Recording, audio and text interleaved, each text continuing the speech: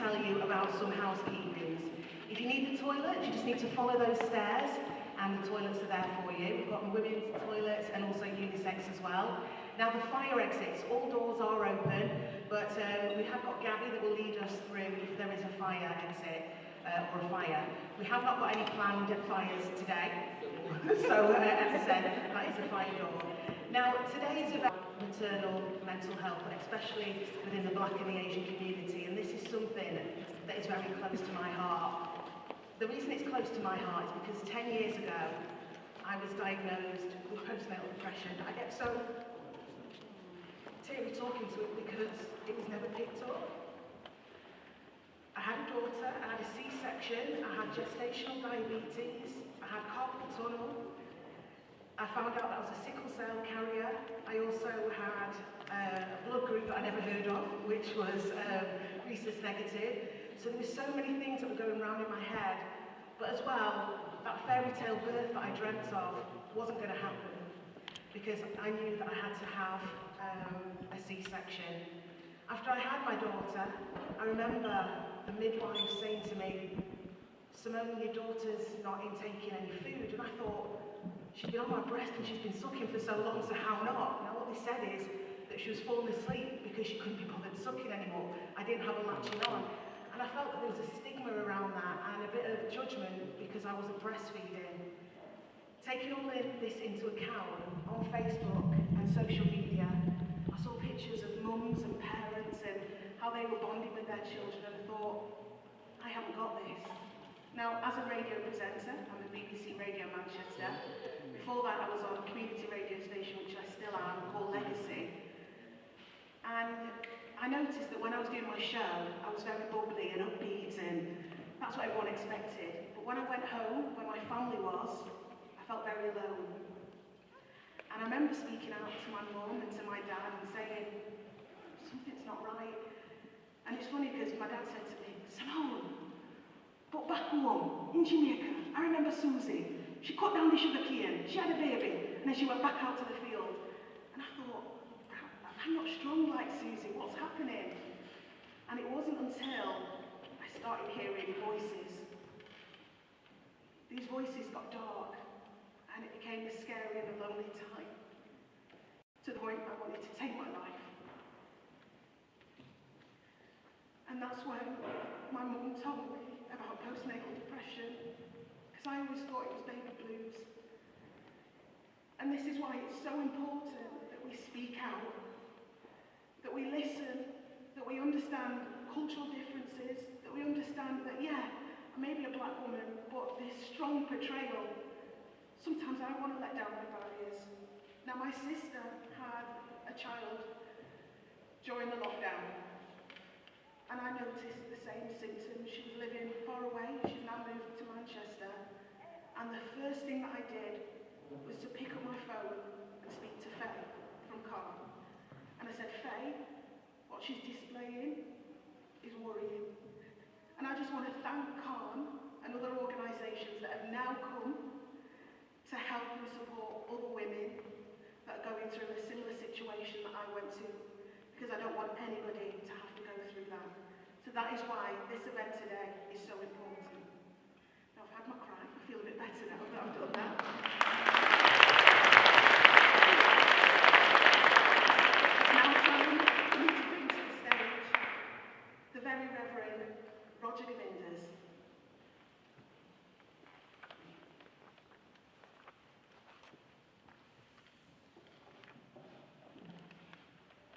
Good morning, folks. It's good to welcome you to the Cathedral. That's my main task at this point in time. This is a place where prayer and worship has been offered to God for over 600 years. Legend has it that we've had a church on the site for about 1,000 years. So hundreds and hundreds and thousands of people over the years have prayed for the community and reached out to the community, and we are continuing to do that. My hope is that today's event, which I've been involved in through Sangha, which I chair, the Asian arm of community outreach, which Nidhi coordinates, So I've seen a bit of being involved in the project from that point of view, and I have a little bit of an insight working with Dr. Killer as well. But my hope is that each and every one of you, whatever your faith tradition or not, will find today to be an experience of learning and, if you like, spirituality. Spirituality is not confined to any one faith. It's available to all of us. All of us, whether we are people of faith or not, have a spirituality, a way of life that guides us. So my hope is that today will be that experience of spirituality, of learning about one another and from one another, including the faith sector, which I will speak about later on. Like you said earlier on, there are no fire drills, so please don't start fires here today, but start a fire of a different sort, the one that really gets us excited and inspired by one another's experiences. So welcome to the cathedral. I hope you'll get a chance to roam around and just take in the spirit of this place. There are lots of inspiring windows and works of art and places to be quiet. I suspect that some of us might need some time to be quiet today. Just go to one of the chapels and be quiet and be with your God, just to reflect on your life, on your experience, and you never know where that might take you today. So once again, warm welcome, and looking forward to spending a good bit of the day with you. Thanks very much indeed.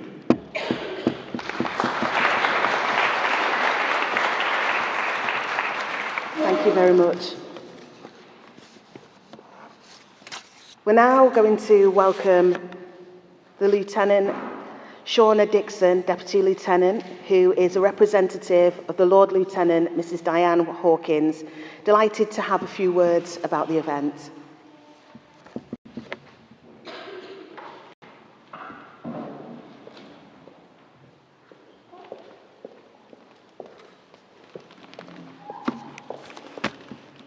Madam Mayor, Consort Sean, Reverend Governor.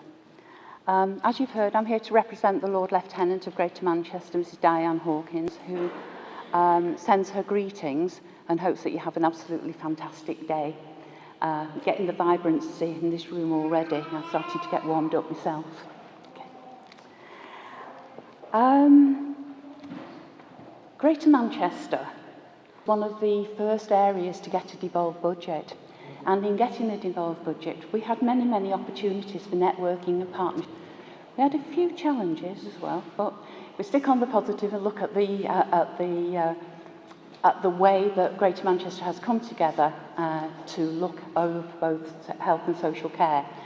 And so from that perspective, the importance of partnership, networking, comes to the highlight right across the work that's done in Greater Manchester and the charities and our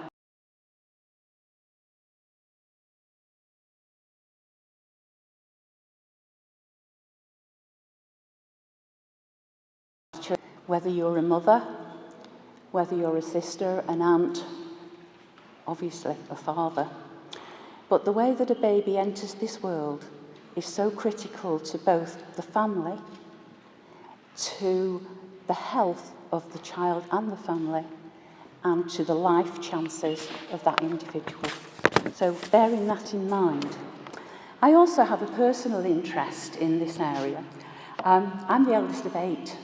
My mum loved a midwife. Dad, not so much. And as a mother of, myself. But I also have a background in the National Health Service. I started in 1966 as a cadet nurse and worked through that up into becoming Chief Executive of NHS Oldham. And I retired after 25 reorganisations at the point where the CCGs took over. I was then 62 and I thought, I've done enough. Okay.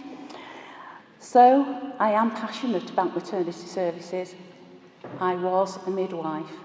I also worked with a special care baby service in Greater Manchester, and so looking after mums who had not had a very good experience and with babies who have also needed additional help and care.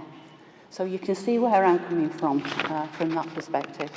And I think that everything that we do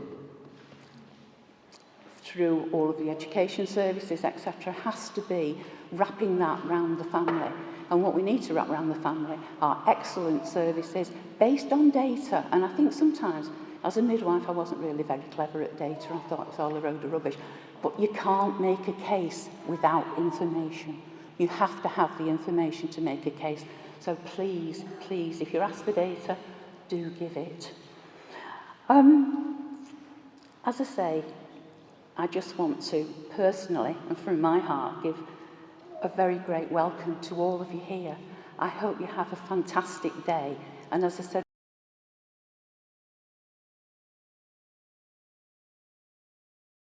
really, really special today.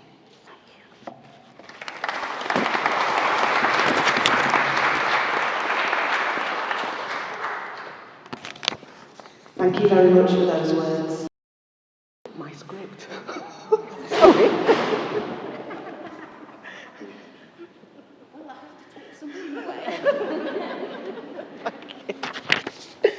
Okay, it's always good to have a bit of comedy as well, isn't there? Now, it is with great pleasure to welcome the co-chairs, Dr. Faber, who's Deputy Lieutenant, and also the Chair of CAHN, also Dr. Akila Al-Bazgan, who is an obstetrician. Now, with Akila, she is from the Manchester Foundation. Now, they've both been co-chair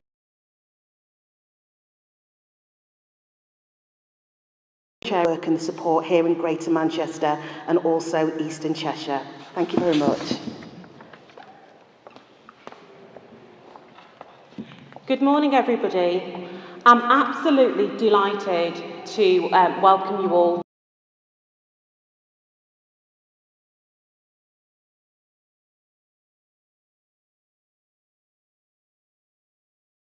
today of why we're here and why we're doing this piece of work. And every time she shares that story, I well up just like she does. But we're here for a reason, and I'm so grateful to Greater Manchester Clinical Networks and to all of the people that have been involved to make this happen, because we are absolutely making a difference across Greater Manchester. So we want to celebrate today, we want to celebrate what we've done as a co-produced piece of work, but we also want to say the work has not finished. We have a long way to go still. So we're still looking to all of you to help to support this ongoing work, building on it so we actually get the outcomes that we need for our Black and Asian birthing people. So thank you all for being here today, and I hope that you really get something from what we've done. And also, we want to be a model. We're always a trailblazer in Greater Manchester, so we want to be the people that have started to put into action what people have been saying needs to happen. You know, we've got lots of reports and things that have been out there, but we've actually got action in terms of making that difference. So thank you to everybody that's been involved. So we have a little presentation.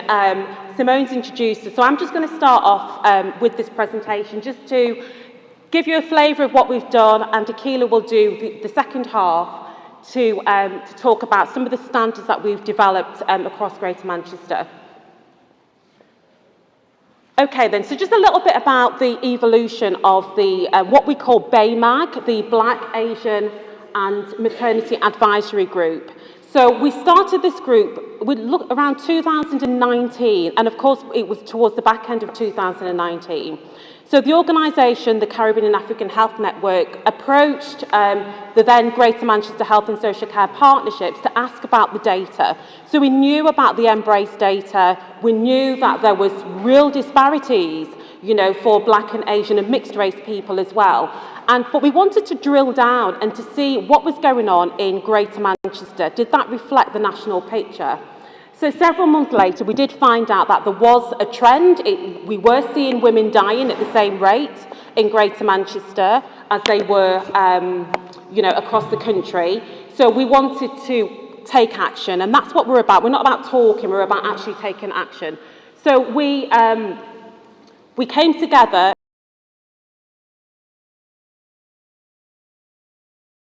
to this group. expand it because of what was going on with COVID. So we started it a little bit later. So February 2021, we pulled all of the VCSEs together that were willing to work on this, and many of them, well, they're all in this room actually, the VCSEs, the higher education institutions, University of Manchester, Salford and Bolton were all part of this partnership. Lots of NHS trusts and other VCSEs as well. And I think all you need to do is look on the flyer and you can see a raft of logos of representation in terms of who has been involved in delivering on this piece of work. Okay, next slide. We're doing this one. Okay, so we have some objectives. We wanted to know what matters to Black and Asian people, what does that look like in terms of actions, and to create standards and pathways that we can implement and monitor, and also to look at how we build relationships. So there was quite a lot of isolated working in Greater Manchester between the VCSE sector and the NHS, for example. We wanted to bring all of that together and look at how we could address these objectives.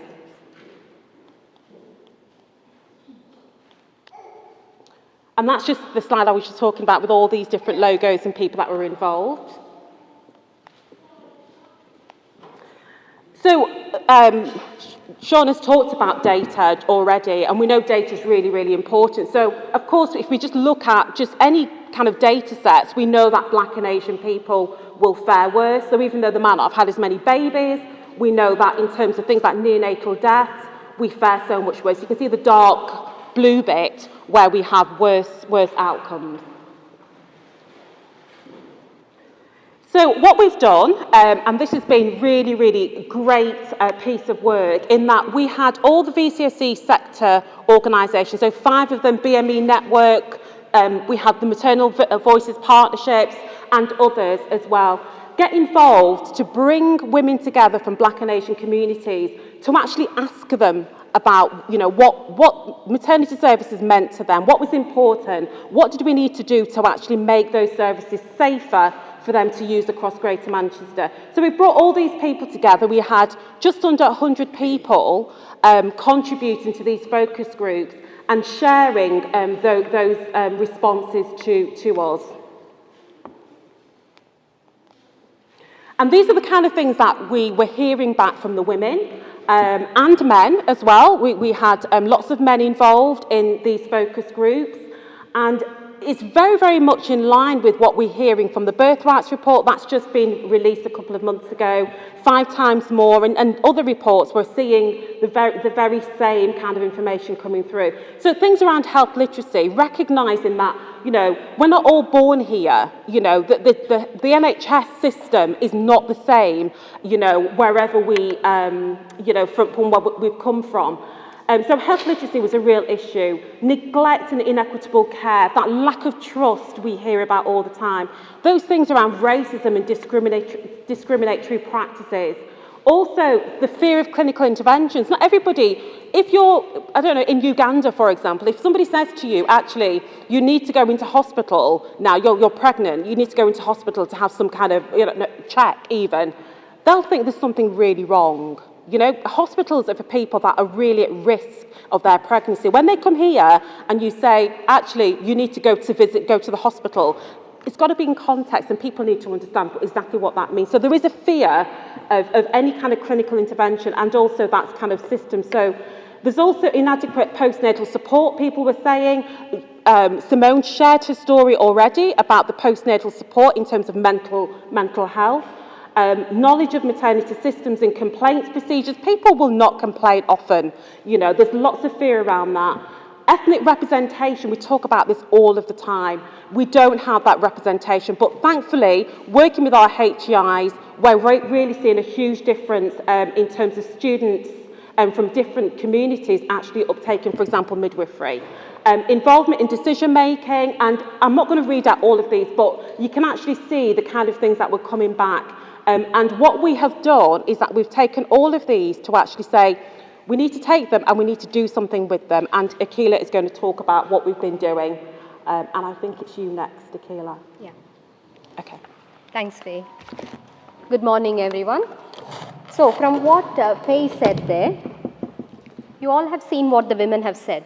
So we heard it, and the result of our hard work was the production of this document, which is the standards, the GMEC LMS maternity standards for Black and South Asian women and their families.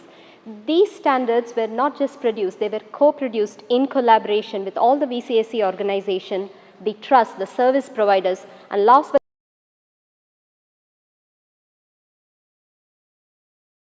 not loads of input into it. So the prime aim of these standards were to improve the experience and, more importantly, the outcomes that Black and Asian women face in the healthcare settings. So coming to the standards then, we produced 12 standards. So I'm just going through them very quickly here.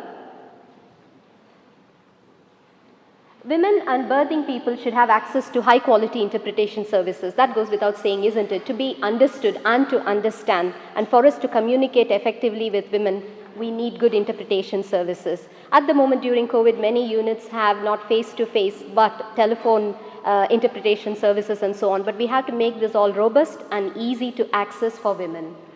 The next is, written information should be available to all women in a range of different languages, so that not only are they listening to what we say, but they also have something to take back home as a backup. And clear information should be available on postnatal support. We have heard the example of what Simone said here, and you can see how important it was to give that information and provide that support out in the community. So that should be clearly available for women. And then we produced standard 4A and B, where we said that religious and cultural needs should be part of accessing the pregnancy care, because the religious and cultural needs of women are very different, and that really makes them decide what they do during their pregnancy journey. Okay, that really determines what they want to do. And coming to the next standard, standard 5, if this would move. Women and birthing people and their families should be informed how to raise their concerns, should they have any. Many people go back home with so much laden in their mind, not knowing what to do and how to ask for debriefs and so on, and if they have a concern, how to raise it. So that is one of the other standards that we had. Vitamin D supplementation in higher doses for women who belong to the Black and South Asian ethnicity, so that they don't have the poor outcomes associated with this. All staff involved in the care of pregnant women and their families should have mandatory cultural competency training. So this is something important, so that we can understand where they are coming from and why they are making certain decisions which are pertaining to the religious and the cultural needs and their backgrounds.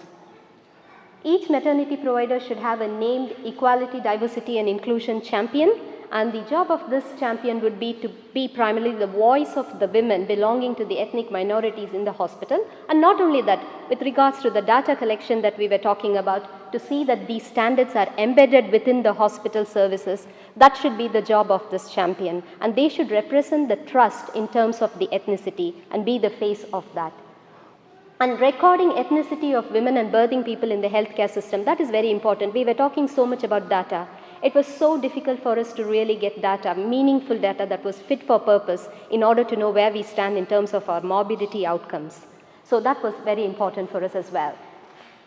Increasing representation at all levels of work, leadership in the maternity services. Women feel comfortable when they are cared for by someone who looks like them, who understands their culture and so on. So apart from teaching them the cultural competency, it's also important that there is some representation so that we truly represent the community that we live in.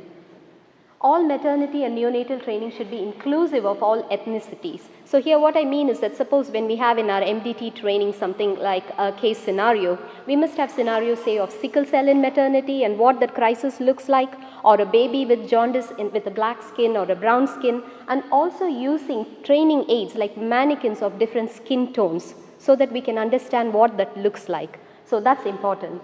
I always jokingly say that I can't get the correct color of tights for my skin anyway, so something like that.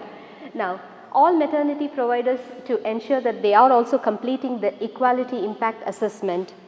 At the moment it is being completed, but there is not a uniformity or standardized process as to how this is done. So that needs to be standardized.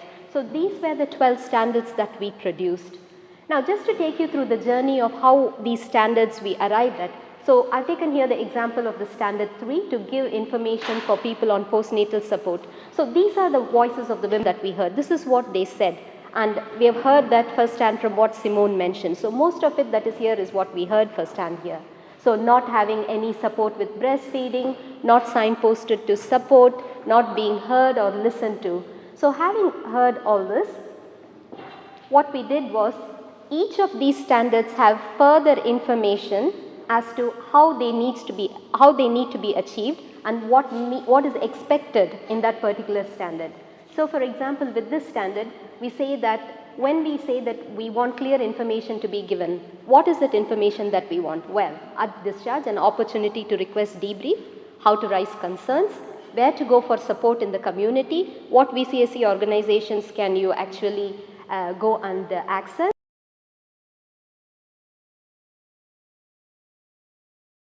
It's many people coming from abroad don't know what eligibility they have, all those.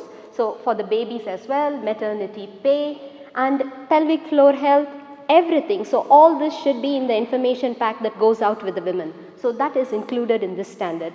And all these you can see nicely fits in with our priority for the equality and the equity action plan, which we have also drawn out and which is being ratified this month. So you can see that with all this collaboration, we have produced these standards, and these were then sent out to all the trusts so that they can rag rate themselves to see where they stand at the moment and benchmark themselves to see how they can improve in future with regards to these standards. Because this is obviously the time to act, not to sit and watch. So what has changed since we started this group in 2021 January actually? Now we have started collecting the ethnicity data with regards to all the incidents that are being reviewed, and we have every month a safety special interest group that meets and discusses all the incidents and poor outcomes, and ethnicity data is being collected here so that we know what kind of ethnicities are actually being affected. Various trusts are leading work related to ethnicity outcomes, like there is one of the trusts doing a heat mapping of outcomes related to deprivation and ethnicity and so on. There is a subgroup that has been established who are working on a cultural competency framework so that this can be developed, and it is a good one for the staff to work on. And education and training is now being mindful of ethnicity, as I told you, and also the health education services are also in their curriculum including quite a lot about ethnicity. And all our standards have now been incorporated into the equality and the equity action plan so that it can be taken forward and not just lost after we finish.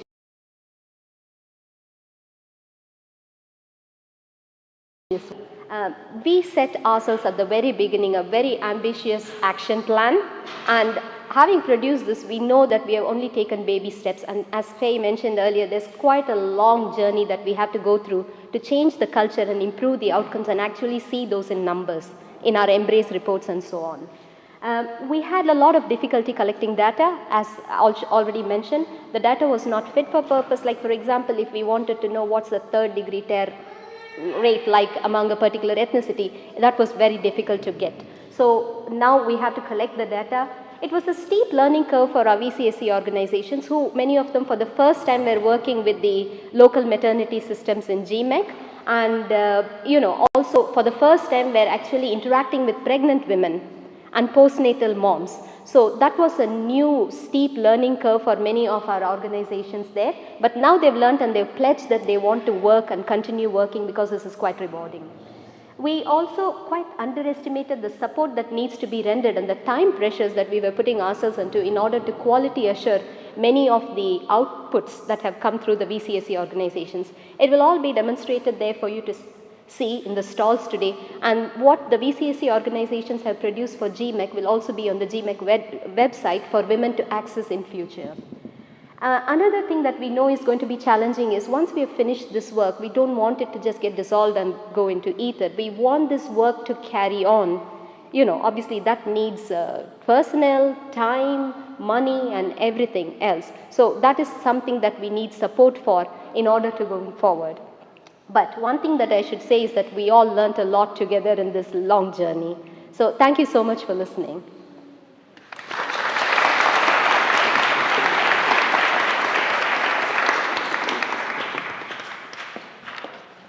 Thank you for that.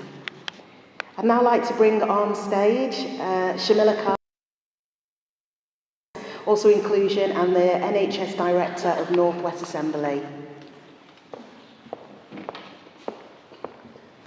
Thank you. My first challenge is always, can you see me? So, Do you want this one? Shall I bring this out for you? no, I'm all right, thank you. I'll manage. Can you hear me? Brilliant, thank you. So thank you for those presentations. They've been absolutely brilliant, and it's really interesting to hear about all the work that's been done.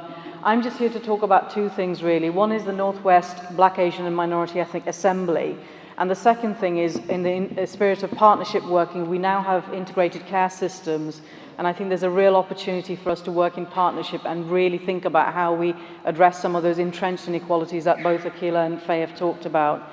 So so I've recently taken on a role as the interim director of the Northwest BAME Assembly, and the Assembly was initially formed in 2020, and it brings together 70 senior leaders from across the Northwest. That's the 3 integrated care systems in Greater Manchester, Cheshire and Merseyside, and Lancashire and South Cumbria.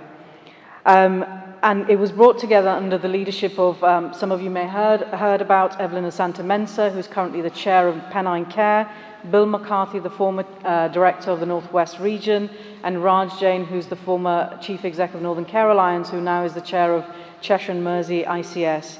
And it was in response to the disproportionate impact of COVID on Black, Asian, minority ethnic colleagues and communities. It brings together the collective will of our system to make a significant and sustained change to what really matters to our communities and our workforce. And it really is bringing together these system leaders to tackle inequalities and taking positive action on racism. We currently have our new regional director, Richard Barker, who's agreed to sponsor the Assembly, and the work of the Assembly continues to be a key part of the Northwest strategic leadership, really in response to making the NHS an anti-racist organisation by tackling inequalities in outcomes and experiences by both our patients and staff. Assembly members offer a wide range of lived experience, both in terms of their positional authority and influence, but also we want to really think about how we use our Assembly members to engage with VCSE organisations and all the fabulous work that's been done to address inequalities, including racism and discrimination. The Assembly provides challenge, peer support, advice and guidance to the NHS organisations, individual trusts, and we're really keen to work with the newly formed integrated care systems.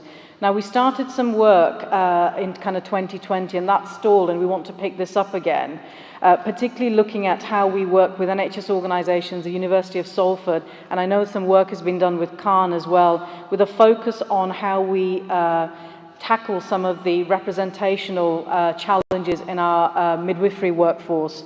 And I've been talking to colleagues, and I've been quite shocked by some of the data that I've seen around lack of representation, particularly of minority ethnic communities in midwifery. So we really want to work with colleagues around the system to address some of those issues. You are going to hear from my colleagues later on, Mark Fisher and Manisha Kumar, about the integrated care system. But I just want to kind of give a flavour of some of the work that I've been doing to lead the equalities infrastructure for the new integrated care system, because we really feel that equalities has to be embedded in how the system works, and we need to be asking ourselves continuously that how do we know in our day-to-day practice we're not inadvertently exacerbating inequalities. And so the focus needs to be on understanding and then developing practical solutions to how we remove bias from systems and processes and creating systems that are bias-free and tackle the underlying causes of inequality and inequity to use targeted action to deal with some of the consequences. Now, we've developed an equalities framework. We will have an equalities function for the new integrated care system, and we're starting to think about some of our key objectives as an integrated care system. And we focused on 6 key areas, and they are grouped around our people, our communities and insight, and our systems. And our first objective is around strengthening inclusive and accountable decision-making and leadership with a clear organisational commitment to equality and inclusion. The second one is to improve representation and provide an accessible and inclusive working environment to enable a culture where all people can flourish. And I think representation is really important, but representation won't work without inclusion. The third is how do we engage and involve communities who experience discrimination and disadvantage in planning, designing and delivery of our health interventions. And Akila, what you talked about in terms of what you've heard from women are absolutely critical in how we involve women in those decision-making situations. The fourth is working to drive the reduction of inequalities in access, experience and outcomes of health and care services. The fifth objective is around having some real robust measurement frameworks, because we need to measure what we're doing and we need to know what we're doing. Is it making a real difference to shifting the dial on some of those entrenched inequalities? And the last one, which is really important and as a Greater Manchester system we've committed to doing, is proactively addressing systemic and structural racism through the implementation of our anti-discrimination and racism approach, which is intersectional by default. But I'm sure my colleagues will tell you more about it later on in the afternoon. Really pleased to be here and really excited to hear about all the work that's been done. So thank you.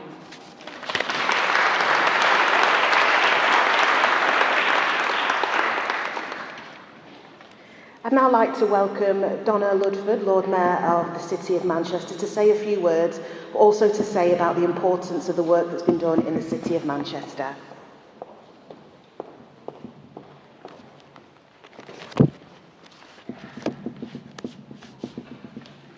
Good morning, everyone. As the Lord Mayor of the City of Manchester, I am delighted to join you here today for the launch of the Black, Asian Maternity Advisory Group Maternity Showcase event. Events like this are so important to highlight issues and to take steps to ensure that all women, people and babies receive the best maternity care and outcomes in our city and Greater Manchester.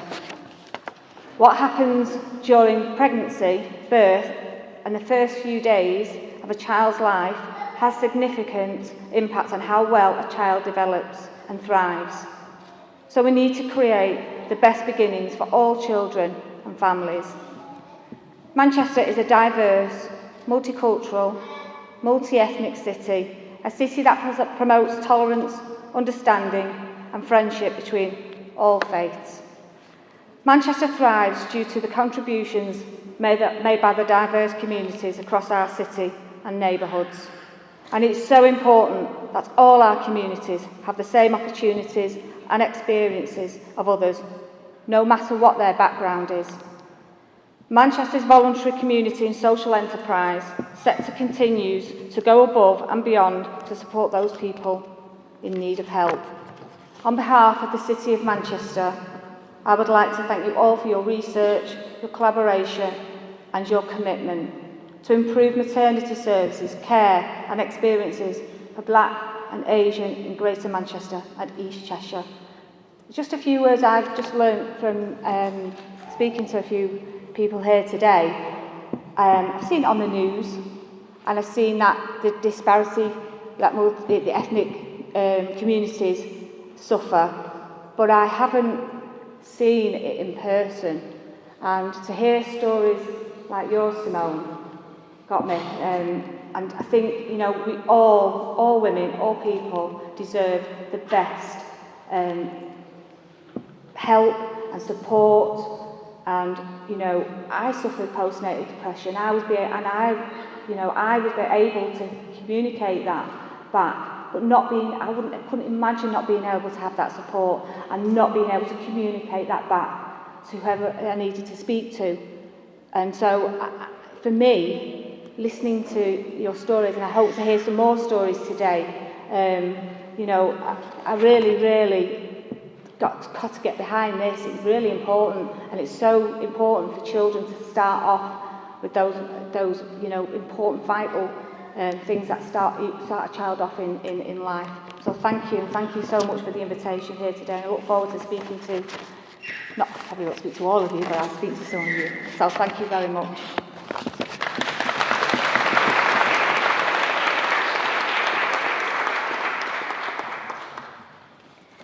Now, Dr. Alison McGovern has been a real supporter of the work, and she's also openly stated how important it is to develop actions to improve maternity care for the demographic in Greater Manchester. I'd like to bring Donna to the stage, Alison to the stage.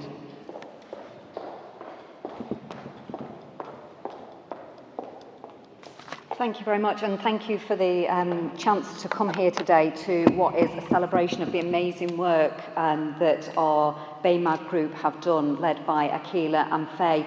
And hopefully I can talk you through a celebration of that, but also to look at, as Shamila's indicated, what opportunities we've got to build on that work, take it further, and actually make that difference that we all want to see. And what opportunities we've got as we develop into an integrated care system.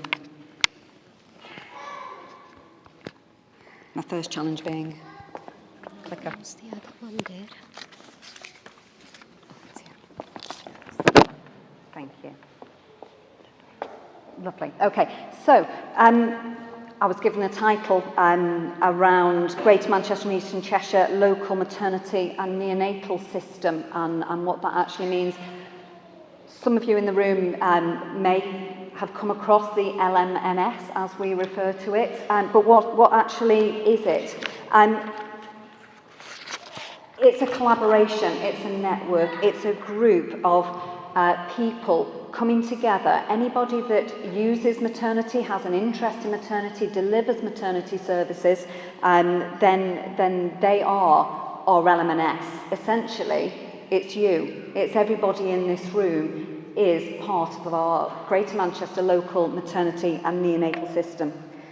We are tasked across Greater Manchester with overseeing that we actually put into practice the recommendations that are in lots and lots of documents that we've all probably seen. The long-term plan, the Ockenden report that was in the news recently. We've got another report due out in a couple of weeks from East Kent. We've got Jackie Dunkley-Bent, our Chief Midwifery Officer. We've got her 4 actions that we need to be putting into place. So the LMNS is charged with making sure that we put those into practice and we make a difference for our population. So what is the LMNS? This is just a graphic to show you all the size of Greater Manchester, the numbers of births that we have. We have over 38,000 births per year. We are a big population in Greater Manchester, and we are a diverse population as well. Our vision is clear. Our vision in the LMNS is that all of our women, all of our babies will receive a safe, a personalised care, and that will be across the board. But as of a couple of months ago, we are now, as Faye mentioned, we started this work in 2019 when we were the Health and Social Care Partnership. We are now the integrated care system, and that's of about 3 months ago. So what opportunities does that give us to build on the amazing work that Bamag have already done and to take that further? It's a busy slide, and there's a couple of busy slides here, and I've put them in just for reference to show you what an integrated care system is. It's the whole of Greater Manchester, but it's split into 3 different levels. So we do things once at a Greater Manchester level, and then we do things at a local level as well, which are closer to home and more relevant for the population. And then going down even further, we have neighbourhood levels, which are groups of GP practices. But all of this is part of the LMNS. But as Shamila said, the aim of an integrated care system is to improve the health of our population and to tackle inequalities, and that's where this work is really embedded within what the integrated care system has to do. So Greater Manchester again is clear what they want to do. They want Greater Manchester to be a place where people can live, grow up and grow old, healthy and well, and in a prosperous city. But what does that mean for maternity? We also have the Marmot report, which again gives us that impetus that we must tackle the inequalities. And I'm not sure whether I'm going to steal any thunder from Jackie when she talks later on. But I know Jackie always talks very eloquently about how in maternity we must take an approach of proportionate universalism. We know our outcomes are poorer for our black and ethnic minority women and families and babies, so we need to tackle that across the board, but with greater focus and greater intent to make sure that we improve those outcomes even further. So another busy slide. It's just to show you the Integrated Care Partnership, the ICS, and where the local maternity network, the local maternity system fits in that. We've said that the LM&S is a collection of everybody here. It is Bamag. Bamag are a cornerstone of it and the work that they have done. So Bamag by default are part of the local maternity and neonatal system. That feeds directly into the Integrated Care Board that oversees the work within the integrated care system. So hopefully you can see that when Bamag are reaching out, are listening to those voices from our women, our families, they're taking that back, and we have a direct route into the ICS now, which is a real opportunity to really embed this and take things forward. I won't dwell on this, we've mentioned this already. We know the disparities, it's nothing, it's no news to people in the room, but it's just to reflect within Greater Manchester what we already know, why we need to act. And that Greater Manchester has a diverse population, and if nationally our outcomes are poorer for our black and Asian women, we are going to have poor outcomes within our population. So, as I say, we link with that direct system. So I just wanted to leave you with this. The local maternity and neonatal system is a collaboration, and BMAG is a collaboration of our voluntary faith groups coming together with our maternity providers, with our system leaders to make a difference. And Akila and Faye have demonstrated already the work that they have achieved over the past 18 months, 2 years, which is phenomenal. But the challenge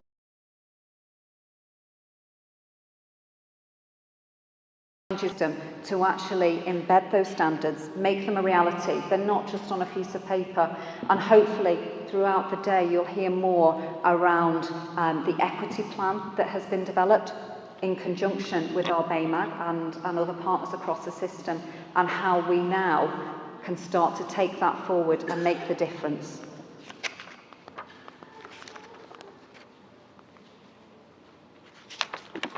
Thank you.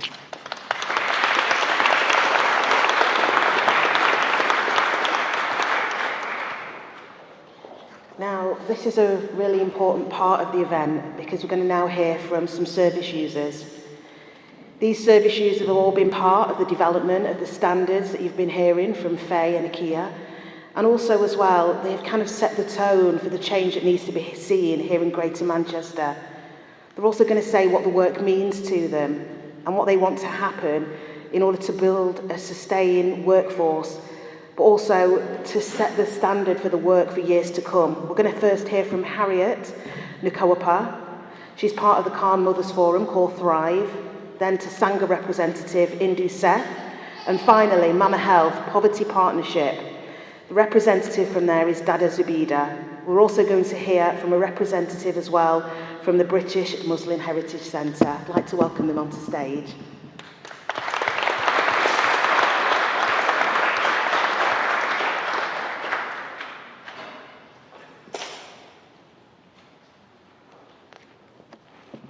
Thank you for the opportunity. I'm Harriet, I don't know. Okay. To start with, women in God's own wisdom created us fragile, and pregnancy puts us in a more delicate and vulnerable state, regardless of color or race. For this reason, efficient and effective maternal care is very essential and must be treated and handled with utmost care, and any mishandle can even result to death. Let's not forget that when this happens, innocent children will be involved. In the light of this, I am personally glad that our voices are being heard and that these discrepancies in Black and Asian maternal health are going to be addressed, and that all efforts and measures will be put in place to ensure equal access to health care, irrespective of who you are. It is also good to speak up, and happy with it, because sometimes until you speak up, you won't be heard or nobody will be listening. It is always good to speak, and happy God we did so, because sometimes until you speak up, no one will know. A big thank you to CAHN for being the voice to the voiceless and the channel through which we were heard. We now have the combined duty to embrace this change that together we have worked hard for. Let's not keep quiet when you feel there's something not right. You may not even know who is listening. In doing so, not only by helping yourself, but the generations yet unborn. We did not keep quiet, but decided to talk. That's how come we are having this meeting even now.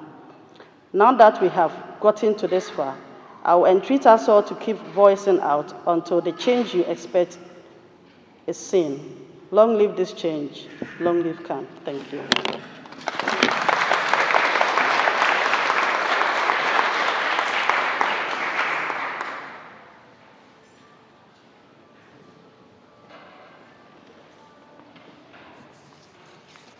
Okay, so the next service user that we have is going to come to the stage. I don't know who it is now. Okay, so it's going to be the representative of Sangha. They're here.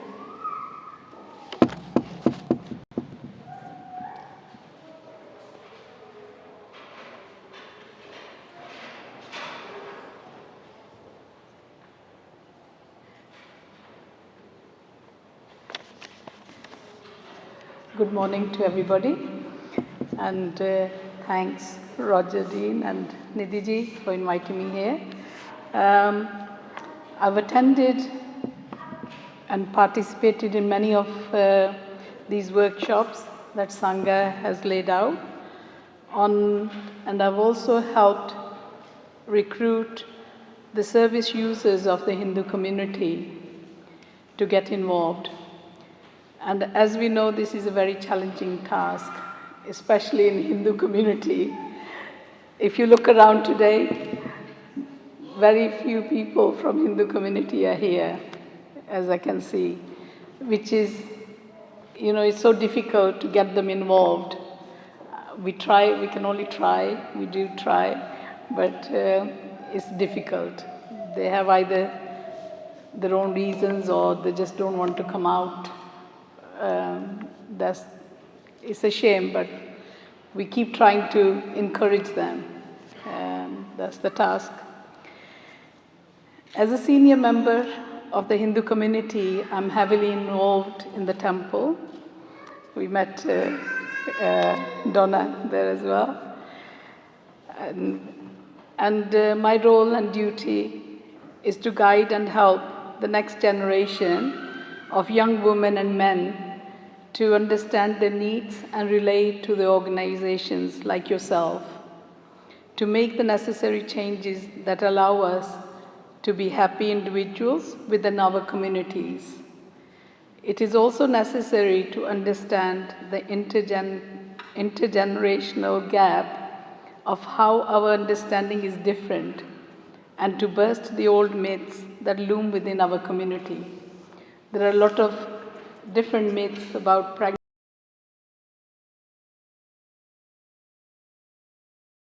be done, whether they're right or wrong.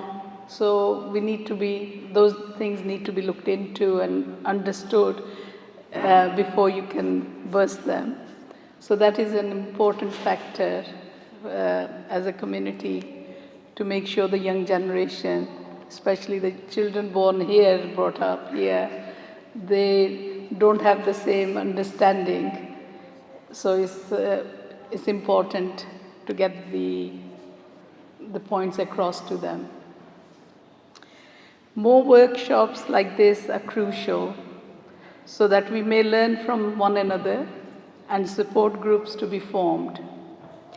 These support groups are paramount in order to give people a safe space and to help individual communities be happier and ultimately be more productive and independent. The support groups like it's important to understand the needs of the communities, the rituals and things like that when the baby is born. The things have changed so much that before, when I gave birth to my children here, although people around us weren't aware of our culture or our needs, but they were very understanding and loving, caring, and that helped in a lot of ways. Whereas now you don't have all that. So that's why it's important to get your points across, to make them understand what your needs are. That's what I feel. And I think from hearing before, Akila ji also pointed out one of the points, which was, to the community, if they know what your needs are, they can give you better support. And if there's a person already from your community as a leader in one of them, there's a more chances of more understanding to be there. So I think you're all doing a very good job. It's been very interesting to hear the points, and I wish you all the best in carrying forward. Thank you so much for having me.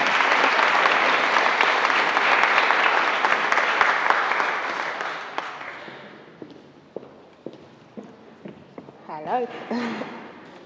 Thank you for calling me. I'm here. My name is Dada. I'm from an organization called CAHN, which is part of MAMA, which is Mama's Health and Poverty Partnership. And I've been given this opportunity to talk to you because I am a mama, so I fall into the topic discussed. I first was in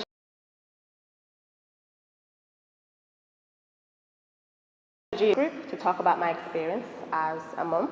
So I'm a mum of 2 boys, aged 6 and 1. So I have some experience and recent experience in the whole process of childbirth. So I was called to talk about my experience, and as a black woman, as a black African woman, I was born in Burundi, but I grew up in Europe. So I got the best of both worlds. I've got my roots, but I've also, I've grown up in this environment, so I'm affected both ways. And what I really wanted to talk about and highlight in the video that we did is to kind of merge the 2 worlds together of a mother and the professional, because there's complexities when it comes to labor and delivery in the whole maternity world.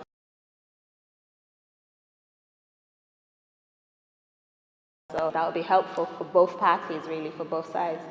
So it was more about trying to help the professionals understand where we're coming from as a black woman or an Asian woman or any other background that's not here. We come with certain cultural beliefs, we come with certain cultural practices, certain just understandings that we've adopted from family and from our communities.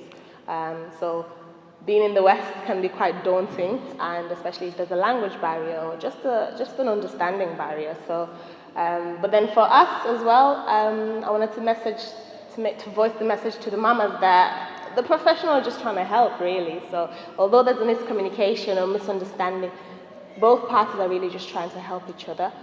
So if we can come to some kind of common ground where both parties understand, the intention behind the action and the speech that's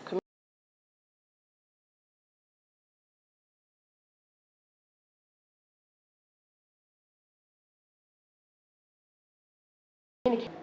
A lot of baggage, a lot of history, a lot of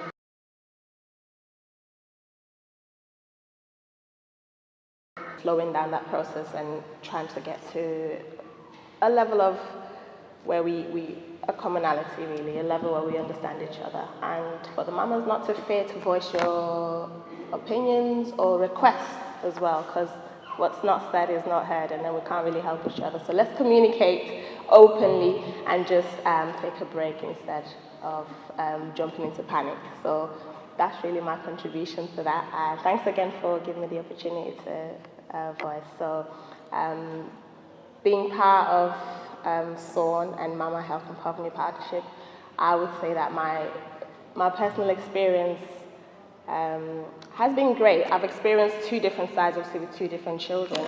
And I was able, the first time it wasn't similar to the second time, of course, but I felt like I was able to voice my requests and to voice like certain fears I had, and I was heard. So for the other mamas who feel like, oh, I'm not sure, I definitely advise to speak and just say, even when you're trembling, just express it, because it's better for both people to know, the professionals to understand where you're coming from, and if they need to slow down, or if they need to translate something, or they need to just give you extra time. It's really important, because it's a stressful time for both people, so for both parties, so we're just trying to support one another. So yeah, that's my contribution. Thank you so much.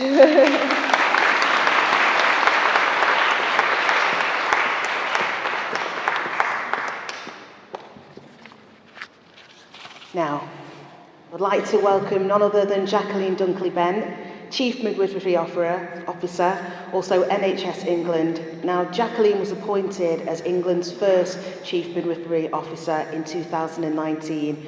She's had a phenomenal lead on the improvement in maternity care, but Jacqueline has also enabled some real focus to undeserved communities. And we are looking forward to hearing about those improvements in care of ethnic minority and also birthing people. Once Jacqueline has done her keynotes, this is then going to be chaired by Charles Quackadoy, the Chief Officer of CAHN.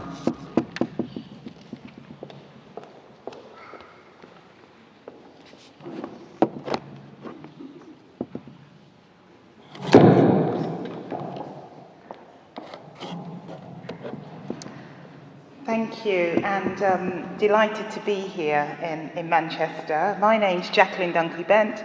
I'm the Chief Midwifery Officer for the NHS in England, and delighted actually to be supporting CAHN and all the great work that they do, have done, and will continue to do. And they know that I'll always be here when I can. So I'm just going to give you a little bit of a national update, but I'm also going to do a little bit of a deep dive in relation to equal but different. And as a black Chief Midwifery Officer, it's been a really interesting time for me too, because whilst I'm driving forward the professional role, I have black, brown and other ethnic minority women who frequently say to me, "You're black, do something." And I've often reflected on what I'm expected to do in every space, in every part of our amazing NHS. But I'll share little snippets of what I've been asked to do as I progress through this presentation. So a little bit about the national update. So on to the next slide, and I'm also looking at my computer here. So first of all, there is something about the national picture. What are we trying to do and what have we done? There are many challenges in maternity services today in our NHS in England. Of course there are, and we have much to do. But I'm really, really keen that we support the birth of just under 600,000 babies every single year in our NHS. And I want every woman thinking about becoming pregnant, women who are pregnant, or women on their postnatal journey, to recognise that maternity services in England are safe. England is one of the safest places in the world to be pregnant, birth and transition into parenthood. So if you have links with those communities who are thinking about it, becoming pregnant, are pregnant, or who are on their postnatal journeys, please encourage them to engage. And it was really encouraging to listen to the service users, particularly the person that said, ask your questions. You are not invisible. Keep asking. We need you to keep doing your part, and together we will make the change. So England is one of the safest places in the world to be pregnant, birth and transition into parenthood. Now, I know the money comment narrative can be quite tiresome for some. And even when I'm speaking, I hear it myself. Here we go again. There's more of this, there's more of that. And how is it really making a difference? But I have to say this to you, because to get money into the system, to have business plans agreed, is not an easy journey. And I will say to you, last year we had 95 million. I can feel it now myself, here I go again. But I have to say this, 95 boost, an annual boost of 95 million out to maternity providers that will boost our workforce and strengthen leadership. Now that annual 95 million last year will secure us 1,200 more midwives and 100 more obstetricians. But what our maternity providers have done, they have boosted that even further.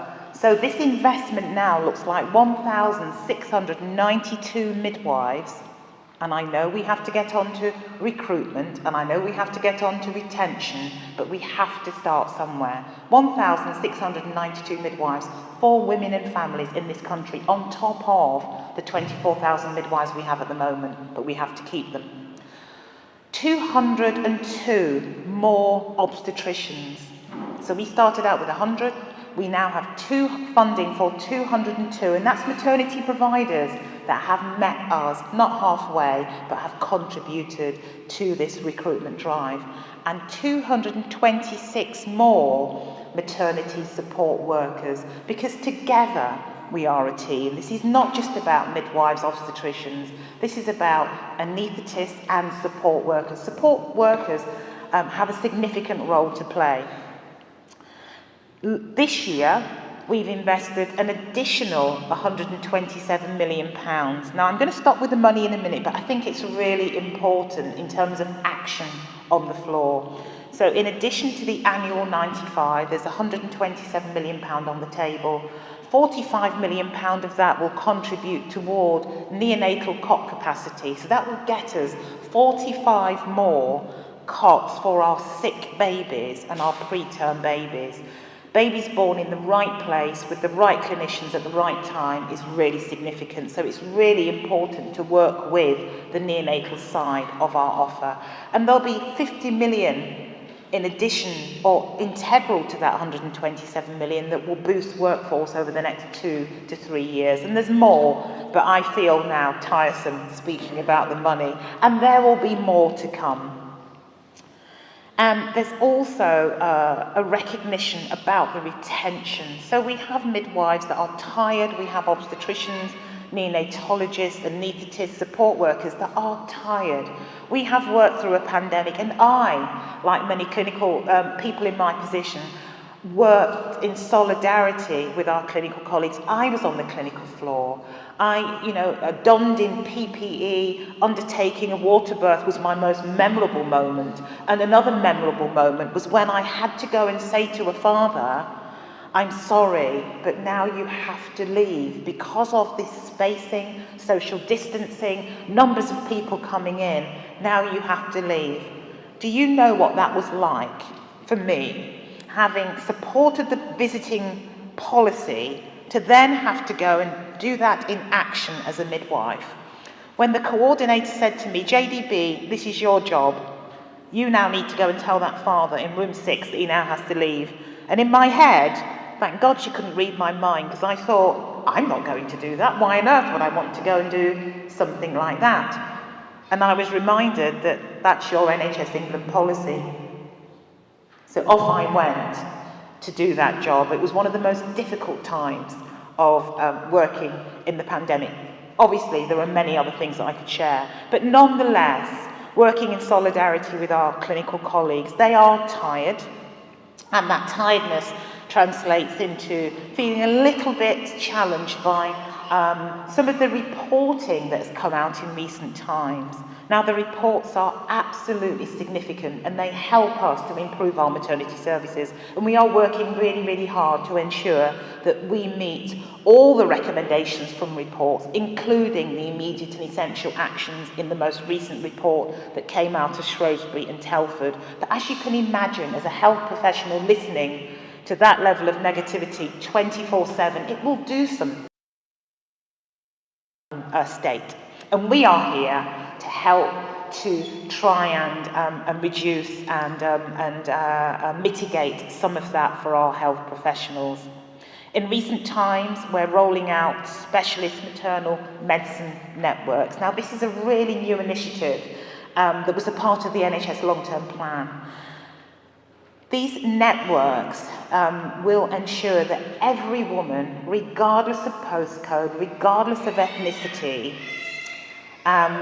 regardless of the colour of their skin, will have timely access to specialist clinics if women have a pre-existing maternal condition, or indeed one that's developed during pregnancy. They will have access to the best brains in England, obstetric physicians, obstetricians, midwives and support staff. And there'll be 17 of these specialist centres across our NHS. So the Embrace data tells us that 23% of women are more likely to die of cardiac disease during pregnancy, 15% of blood clots, and 13% of epilepsy. And these clinics will help to mitigate some of those challenges. So I'm just sharing with you some of the universal offers that we have for our maternity services. And these are really, really significant. So, moving on, I'd just like to share with you, I'm still on the universal offer, I'd just like to share with you a little bit, just boosting this back up. I'd also like to share with you some of the things that we're doing as we progress with improvements from the most recent reports. So we have local networks, 42, you've heard about those this morning, 10 neonatal, we're boosting the workforce, I've mentioned that. But remember, I said that despite our offer of 1,200, this is culminated in 1,652 for midwives and 202 for obstetricians. So just correct that for yourselves on the slides. We have perinatal quality surveillance that will help us look at data in a different way. It's not just looking at the data, it's about having meaningful and purposeful actions that will culminate in action plans when implemented are sustained. I am keen as the Chief Midwifery Officer to ensure that we have sustainable, safe maternity care. Women shouldn't be thinking about the fact that, well, it might be okay now, but in 6 months' time, it might not be as good as it is now. I want sustainable, 4 years, 5 years, 10 years, we should all be saying that we have consistency in our maternity care provision, and that perinatal quality surveillance model will help us to do that. During the last 2 years, I've built an infrastructure of deputy chief midwives that are located in each region in England. They are supported by lead obstetricians in every region. There are deputy chief midwives, and that's the infrastructure that will help our maternity providers and our network systems to really ensure that we have safer and more personal maternity care. The iDecide tool 22-23 will assist with choice and personalisation, particularly during the intrapartum period, led by our amazing clinicians. Pelvic health services, something that's really, really dear to my heart.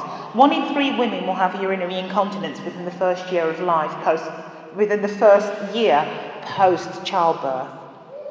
1 in 10 will have fecal incontinence, and 1 in 12 will have pelvic organ prolapse. Today, in our society, not good enough. This is about universal. So for every woman that's experiencing those challenges, I've got news for you. We have 14 early implementers that will be trialling perinatal pelvic health services across England so that women are not having to suffer with this silent, sometimes silent problem. I've mentioned the maternal medicine networks. We have maternal mental health services 17 services so far and more to come that will be supporting women in the perinatal mental health space. No longer will women have to wait to have a psychiatric problem before their anxiety is recognised. Anxiety is significant and important, and these perinatal mental health services will not only look after women, but they'll also look after partners, be they male or female partners. So if a partner has experienced trauma, they will be supported by these perinatal mental health services too. I'm really excited about that. And there's more that you can see on this slide here.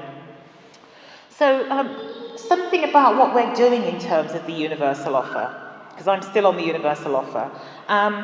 We are pressing into international recruitment. There's a moral challenge in that regard. I'm well aware of it, and I'm well aware of the narrative. And my view is this: we can't grow and develop midwives quick enough. We have a legacy of decades of underinvestment, so we're on catch-up. And so with pressing into the international recruitment market, the moral challenges, sometimes we're taking the best from countries that need the most. I would also say that we're giving people a salary and giving them an opportunity to work in their first love.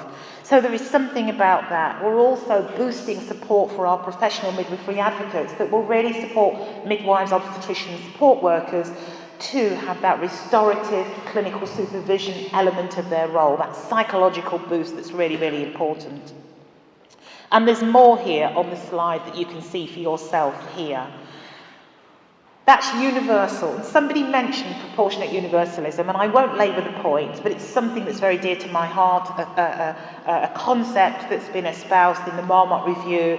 Proportionate universalism is what we predicate everything that we do on. We stand on that foundation. Proportionate universalism means providing healthcare at scale. I always want to say pace as well. Scale and intensity that is equal to the level of need. So CAHN are not going away, neither are we. This narrative is here to stay. And that means for everything that we do for healthcare that I've just shared in the previous slides, we need to do a deep dive for those who need it most. If you have a family of 4 children, 3 children, and 1 child is autistic, you don't treat them all the same. You do something more for that child. And here we are today, looking at these data. Are we doing well? Yes, we are. The stillbirth rate is reducing. We've got the lowest stillbirth rate on record for some people. Are we doing well with neonatal mortality? Yes, we are. We are reducing neonatal mortality, maternal mortality, and there is a reduction in the gap in inequalities in health outcomes. However, what does this mean? And I haven't got the time, but this little baby here, I didn't personally have 4 babies last year. That's impossible in this world. My extended family had 4 babies last year. One of them is here on the screen. This is baby Myla Wren. Her mum, my niece, went into hospital bleeding at 17 weeks. I've had permission to share this. I've shared it before. And she was told to go home and miscarry her baby. She got home in floods of tears. She dragged on a tracksuit when she went into hospital. She said, "Auntie Jackie, I looked a little bit of a mess. I dragged on my tracksuit. I was scared, I was worried. 17 weeks pregnant, went into hospital, was told to go home and miscarry her baby.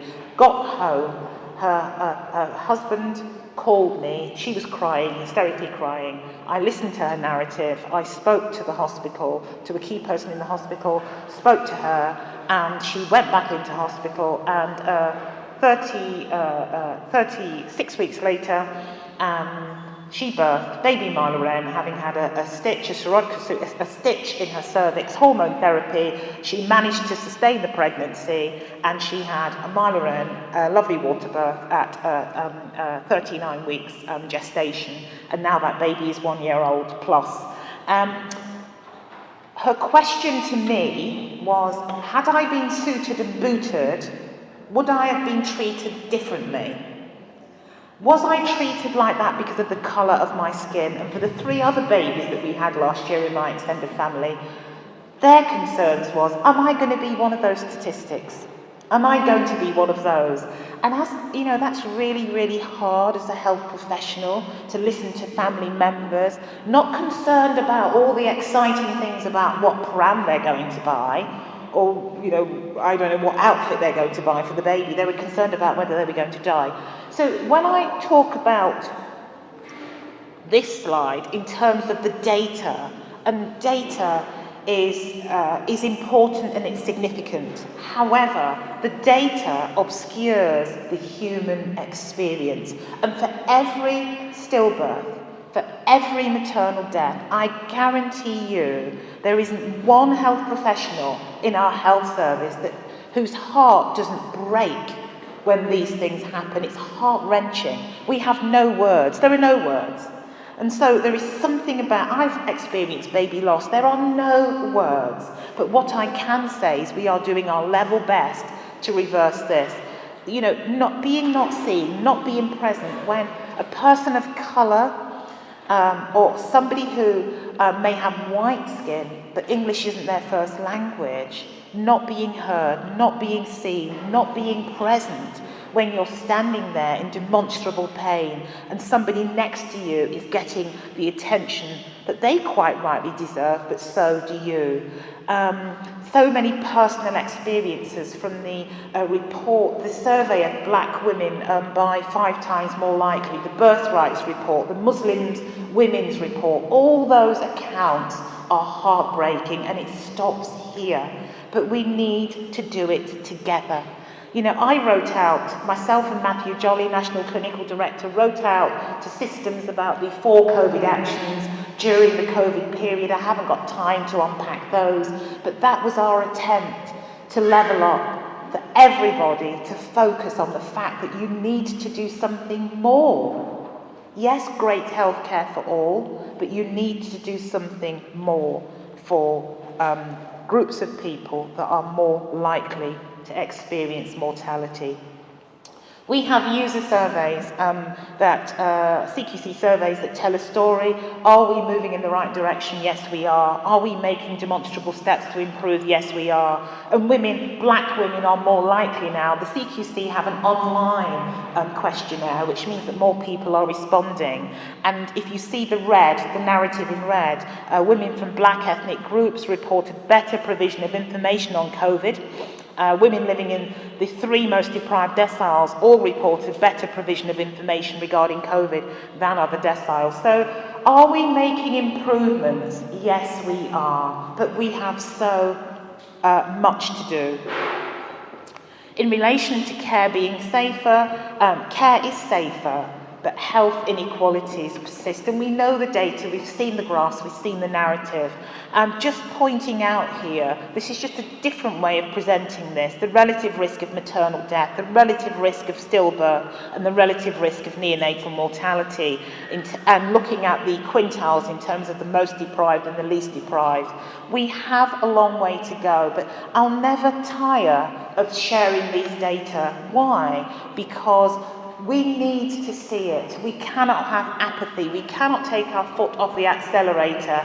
And as when the eyes glaze over, when we talk about equality and inequality, it shouldn't stop us from speaking out. Whether you're white, black, brown, however you choose to identify, we must continue. If we don't safeguard this generation, how can we safeguard the next? So you've seen this chart before. It's one of my favourites, this pictorial representation, one of my favourites, something about equity that's really, really important. Moving on, you've also seen this slide before. It's not always about socio-economic disadvantage, let's be honest here. And I think about the story of Serena Williams, and you know, even with celebrity status, there is something about being heard, being present. Can you see me? My voice is significant. I might not look pink, but I am in pain. I might not look pained, but my culture has taught me to cope with the pain. So I am presenting myself in a different way to you. Socioeconomic status, Lowest stillbirth rates you can see on the screen here, highest stillbirth rates and highest neonatal birth rates. And you can see there that if you're black or brown, over 35 and in the most deprived, you are more likely. I know you know this narrative, I won't tire of showing it. I mentioned earlier about the reports. If you haven't read them, read them. They are really difficult reading, and the narrative, it breaks my heart to see that we are still here today treating our people, we're all our people regardless of colour of skin, but treating our people that they are different and that they deserve less. Read those reports. So what have we done about these things? We have shared these reports with our policy team, our equity oversight team, with our local maternity systems, with our maternity providers, with our heads directors of midwifery. Wendy Oleyewola is my national lead for equity at NHS England, a phenomenal midwife and a force to be reckoned with. She's driving a bus around England right now, metaphorically, ensuring that these reports, these recommendations are embedded in everything that we do. Really, really significant. So that's what we're doing, and our voices will be heard. But actually, we need action. It is action felt in the hearts and minds of those who are receiving healthcare. You know this, I won't detail on this, but I just want you to focus on the last 3 bullet points. It's not just about doing something because we want to do it. It's not just about doing something that's right. The NHS Constitution states that we must. The Equalities Act 2010 states that we must, and the Health and Social Care Act 2012 states that we have much to do too. So we have guidance on the table. It's equity guidance that was published last year. I know we're all tired of those bits of paper, the toolkits, the guidance, the contracts, the standard contracts, etc. I get tired too, but unless we have guidance, given a framework for England, telling people, advising people what they need to do, they will continue to do what they've always done. So our guidance is predicated on that concept of proportionate universalism. The guidance was co-produced with our service users, placing them front and centre of everything that we are doing. In the absence of a service user voice, we will not get it right for maternity services. So co-produced, and we've got a document with 4 pledges for our maternity, for women to have confidence in what we're doing. So, on to the next slide. A little bit about the guidance, 18 interventions across 5 priority areas, and we are collating evidence and data about compliance. It's really, really important that we have compliance with guidance. Otherwise, it's something that goes out into the ether and we can't measure what's happening as a result of that. Cantering on very quickly, because I'm just conscious of time now. This isn't just about women who use maternity services. If we are ever to support meeting the national ambition to half the rate of stillbirths, half the rate of stillbirths, reduce maternal mortality, reduce preterm birth by 2025, we must focus on the workforce that are working really, really hard to provide safe and personal care for women and their families. The RES data, and this is Wendy's slide, Wendy Oleyewola, all credit to her. She's disaggregated the workforce race equality standards data. We abbreviate this to RES. And sadly, as you can see on the screen here, in the last 12 months, this is 2021 data, last 12 months, this is a question, there are several questions, just choosing one because we haven't got the time. Have you personally experienced discrimination at work from patients, service users, their relatives or other members of the public? And if you can see there, if you're white, the incidence is 3.3. Go right to the other extreme of the chart. If you're black, Asian, the incidence is 32.4%. Our work isn't easy, but nonetheless, every member of staff working in our health service continues to do what's right. For staff who have shared with me when they've said, move your black hand away from me, being told that by somebody that you are caring for, how do you think they reconcile that with doing the day job of providing safe and personal care? So these issues are far-reaching. This is not just about how women are treated. This is about society as a whole. And just a little bit more, I'm nearly finished, about the RES data, Workforce Race Equality Standards data, and just a little bit more detail for you there. Again, Wendy, all credit to her, she has worked really, really hard to ensure that we have appropriate data, because if we don't unpack the data, we would never have known this about our midwifery colleagues. So I'm not going to go through these, I'll leave you to look at these yourself. We have much to do. Women engage with maternity services, and at the very best, we will have them for 38 weeks. Inequality in health outcome is longer and broader than what we can do within maternity services. But again, we are doing our level best. And we have reports that say we must do better. We have to do better with ethnic coding, we have to do better with recording ethnicity, and we have to do better with how we treat each other. So, those of you that know me and have listened to some of my presentations know, and I'm not a groupie, I'm not even a fan of Kamala Harris, I have to say, but I love this quote, and I can never a presentation without reciting this back, simply because we have a challenge today, all of us. It's not just about midwives, obstetricians, anaesthetists and support workers. It's also about women who use our maternity services. You need to play your part too. And therefore, just rehearsing this quote from Kamala Harris, and if you don't know who she is, Google her. I think everybody does. My daily challenge to myself is to be part of the solution, to be a joyful warrior in the battle for the soul of the country. And I refer to this as for the battle for the soul of maternity. My challenge to you is to join that effort.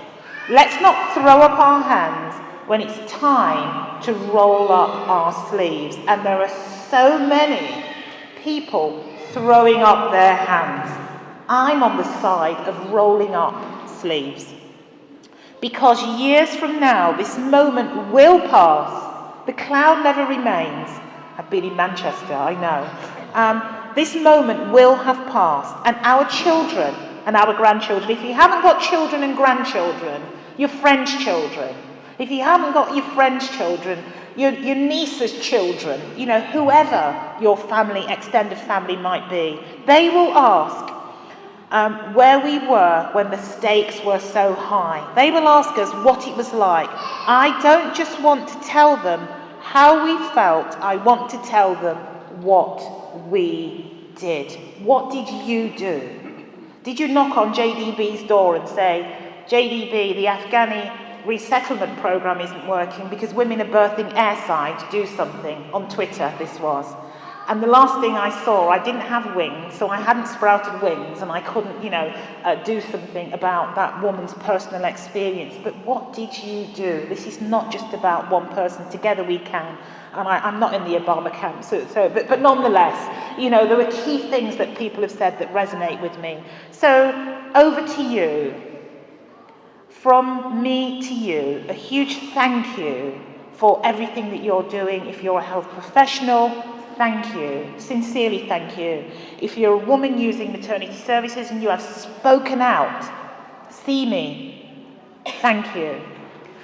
In the NHS, since the start of the pandemic, your health professionals, us, have delivered, or not delivered, we have supported the birth of, Kylie's looking at me, supported the birth of 1,600 births a day, and that equates to one birth every 54 seconds. We can't turn maternity services off during the pandemic like the elective services. We keep moving forward. So just a huge thank you for everything that you do and everything that you continue to do. For every problem that you have, please think about a solution, and there are many here, including me, other health professionals, that will be willing to listen to you. Thank you.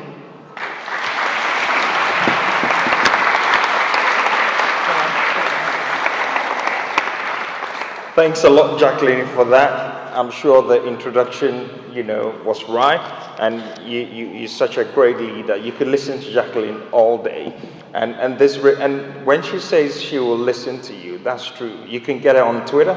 Sometimes I do that early in the early hours of the morning. But this whole relationship goes back to pre-pandemic when we went down to London and say, what can we do to support you? How can we make a difference?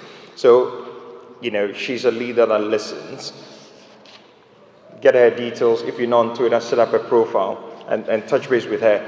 In the interest of time, perhaps just one question. Is there anyone with one burning question for Jacqueline before she goes back to London? Yes.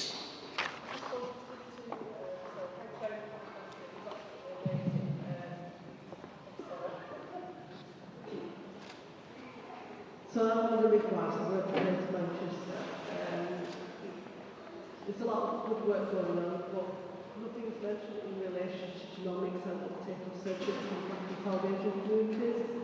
And I'm very keen for that because some of these women are ignored, they're not acknowledged because of their ethnic background, or they think because they don't have to be solved, they'll preach too long and everything will be alright, but that is not the case.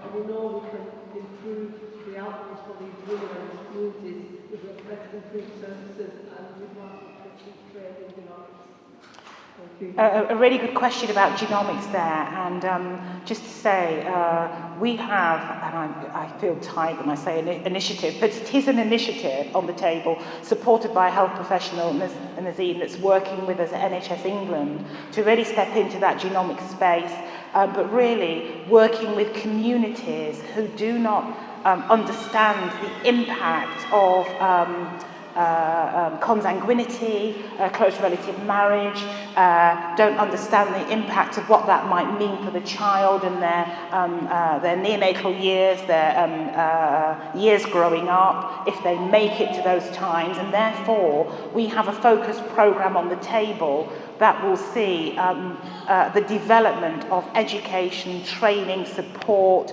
knowledge, information, how we reach these communities to make a difference. And we have to be careful because, this isn't about the precious West saying this is the best way to do it, but there is something about educating second and third generation people here to understand what genomics is and how that can play out when you make certain choices about your reproductive health.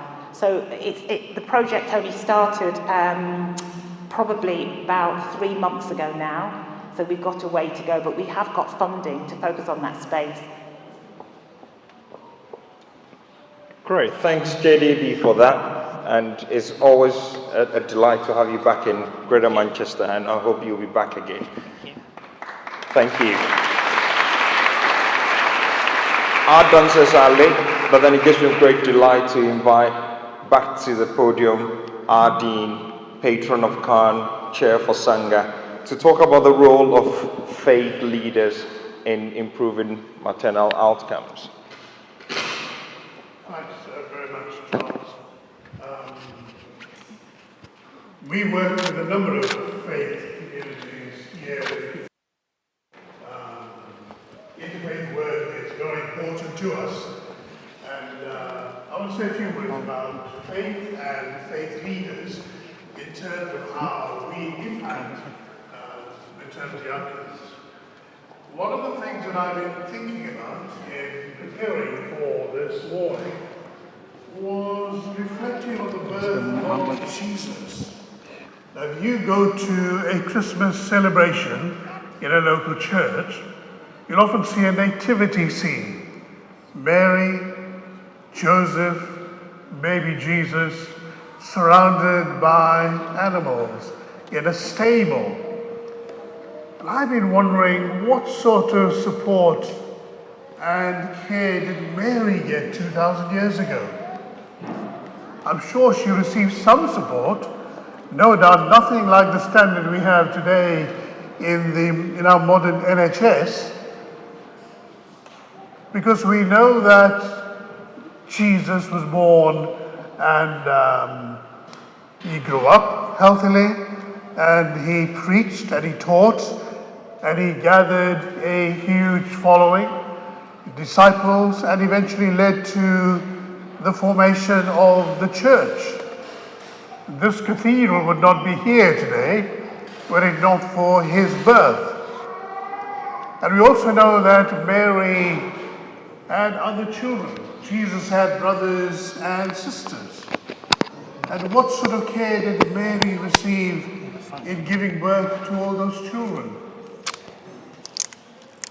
I suspect the support, the maternity support she had was rather basic, given what standards might have been like 2,000 years ago. But support would have been very necessary, as indeed it is for women and families today. Now, as faith leaders, we tend to be involved in family life at a variety of levels.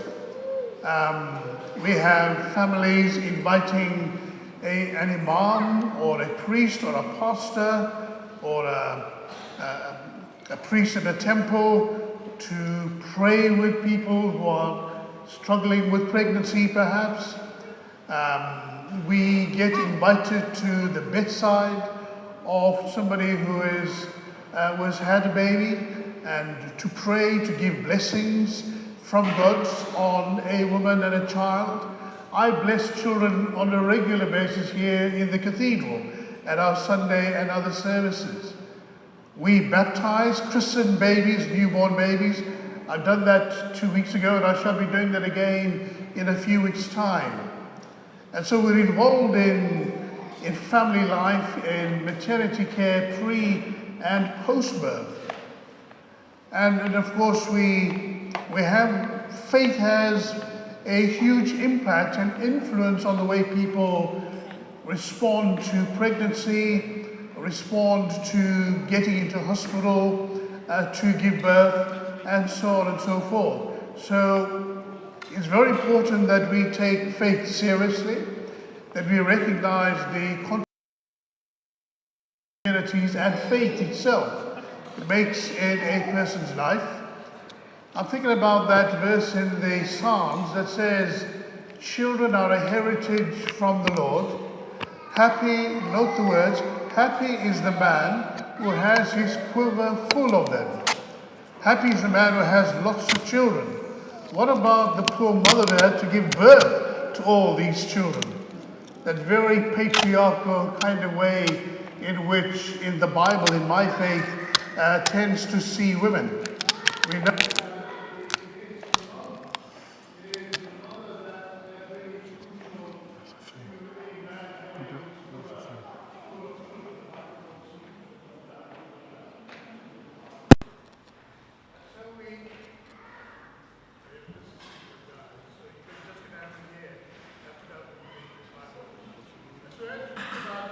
we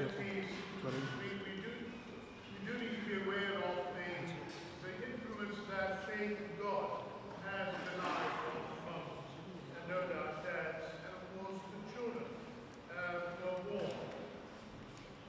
Can I say something also about the many things that faith communities, faith leaders like myself, also need to learn from experience? It's not that we know all that needs to be done there and shared with mums.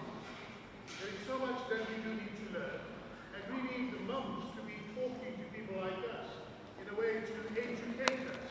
What are the changing needs that we find in our society today as mums are preparing for childbirth? The other area in terms of cultural changes, there have been around for a long time, but I wonder whether we are very conscious of it. We're speaking very much about Asian and black moms and maternity scenarios today, and have been during these many workshops. And I've been involved in some of that, as I said earlier on in Sunday. We also need to think about inter-religious marriages. When there are inter-religious marriages that there are different cultural demands and expectations.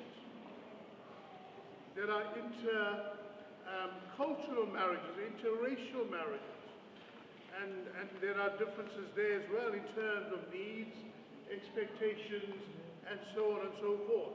So not just about Asian families or mums or black African mums.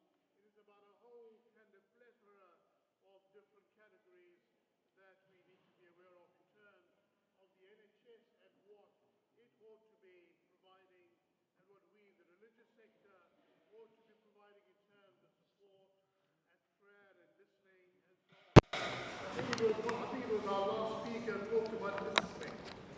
What is it that religious leaders can offer? What is it that all of us can offer? Very often a listening ear to somebody who's struggling with something, and or even a dad or a mom to be struggling with something and just wants somebody to listen. And that is such an important responsibility that we all have. Of course, in the religious sector, for religious leaders, prayer is a very important aspect to our work. There's also counseling that we very often offer to folks who are in need of any kind, and not least moms who are pregnant, preparing to give birth, and so on and so forth. All I want to say really is that the faith communities are involved with mums who are preparing for childbirth or pregnant, with dads, with families, and there's a myriad of things that we are involved in and no doubt need to learn more about, so that we can offer the best service, the best pastoral support, the best listening and prayerfulness, so that childbirth and what comes afterwards is a positive experience for families and especially for our mothers. I hope that's been very helpful. I would encourage you to speak to your faith leader if you're a person of faith, and encourage your faith leaders to listen to mums and dads and families, and to learn so that there's mutual support as we try to ensure that everybody gets a fair treatment, a good experience of the healthcare system in our country, so that all of us can flourish and our families can be a family life and can be healthy, so that ultimately we can be a good, happy and prosperous community and society here in Greater Manchester and beyond. Thank you very much.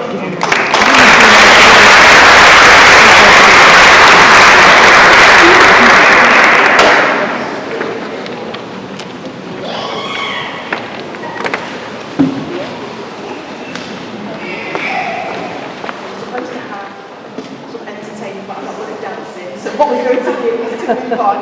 Now, this part of the event, we're going to be hearing from the voluntary sector organisations, Maternity Voices Partnership Great Manchester.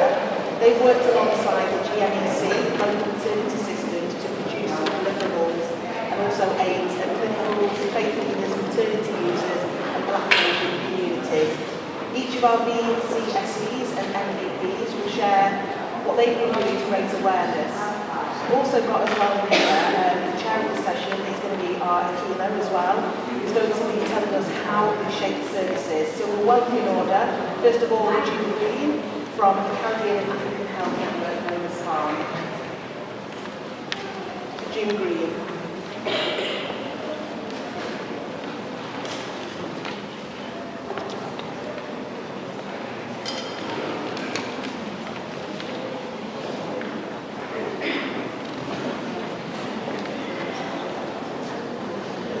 Good afternoon, everybody. Can everybody hear me at the back as well?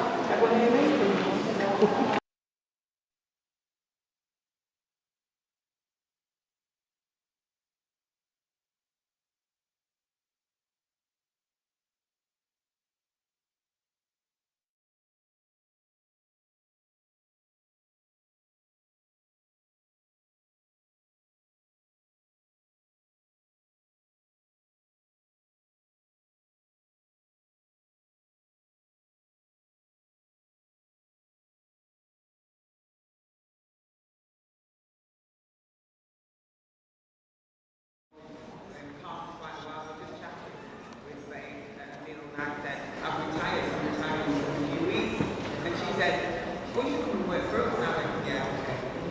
So first week in January, she rang me, are you looking for work for us? She met me.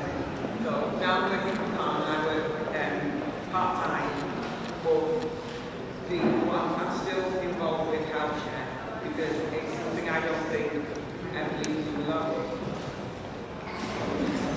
Working with them, what we're going to talk about is a deliverable. So when we work with me, when we work together as a maternity advisory board, there were certain deliverables, and we were part of them.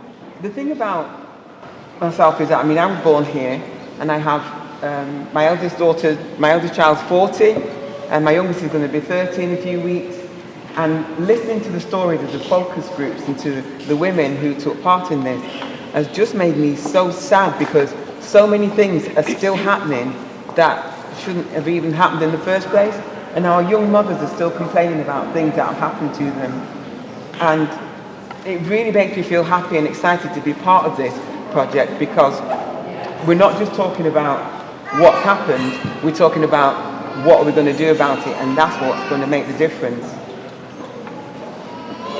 I'll just wait for the slide. Yeah. So, as part of CAHN, we were working on the deliverables, and what we delivered, we spoke to women, we had focus groups, we met with them and talked to them, and we talked about what's important for you in the black community, what's important, what can we do to help your pregnancy, help you go through that experience. And one of the things that we talked about was guidance for faith leaders.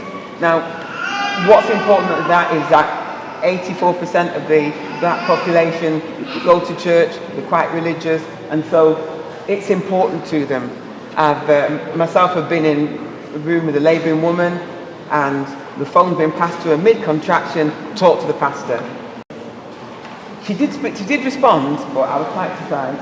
But what we've done is develop informatics so that we can help the actual faith leaders to help them intervene properly. So, this is what you can do to help women who are going through pregnancy, labour, and those kind of things. So the second thing that we looked at with the deliverers of course, is the iron deficiency in black women. So we've got another informatic about that. And that's important, because a lot of research is coming from the US, which is showing us that as black women we're naturally low in iron, and there's policies, people have policies, so they said, blood test at this week, so many weeks, and so many weeks. And I've actually spoken to one lady who was telling me that she had sickle cell, and was telling the midwife, look, I am really low in iron, I've got the symptoms, and she was told, oh, we don't do that, it's not part of the policy. And she had to get really poorly before she got help. And I know policies are necessary, but we need a bit more. So we've done this, all the research, spoken to women, and this shows us, gives us a cultural thing. So we look at things, how women can help themselves with foods that are rich in iron during pregnancy and before pregnancy, and then foods which you should avoid as well. So that's the measurable. The last one, Caribbean and African Education Programme for maternity providers. That was really interesting. We spoke to maternity providers who did it over the internet, and we were able to speak about what we need, and when we go into maternity services, how it feels. We had women doing role play, they went into the MNU, they went there and did in their skills room, and they did role play showing this is what happened to us, and they were actually true stories. And then we did this is what it should be like, this is what it could be like. It wasn't that we were being flippant, but we just want people to recognise that, we are different, we're born here, but we are different, and we have different needs. And it's about having our voices heard, and making it a safer experience, instead of young people being scared to have another child because they don't know what's going to happen. So, what also come out is these postcards, e-postcards.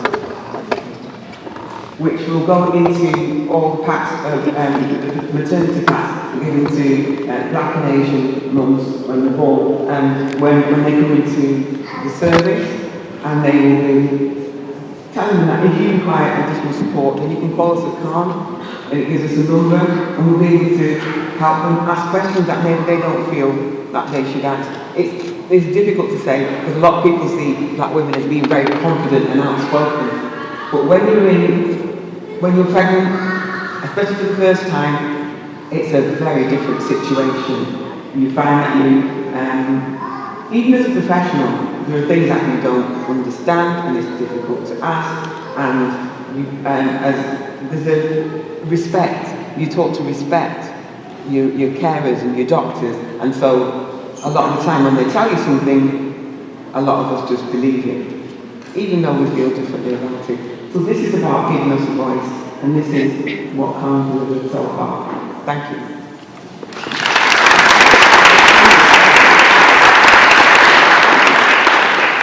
Thank you, Julie, for actually presenting to us the deliverables that CAHN made for GNET. Just one question, how are you intending to bring all this good work out to the women, all your infographics and so on? Good question. Well, because we've been working with so many of the NHS, so many of the organisations, these are going to go out, like I said, in our maternity packs, when they book in for labour and given all this information, and that's how we're going to get it across them. And are you also going to put it out in your other conferences and your webinars and so on? Yeah, everywhere we go, you'll hear about it. Everybody should be able to hear about it, because we will be letting them know when we have all our different meetings. We'll have it on our internet, we'll have it on, whenever we're doing any training, we'll mention it, we'll get it out there as much as we can. That's fine. Thank you.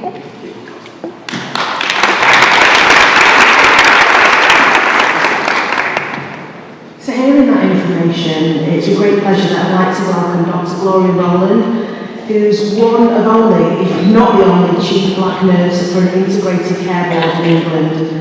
We're delighted to have her to join us to talk about the improvements that are going to be made, as well as seeking representation at senior levels to influence equity and also decision making in maternity services.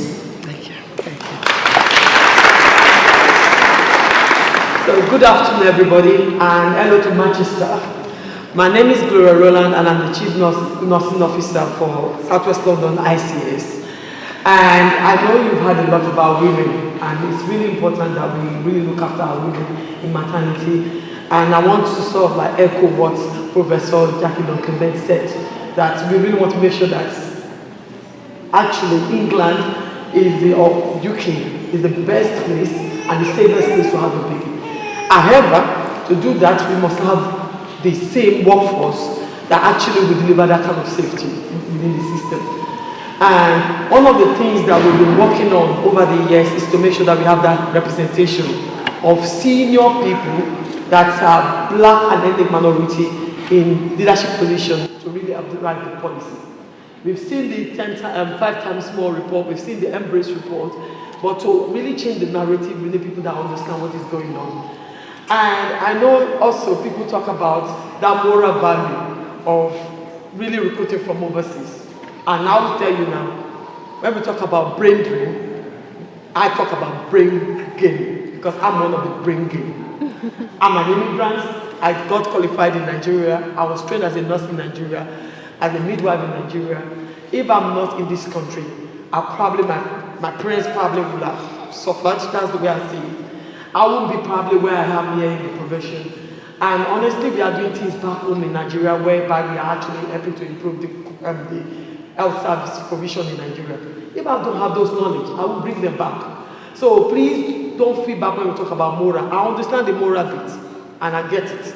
But at the same time, I think it's about balancing that, and I just want to mention that here. But what I really want to talk about here today is about what have we done in terms of how we improve leadership position, Black and ethnic minority people in leadership position in the UK. We all know what happened at COVID. We all know about racism, discrimination is there, and it's always been there. What COVID has had what did for us was to exacerbate that. And also the death of George Floyd in America, you all know about Black Lives Matter and what that caused during that period.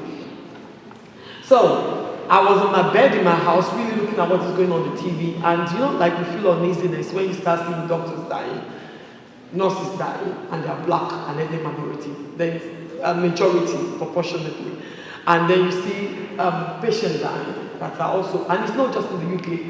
This is all over the world. It's also a representation of what is going on in America. And you then think, actually, you feel that urge to want to do something.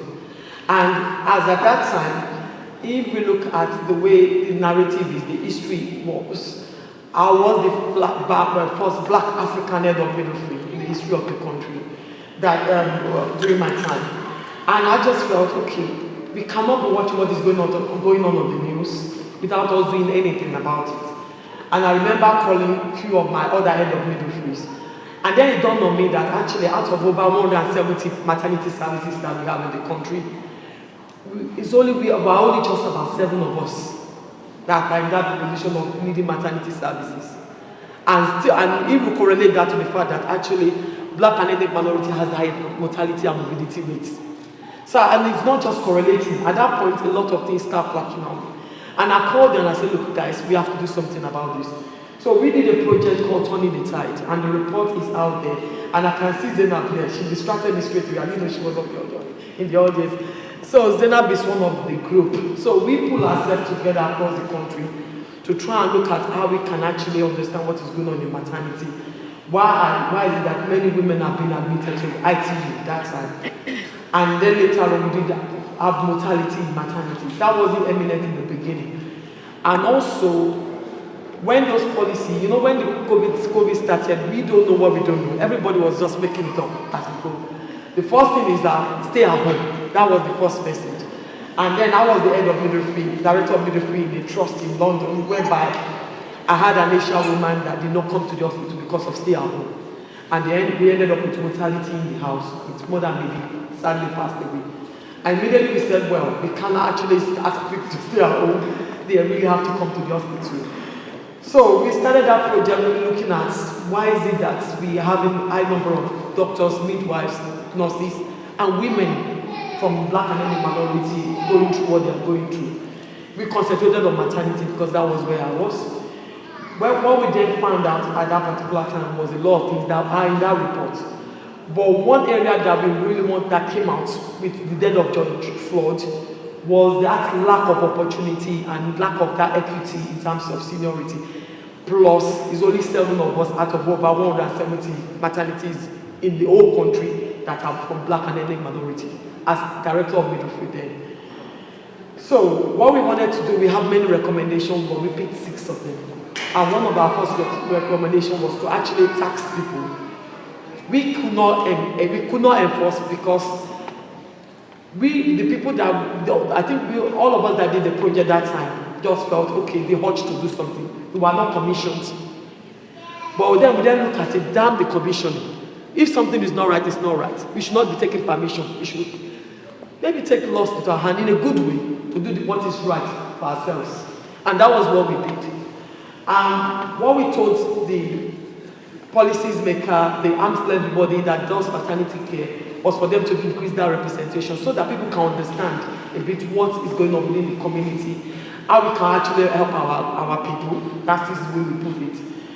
And I will tell you, lo and behold, things have changed.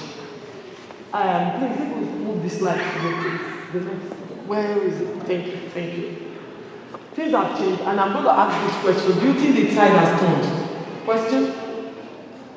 Do you think it has turned? No? Is it turning? I like that. I think where I want to sit is that it's turning. So it's a good news. I don't want to stand here and give all that bad news that, well, black and ethnic minority, things are bad. No, it's actually turning. We are not where we're supposed to be. And the race data will actually show us that. But actually, people have embraced the issue and things are happening. And I will tell you from the project we did, some of the things that we've seen so far is the fact that people want development, people want that exposure. And what I will say to you is that people will say, okay, let's try and get people up there. It's not about giving, it's not about tokenism. We don't want to just put people up there that are not prepared for that post we want to put them in, because we're going to set them up to fail. You put them in the job, they will probably get out of the job in a year's time because they don't have the capability to do it. Because we not build that from below. So what we've done is to actually really put in a lot of things that people can actually use in development.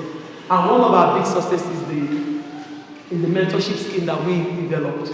It's the mentorship scheme around the whole country, whereby midwives from black and any minority can actually join that platform. It's like a dating site. And if you want to see, just look at it. So we want people to take their own ownership of their own development. They go in, look at for proper mentors, pick who they want, and then they start that relationship. And what I want to say to you is that we felt that the mentors shouldn't just be black people or people from ethnic minority. We want people from all walks of life. So we have whites, yellow, so it's colored blind. And the reason why I said that is that if you look at the boardroom, in executive room, you won't have enough black people that will teach you what to do in the boardroom. The boardroom is not about you being clever or being competent. There are cultures of the boardroom that you have to understand. And for a black person to fit into that, things has to be done. And you have to have people that actually are in the boardroom that will teach you that culture. And I've got that first class experience of people working with people that are white. We don't have a choice. We don't have enough black people sitting there. So the mentorship platform is not culture related or color related, but the people that are mentees has to be from black and any minority people. So the scheme is going well. We've got about 179 people as a pilot, and we are doing very well. And honestly, we have actually started benchmarking and seeing the improvement in terms of number of people that have actually moved up in their career. These are just some of the feedback from those people in that scheme, and it's been going well. Again, like I said, it's like a dating site that people can go in and just help themselves. So I'm just going to say it to you here, if you want to have a mentor, it doesn't have to be that you want to progress in your career. It might just be that you need somebody that you can actually run things with. Please do go in there and do join me. I just want to give you some of it. Now, when I say are things turning, and I mean it, they are turning.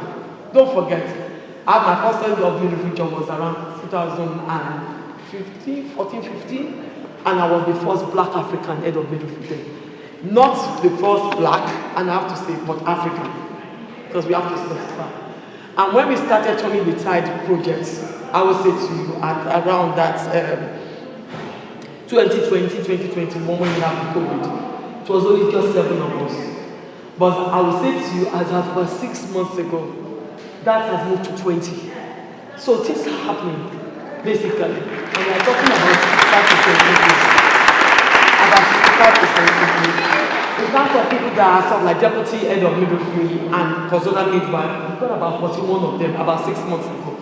As at last week at the network meeting, they are telling me now that we've got more of this now. And we are counting. So things are changing and people are embracing it.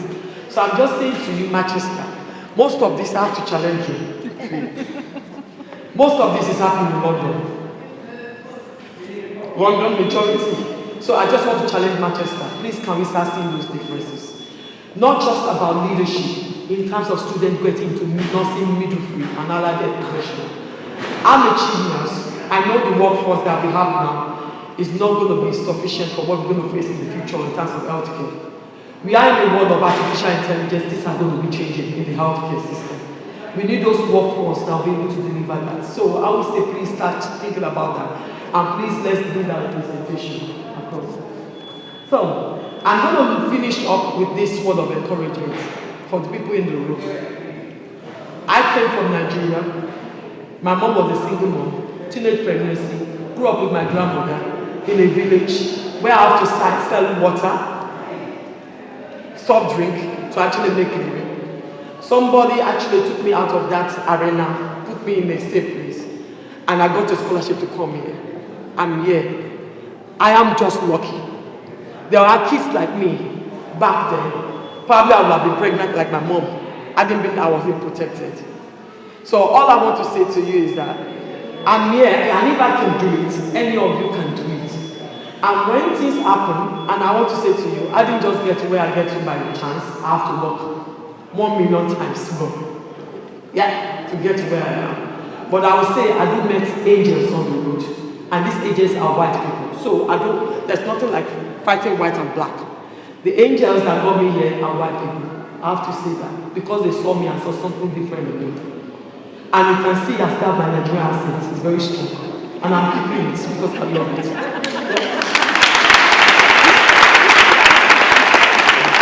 But what I want to say to you is that for me to get from band 7 to band 8 was a struggle. I went for interview more than 20 times. And they'll tell you you are good bots. You are good bots. But when the time comes and somebody actually on the panel, I went from a 7 to an 8B job. I never did a band 7A in my life. So it's from 7 to 8B. But I didn't have given up when I went for the 10th interview. I won't be here. That's what I'm trying to say to you. So I'm saying to you, when you feel that you are failing, turn it around, basically. Turn it to first attempt in learning. That is what fail means. So you continue to work harder. And when you think everything is ending and you're not going to do it in life, or you are not being given that chance, turn it around. Turn it to effort never dies. Your chance will come. Thank you.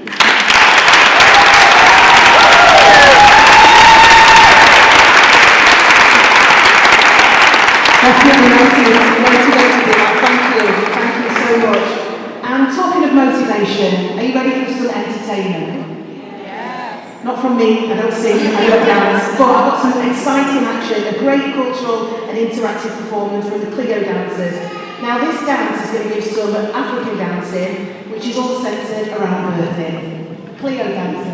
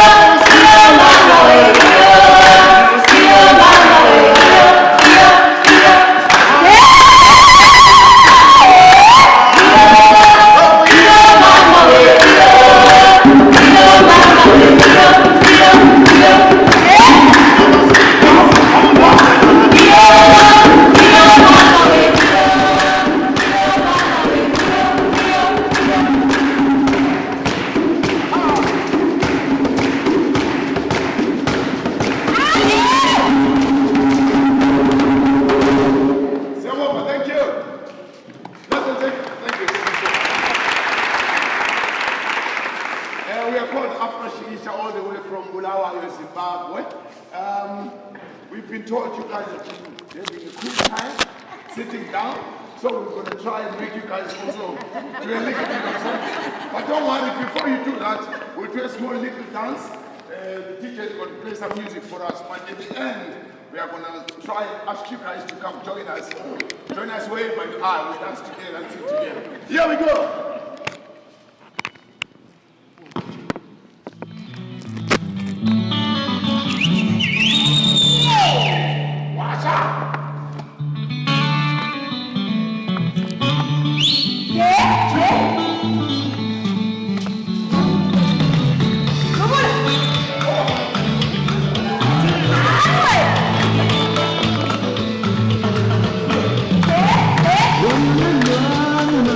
Thank you.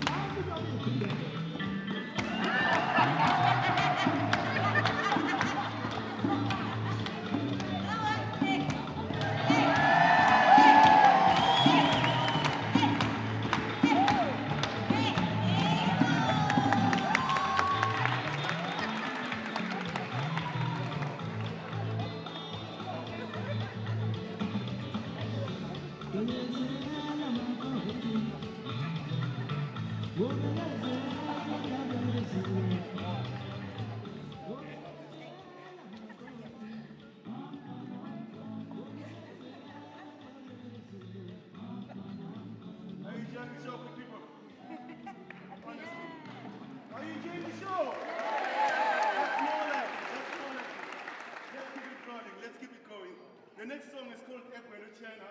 As you see, there were two beautiful people here that were dancing. So it's a cutting song from where we come from, whereby a boy tries to a girl, and then the girl will say, okay, let's see how we do it.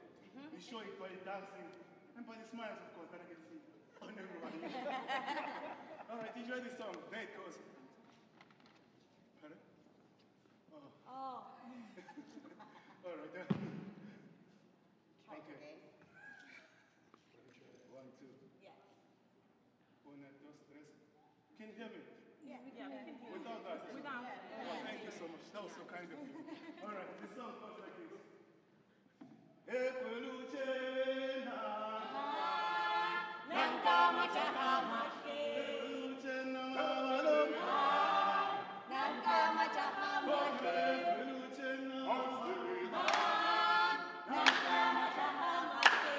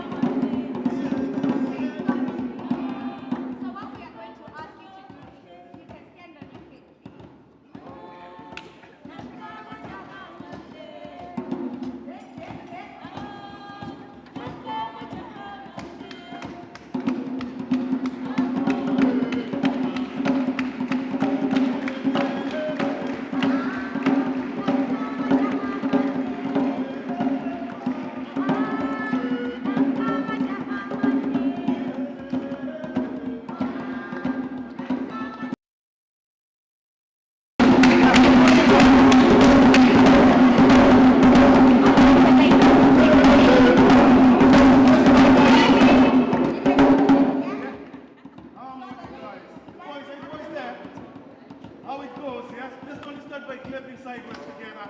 I know your right is probably my left, yeah? So just use the right, the one next to your left, yeah? 1, 2, 3, and go.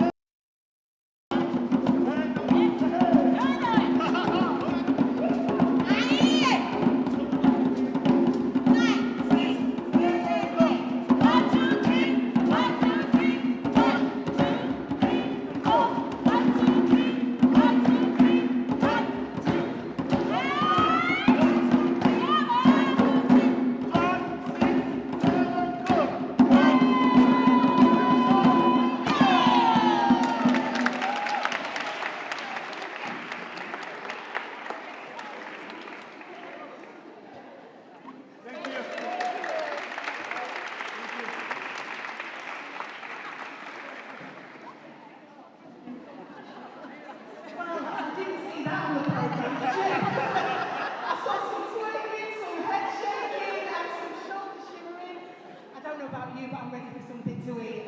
So time now for us to break for some refreshments. We're just going to do this in table order. So first of all, we'll start with this table with the dignitaries first. If you'd like to get your food, and then I'll tell the next table is next. Thank you.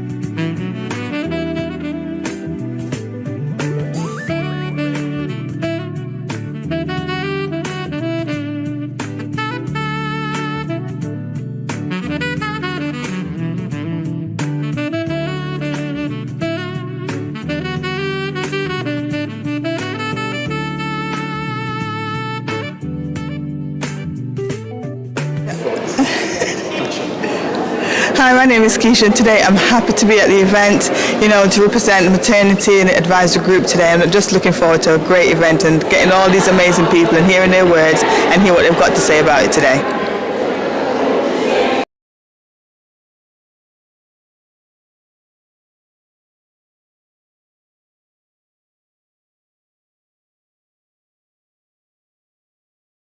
Ask you a favour. Hello. Would you mind giving us a few words right now, just before the event starts, just to say what you're expecting from the event, why you're here, just those sort of things? Oh, yeah. Who's ready? Who should we have first? Sorry about that.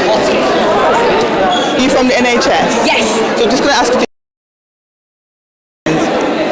Hi, you're here at the event today. Can I just ask you what your name is? Hi, I'm Lisa Bluff. I'm the Perinatal Training and Workforce Lead for Greater Manchester Mental Health NHS Foundation Trust. Wow. So what is it you're expecting from the event today? I'm expecting to network with a lot of people to try and sort out the disparities in maternity care for black and Asian women across the UK. I'm hoping to get that information and be able to support services and challenge services so that we can provide better care.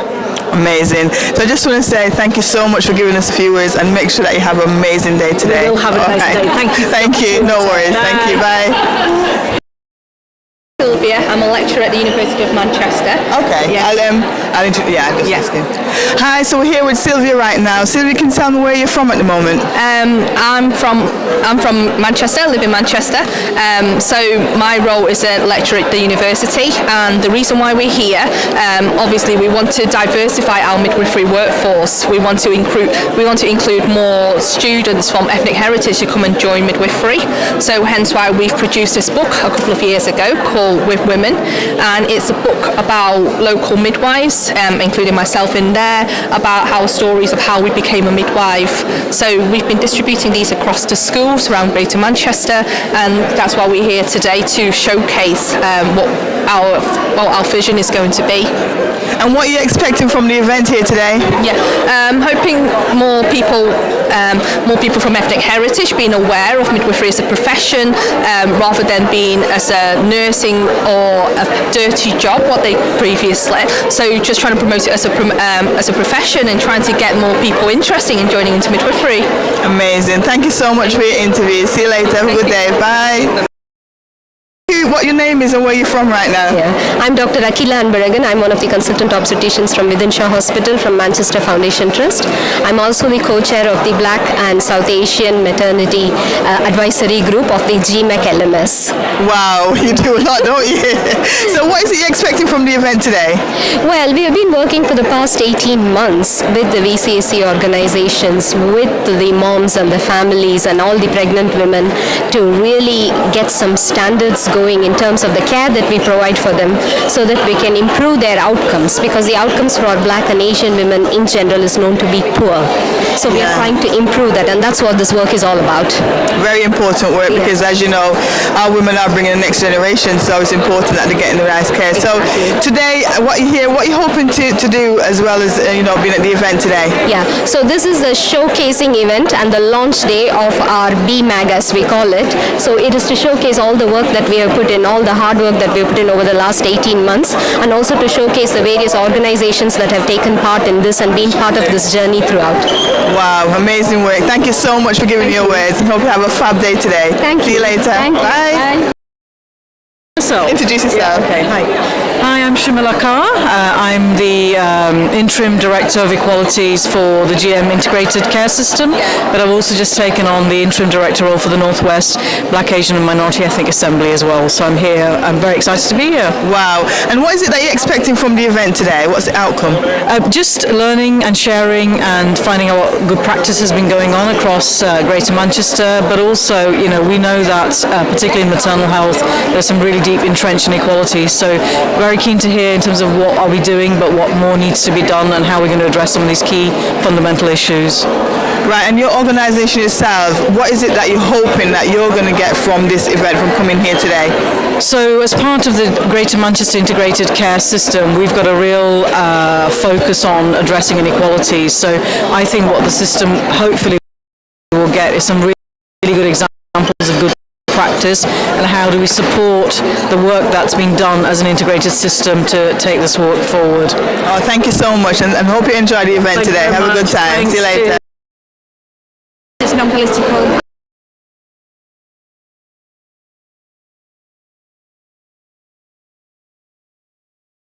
The event is it very new? Is this organisation quite new?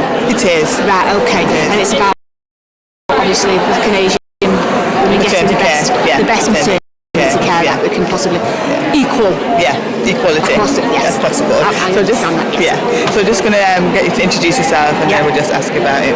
So we're here with the Lord Mayor right now. Just wanted to give us a few words in regards to why you're here and what you're expecting from the event. Well, thank you for the invitation today, and I'm here to support the Asian community regarding maternity and the best maternity and healthcare for all women giving birth in this city and across Greater Manchester and the wider communities. So I'm actually wanting to learn, because it's something that's new to me, that is not equality. So I want to learn why women other communities aren't getting the best care. I have heard it on the news, but I'm here in person, so I'm going to go around and speak to them. Are you here today? I'm Councillor Sean McHale, and I'm the consort to the Lord Mayor of Manchester. Amazing. So being at the maternity event today, what do you think you're going to hear that's different? Well, I've never been to an event like this, and I think that reading the paperwork and stuff, anything that can improve the health of young women, girls in the city is well worth having, and anything to do, like I say, improving the health of people. Oh, thanks so much. Hope you're going to get a really helpful day today, and it's going to give you a lot of information, and you'll be able to network as well. I'm looking forward to finding out what's actually going on. Yeah, it's good. No, thank you so much. So who have we got here today? So I'm Rogers Govender, I'm the Dean of Manchester, and I'm also one of the patrons of CAHN, and I'm the chair of Sangha. Brilliant. So being at the event today, what is it you're expecting? What is it you want to take away from it? Well, it'll be really good to see what has been going on with all the maternity workshops and the deliverables.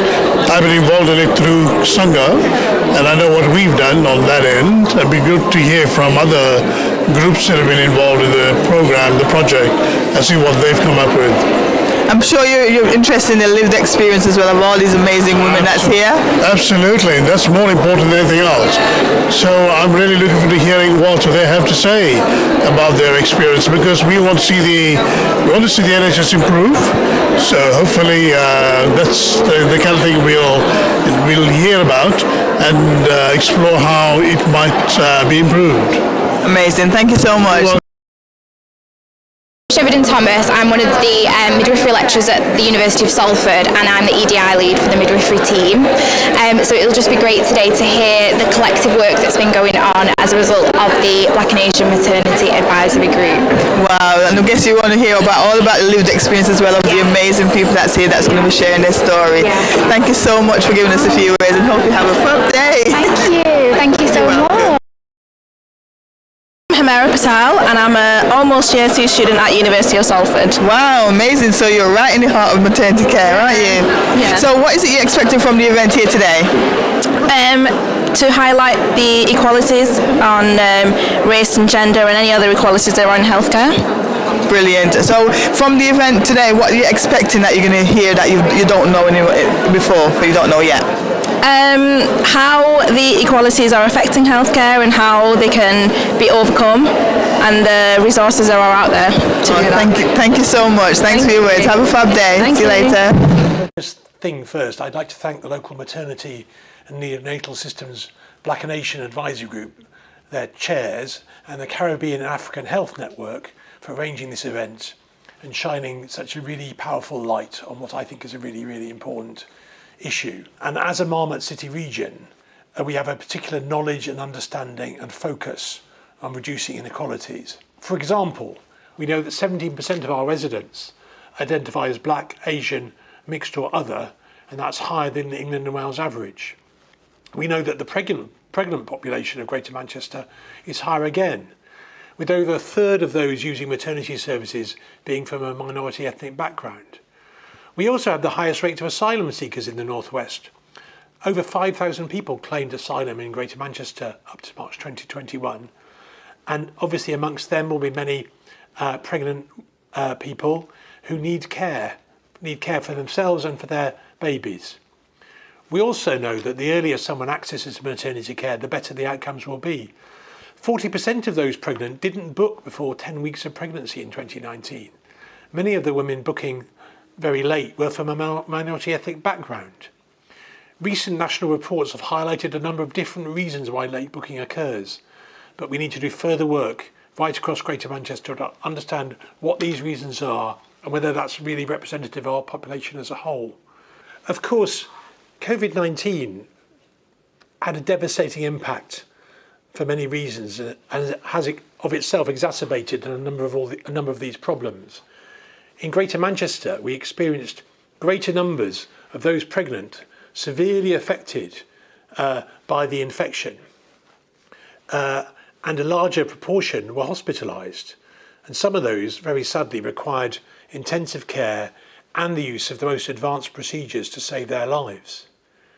A range of risk factors associated with COVID-19 infection and indeed hospitalisation included being pregnant and coming from an ethnic minority background, socio-economic deprivation and absence of vaccination was true for many of those admitted to hospital and admitted to intensive care. And also through the pandemic, we have seen a rise in stillbirth, very sadly, and babies having to be delivered early to allow more aggressive treatment of their mothers. What the data shows us is that a proactive programme of vaccination and the targeting of the most important messages about the benefit of vaccination is absolutely fundamentally necessary to prevent similar problems in the future. What I want to talk about now is some of our biggest areas of risk. I'm sure you'll hear more than once today that there remains a fourfold difference in maternal mortality rates amongst women from a black ethnic background, and an almost twofold difference amongst women from an Asian background, compared obviously to white women. We therefore need a continued focus on action to address these obvious disparities. We also know that up to 1 in 5 women develop mental health problems, such as a low mood, anxiety and depression during pregnancy, or indeed in the first year after childbirth. Our data tells us that some ethnic groups are underrepresented, and overall access to our services is not fully representative of our pregnant population. For example, 33% of our pregnant population is from an ethnic minority background, whereas 70% of patients seen by perinatal mental health teams were white.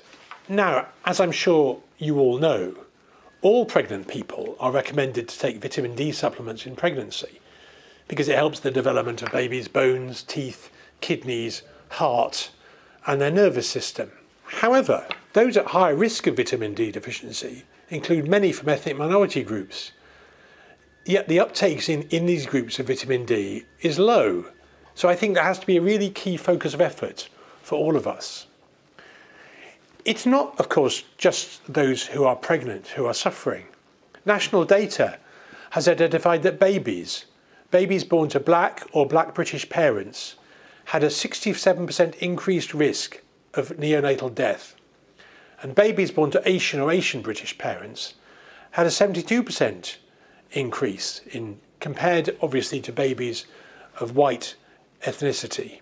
We have to understand which interventions or which targeted activity has the biggest impact on improving outcomes for all and reducing inequality in outcomes for our families from black, Asian and mixed ethnic backgrounds. Those who are preparing for pregnancy, those who are in pregnancy, and those who are giving birth.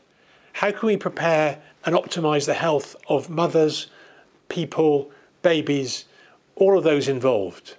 So over the coming months and years, you'll begin to see the local maternity and neonatal systems equity and equality action plan come to life, with a real powerful and particular focus on those areas that we know make the biggest impact. Areas such as preconception care, early access to maternity services, implementation of the Saving Babies' Lives care bundle, the smoke-free pregnancy programme, additional work to reduce rates of raised BMI, improved access to perinatal mental health services, improved access to vitamin D, supplements and vaccination for pregnant women. The GMEC Strategic Clinical Network will support much of the work led by the networks and will be instrumental in working with our maternity and neonatal service providers and service users to enact the plans. But this is not obviously about maternity. It's about families. It requires, therefore, a whole system approach. What's reassuring to me, though, is we've already had some success. Our smoking at the time of delivery rates have fallen in Greater Manchester by about a quarter in the past 4 years. That's down from 1 in 8 new mothers in 2017 to fewer than 1 in 10 new mothers in 2020-21. That means nearly 1,000 more babies were born smoke-free. Furthermore, the standards for care for women of Black and Asian ethnicity have been developed by the Black and Asian Maternity Advisory Group, and we'll hear more about that today. So before I finish, I want to give special thanks to those voluntary members who've worked so closely with our network to make all this work possible. I'm sure all of you will enjoy the day immensely. I look forward to working with you on this really important agenda over the coming years, as we need to make more of all this vital work come to life. There are major disparities in outcomes for people from ethnic minorities.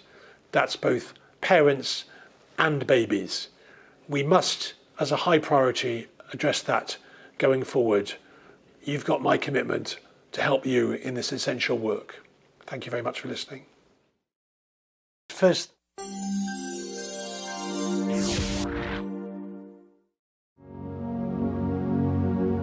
hello, good morning. This is Richard Adikofi. I'm a taxi driver in the local Manchester area. And then I pick a pregnant woman on 26th of April this year, 2022. When I dropped her, I found out that she needed help, so I dropped and helped her to offload her items. And she asked me if it's possible for me to give her my number, and I saw her condition. She was about to deliver the baby due. The date of deliver the baby is almost due. So when I got home, she rang me and said, please, it's difficult for me to communicate with the ambulance or my midwife. And she asked me again if her midwife doesn't pick her phone, is it right for her to call my number because she trusted me? I said, of course, she can do it. In the middle of the night, she called me and she said, I hear the background, she was screaming, crying. And I asked her, priest, what's going on? And she said, priest, can you come into my properties? Because the communication for her and there's the ambulance is a bit difficult. So I asked my wife, is it okay for me to go to the lady for her assistance? So I drove off to her property. When I went there, she was breathing. The water started coming out because I'm a father. And I didn't know what to do. And then I called the ambulance. And they told me that the ambulance is on the way coming, but it's going to take 18 to 25 minutes. Now, I didn't know what to do. So on the switchboard, I put my phone on the loudspeaker, and they told me what to do. They were giving me instructions. And they told me to put her on the sofa, and I said, you know what? One, she's not my girlfriend, she's not my wife. It's a bit difficult for me to do all this thing. Please, we need the ambulance. In between, I saw her breathing, and the water was coming, and she wanted to sit down, sit on the head of the baby. And they asked me many times, what's going on? And I can see she's pushing. She's pushing. I can see that she's pushing. And they told me to loose her. And I said, you know what? Her religion background and my religion, it's difficult for me to do that. So please, we need the ambulance. And they told me 15 minutes time, the ambulance is still arrived. And then what came to my mind, she was still crying, wanted to stand up. She said she's dying. And something came to me that, okay, you know what, I have to slowly put her into her bed. And then the switchboard also would communicate with me, as I said before. And then I was able to loose her pants, and I saw the baby was coming. And I said, I can't handle this, priest. I need help. And they told me, priest, you can do it. Try your best. Try your best. And then as I saw all things that was coming, and then I was shaking. I was really, really shaking, desperate that the ambulance was supposed to be within 5 or 10 minutes to be there. But and they told me to help the baby to come out from the mom. And I have seen so many things, instance, life come out from life, but I never thought I can save life come from a woman. And then I was bold enough, and then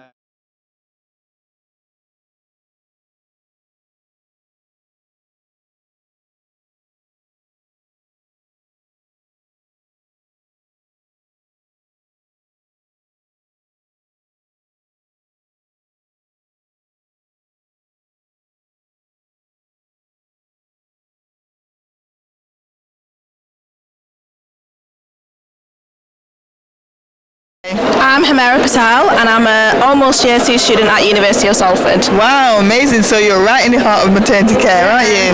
Yeah. So what is it you're expecting from the event here today? To highlight the equalities on race and gender and any other equalities there are in healthcare. Brilliant. So from the event today, what are you expecting that you're going to hear that you don't know before, but you don't know yet? And how the equalities are affecting healthcare and how they can be overcome, and the resources that are out there to do that. Thank you so much. Thanks for your words. Have a fab day. See you later.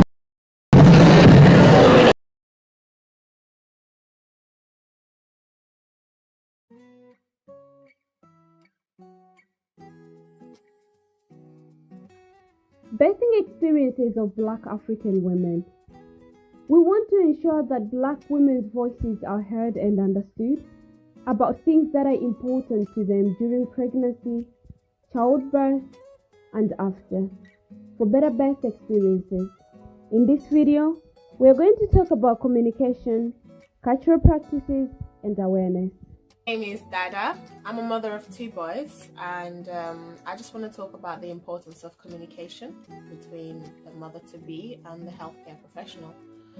Some women, like myself, come from a different background, so we have different cultural beliefs, different understandings, different practices and traditions. So to merge that with the Western way of doing things can be quite daunting, especially if doing it for the first time. So the reason I'm saying this is I believe there should be a safe space created from the beginning, allowing the mother to be as open as she can be, and for the professionals to truly take their time in understanding the mother. Therefore, nothing is left unsaid and things aren't missed out.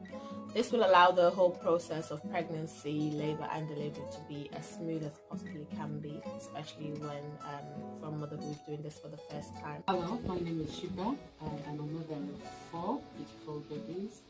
And I noticed, to the professionals out there, I noticed that there's a culture difference between where we come from in Africa and in the UK, because when I had my babies, I was told not to give them a bath, like immediately, to wait like a 1 week and then give them a bath then. Whereas in Africa, usually when you have a baby, once you're out of hospital, or even when you're still in hospital, it's like, oh my God, this baby needs to be washed, cleaned, cleansed, and this is how we know it. But here it was like, oh no, you can't bathe the baby maybe for another week. And I found it very confusing because I didn't get the explanation as to why it shouldn't happen. And I think for the professionals out there, if you're out in the community visiting new moms or dealing with new moms, these things should be explained. Give them concrete reasons why they shouldn't be doing it. If it's a health risk, let it be out there. This message I send them to doctors, GP, consultants, nurses, midwife, and health visitor. Say, make them they help women when they get belly or they just born. Because women, they struggle. They don't know where to go get information. And if we come to una, they're going to help us with the information. Because they don't know where to be. Me, I born 2 pikin, and I don't know where to go. Because they don't give me information. I beg doctors, I beg GP, I beg nurses, I beg midwife, I beg health visitors. Say, make them they give us information when you go help woman when you just born, because our culture different from where we come from here. I beg. My name is Fola Shade Alonge Obashui, and I am the Wellbeing Coordinator and the Save Garden Lead for Mama Health and Poverty Partnership. The Better Birthing Experiences of Black African Women Project has been an awesome journey working with our women. The key message to our clinicians is communication. Communication is very, very important. Our women want their voices to be heard and for them to be listened to. From the collective voices of the women, clearer communication is very paramount and is two-way system. We love our health professionals to share the reasons why they're doing what they're doing, and for women as well to communicate how they want to be treated so that they can be fully involved in their own treatment plan. We want to say a big thank you to our health professionals. You're doing a very, very great job. Thank you. If you are experiencing any issues seen in this video, or relationship difficulties, domestic abuse, financial problems, housing issues, there is help available. Please speak to your GP or your midwife.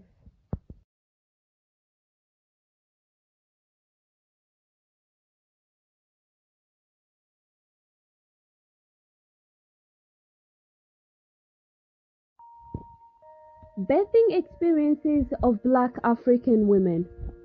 We want to ensure that Black women's voices are heard and understood about things that are important to them during pregnancy, childbirth, and after. For better birth experiences, in this video, we are going to talk about postnatal depression and craving. This is my message to professionals.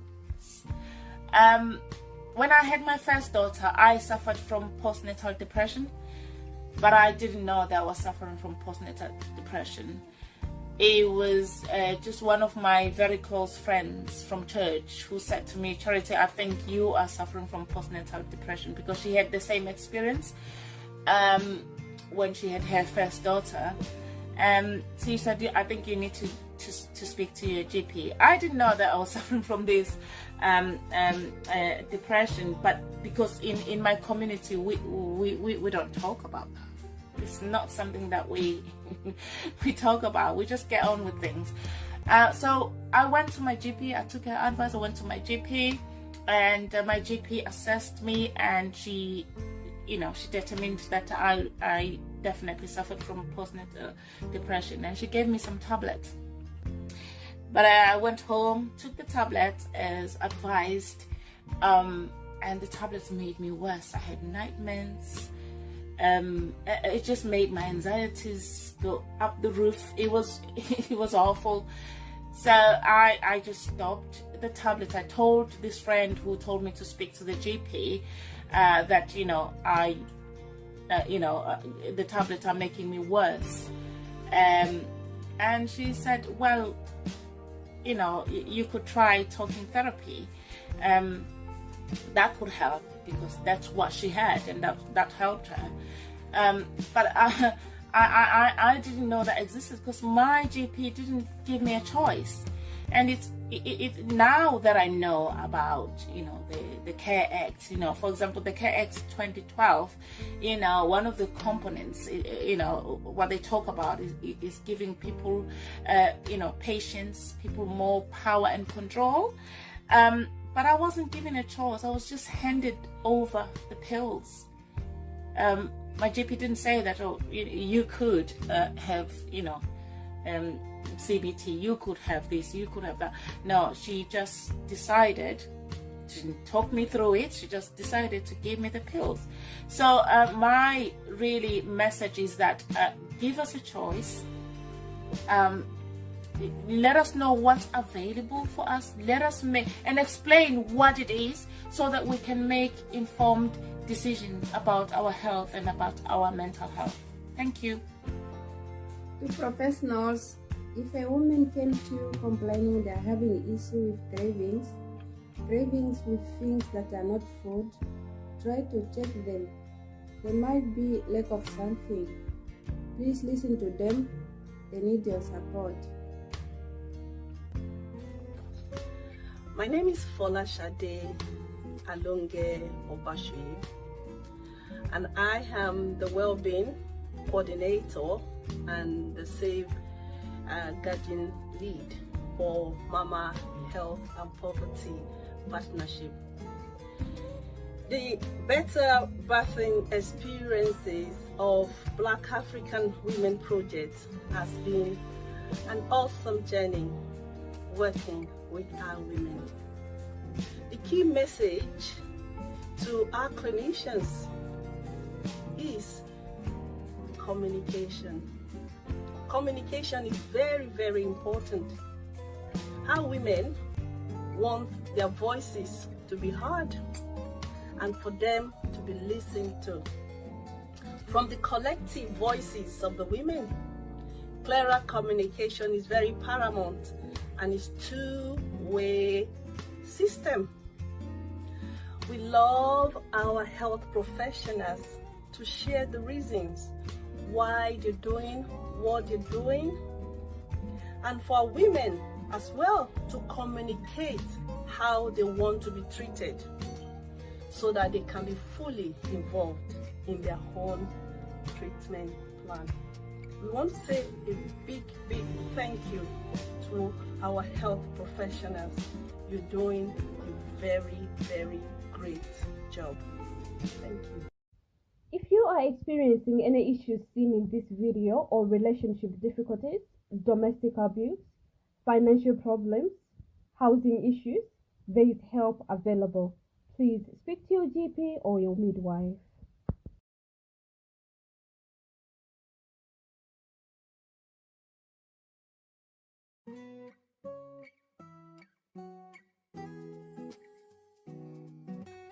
Birthing experiences of Black African women. We want to ensure that Black women's voices are heard and understood about things that are important to them during pregnancy, childbirth, and after, for better birth experiences. In this video, we are going to talk about communication, cultural practices, and awareness. Hello, my name is Shiba. I am a mother of 4, and my message is to the mothers out there, especially mothers from like an African background, because we do realize that when we come here, there's a lot of cultural differences in how we look after our babies. And for any mother out there, if a health professional is looking after you and they're telling you things, you need to find out, you need to ask questions. They are there to answer your questions. They are there to make you understand why they are saying don't do this and don't do the other. It is your child, and you should be able to ask questions, because we are talking about your children's lives. So be very vigilant in finding out why, asking questions. It's your right, and they are there to give you the information. I know sometimes the language can be a barrier, but please request for an interpreter. An interpreter will be put in place for you to be able to understand and make informed choices with your baby's care. Yeah, thank you. Right, so let's talk about cultural needs. As women of culture of different descents, we have the way we do things in our culture at home. Things that make us who we are, things that are part of our DNA. One of it, for example, is, for me, I'm a Muslim. So when a baby is born, it is encouraged for the father of the baby to say the call to prayer in the baby's right ear. This is something that needs to happen. So make sure that is mentioned as well to the professionals, that they know this is meant to happen, whether the father is in the room or not. But this is something that's supposed to happen. So they need to include that in the whole process, because this is part of who you are. And they send this message to women when they get belly and they just born. Mothers, and they send this message say, when we not get belly, when we not just born, make una dey talk out wetin una problem be. When you go to person like nurse, doctors, health visitors, social worker, midwife, talk your problem because they don't know where you dey come from. Even if they know say English not be your first language, but make you dey talk, because if you no talk, they no go know your problem. Until you talk your problem out, na there they go take know your problem. So we they advise all woman when you get belly or you don't born, make you they talk out their problem. Hi, so for the mothers, I want you to be as open as possible. I mean, the experience of becoming a mother is a wonderful experience, but it can be really scary. So especially when you don't know what to expect. So all the questions that you have in your head, write them down, put that in a birth plan. When you're going through labor and the delivery process, things can get really, really stressful and things can happen so fast. So whatever you've imagined, you might not actually experience. So to have a birth plan, a clear outlined birth plan where you express your concerns, your desires, your wishes, your even cultural practices, religious practices that you want to incorporate in your birth and delivery plan, please put that in the birth plan. Express any concerns, questions during, before, and even after the delivery. There's ways you can request certain documentation to explain things in more details where things were unclear, or if you just need a little bit more information. So don't be afraid to ask questions and express yourself throughout the whole process. As this is experience for you and your baby, you should have the most say in it and you should be heard. My name na Folashade Alonge Obashuyi. I be the Wellbeing Coordinator and Safeguarding Lead for Mama Health and Poverty Partnership. This message now for our women about our maternity experiences. I won't tell you now, say our clinicians, our doctors,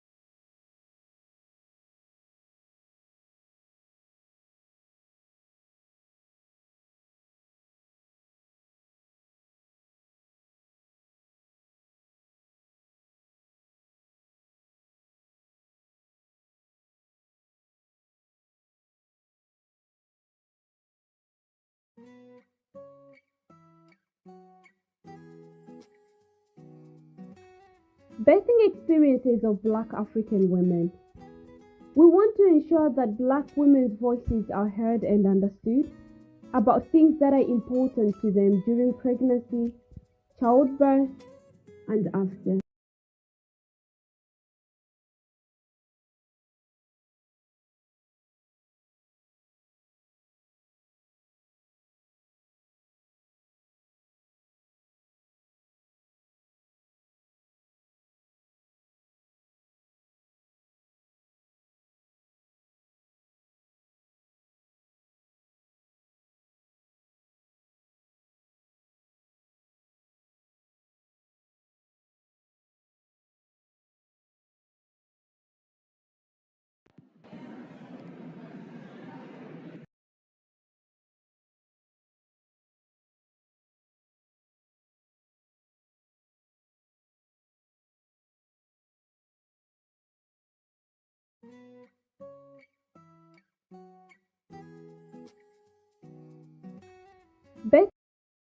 To tell you about the basic care plan that is put in place through the antenatal journey of a pregnant woman.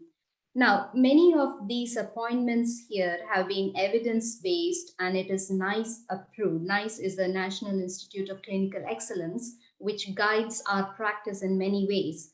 So many of these visits have been put in place for a purpose, and as you can see, they would be important touch points where different decisions would be made. So this is a journey for women with absolutely no complications in their pregnancy or no prior medical complications at all when they embark on the journey of pregnancy. So for what we call as extremely low risk mothers. Okay. So the very first one after your positive pregnancy test is when you contact your GP, you have to now get into the NHS to be taken care of. Following that, you will be seen by the midwife, and this very first appointment that happens between 8 and 10 weeks, we aim to see women before the 10 weeks gestation, and this is one of the important appointments, and it takes quite a bit of time because this is where the first rapport between the maternity health service and the woman takes place. So this appointment can take somewhere between an hour or two, and this is where they get your name, your contact details, your next of kin, looking at your occupation to see how that journey. And one more important thing is also to note your ethnicity, because that is not only important for statistical purposes, but also to risk assess and see where that particular ethnicity fits in. Because we all know from all the news that we have heard recently that women of Asian origin can be 2 times having higher rates of deaths, or some of these babies can also be severely affected because of their ethnic origin. That needs to be reduced, and that's important, and that's why the ethnicity is asked about. Apart from that, your medical history, if you have any prior medical conditions or any medications that you're on that you shouldn't be during pregnancy, which can affect the baby, that is assessed. Your prior obstetric history, like the number of times you've been pregnant, if you've had any miscarriages in the past, and what your previous pregnancy was like if you've had one, say if you've had a cesarean and why did you have it, and so on. So this history is taken. We also ask, the midwife also asks for your family history. This is important to know if there is any, genetically transmitted illnesses. So that is important, and accordingly care can be provided. Your mental health is also assessed to see if there is anything there in place, anything in particular that we need to take care of and support you through this pregnancy. As I mentioned, medications are very important. During pregnancy, we try not to give as many medications, and those that are started, the benefits of those medications have to outweigh the risks, and those are the medications that you should take. And the appropriate vitamins like your folic acid that you've taken pre-conception, or the Pregnacare that you might want to continue during pregnancy, the iron tablets, and so on. So all these medication history are taken into consideration. The midwife will also ask you if you have any allergies to medications and so on. The midwife will also give you information about the nutrition and diet that you should take in pregnancy, what you should avoid and what is good to take, like, for example, avoiding the raw meat or pâtés and so on. Your activity and what activities are safe to carry on. They also ask for history such as your smoking status, if you take alcohol or any recreational drugs, as these can also impact on baby's development. Where possible, it would be useful for you to have your previous medical records if you've got any treatment abroad or even in other units outside of the country or within the country as well. So this is very, very important. So once that is done, then the midwife will make a plan to see where you fall in the risk assessment pathway. If you're low risk, you will be allocated to the low risk midwifery-led care. Or if there are any medical conditions, as you've heard before, for example, if it is diabetes, then you would be appropriately put under that pathway into that clinic so that you get the appropriate care. And following that, you will be offered an initial ultrasound scan, which is usually done between 11 and 14 weeks. And this scan is very important so that we can calculate as to how many weeks, to see how many weeks pregnant you are. And based on that, you get an estimated date of delivery. And this also is a signpost to see how your baby is growing for that particular gestation. And in this scan, also the number of babies that are in, if you're carrying twins and so on, is checked. And the midwife will also offer you what is called as the combined screening, which looks at your risk for chromosomal abnormalities such as Downs, Edwards, and Pettow's, which are the commonest. So this is the first appointment, and all your health issues are taken into consideration. So once that is done, and if you're low-risk midwifery-led care, the midwife will also carry on some bloods. There are some bloods which are indicated and nationally advised, and this would be to do with your iron levels, where we check your full blood count and your hemoglobin content, your blood group to see if your rhesus positive or negative. And also we look for hemoglobinopathies, thalassemia, sickle cell anemia, the HIV status, hepatitis B, syphilis, and so on. We also check your urine to see if you have any infections during the pregnancy. Sometimes you might not have any symptoms, but it is important that we treat this. So that is what is done in that first appointment. Apart from these bloods, if everything is fine, then the midwife will see you at 16 weeks. And then she will tell you about when and how you should feel the fetal movements, whom to contact if you have any concerns, or what you should do if you don't feel right, and so on. At that appointment, she will also talk to you about your second ultrasound scan in pregnancy, which is called the big scan or the anatomy scan. This is done between about 18 to 20 weeks. And this is where, you get your photo, the beautiful photo of your baby.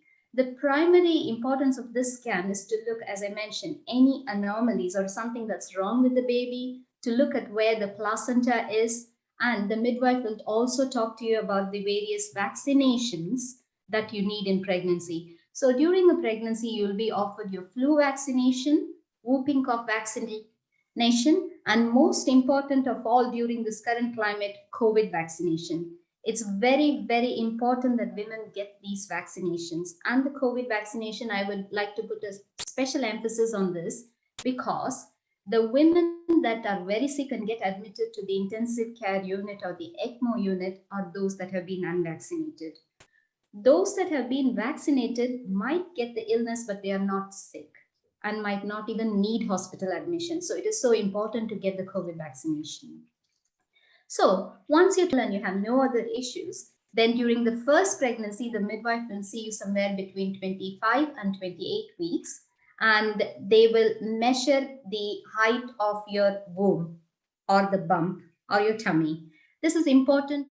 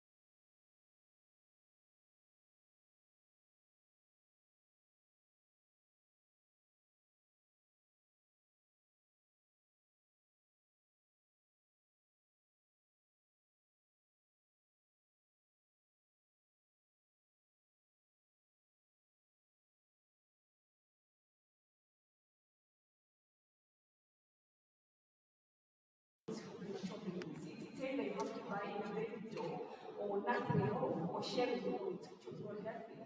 So this is a problem that really is seriously in the premature moments.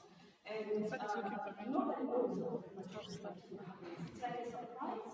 So just hoping that maybe, like we talk about C-section, normal birth, we also introduce talking about premature birth, because it's very challenging, and it comes like an accident. So if you mention it, so parents can be well prepared instead of walking around, because I was walking around because I had stress, hormones, also in some we just support women with HIV. This is the main thing that I wanted to talk about, because it's like a taboo topic, we hardly hear it around. So I thought we should bring it on the table. So we here in the services that we do, we provide a safe space for Black women with HIV to make sure we give them confidence, to give them back what they feel is lost, to train them, give them different opportunities so they can be financially independent. Stigma is a very serious issue in our Black community, and we are willing to challenge it. With the coming of medication, HIV medication, it is really improved that.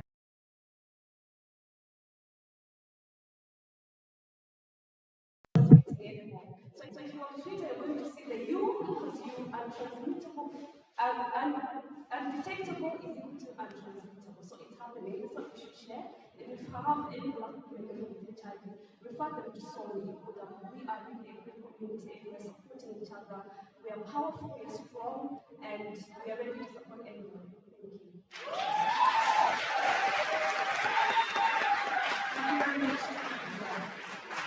Thank you. We're going to find out what they've been doing to raise awareness. So I'd like to bring Mama Health and Policy in Partnership.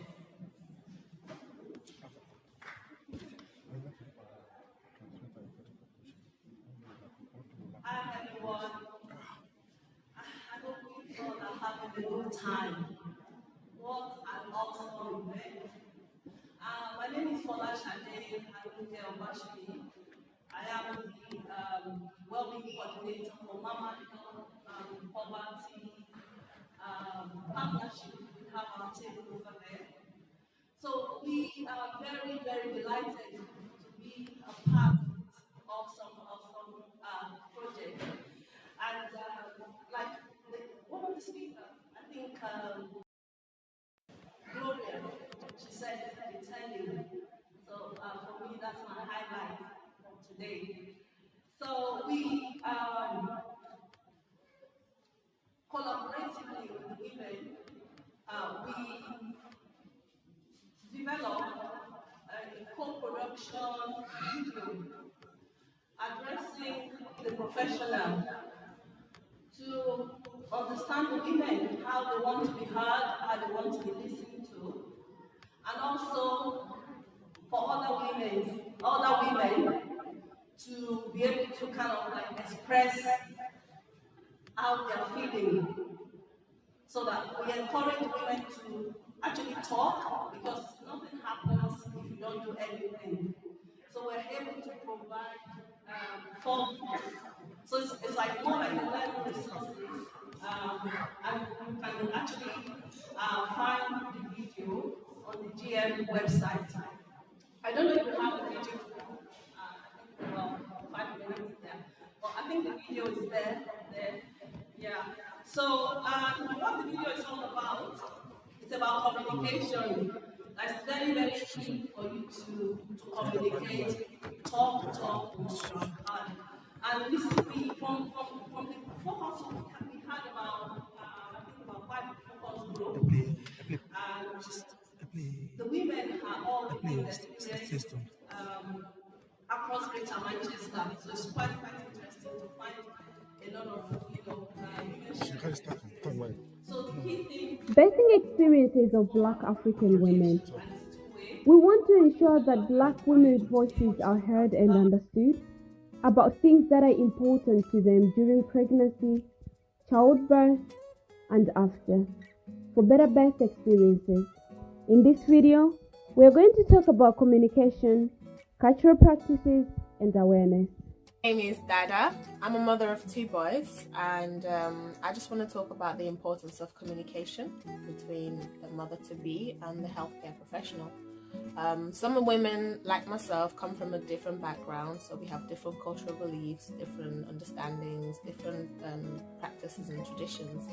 So to merge that with the Western way of doing things can be quite daunting, especially if doing it for the first time.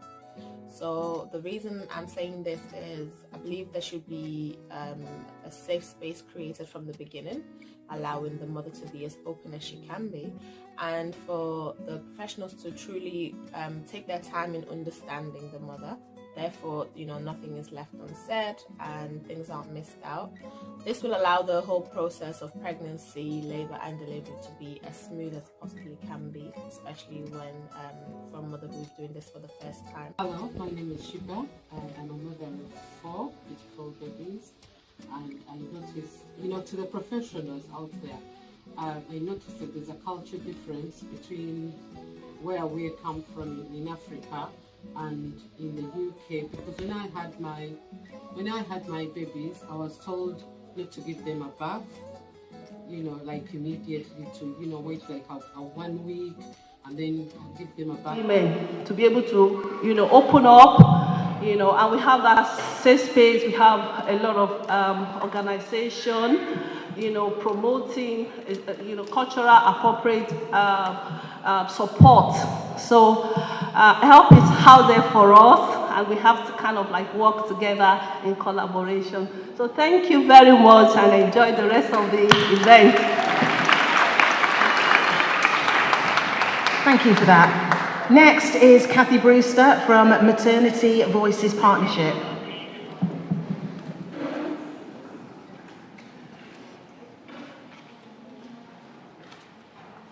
Hi everyone, I'm Kathy Brewster. This is my colleague Natalie Qureshi, and we're from Maternity Voices Partnerships. So Maternity Voices Partnerships are groups of women and families, and we get together with maternity services providers to look at services, review them together and see how we can make them better. So we were commissioned to do some work because we've got a kind of unique connection that we're linked in with maternity providers, so we can influence, hopefully, what they do and how they implement the delivery of care. So we were asked to do a focus group to start with, like everybody else, and we ran that with 8 women, and they were Black and Asian, and that all fed into the development of the standards.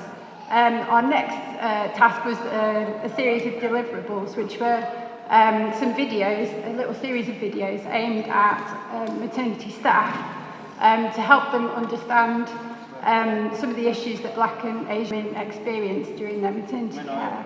So we went out into the community and went and did some filming with people, and Natalie's going to talk a little bit more about what we did.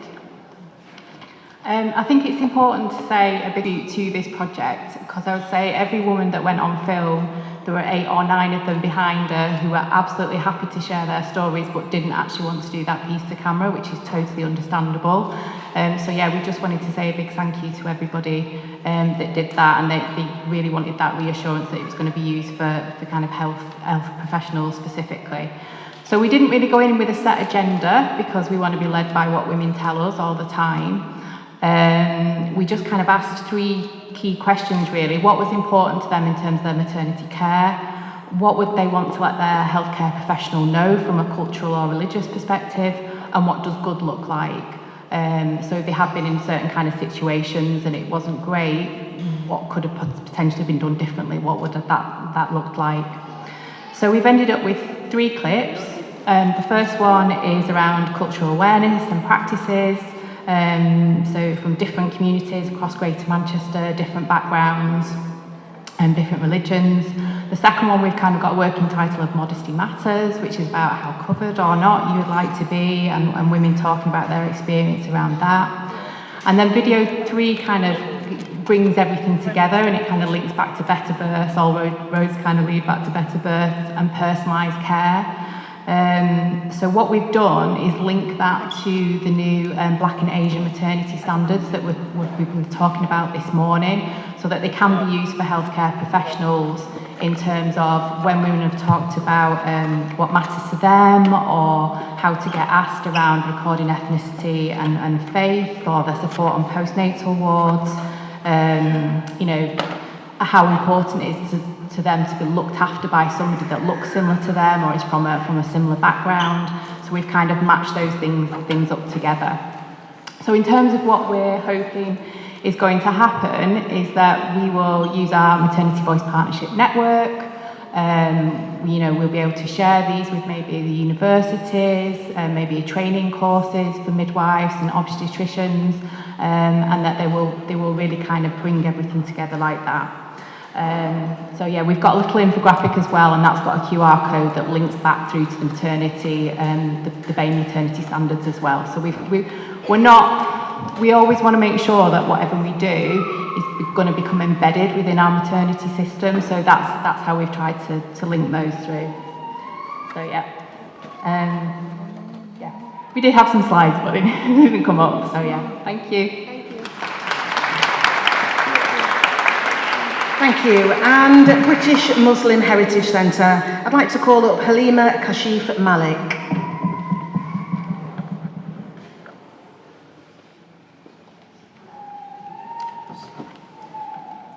Hi, good afternoon everyone.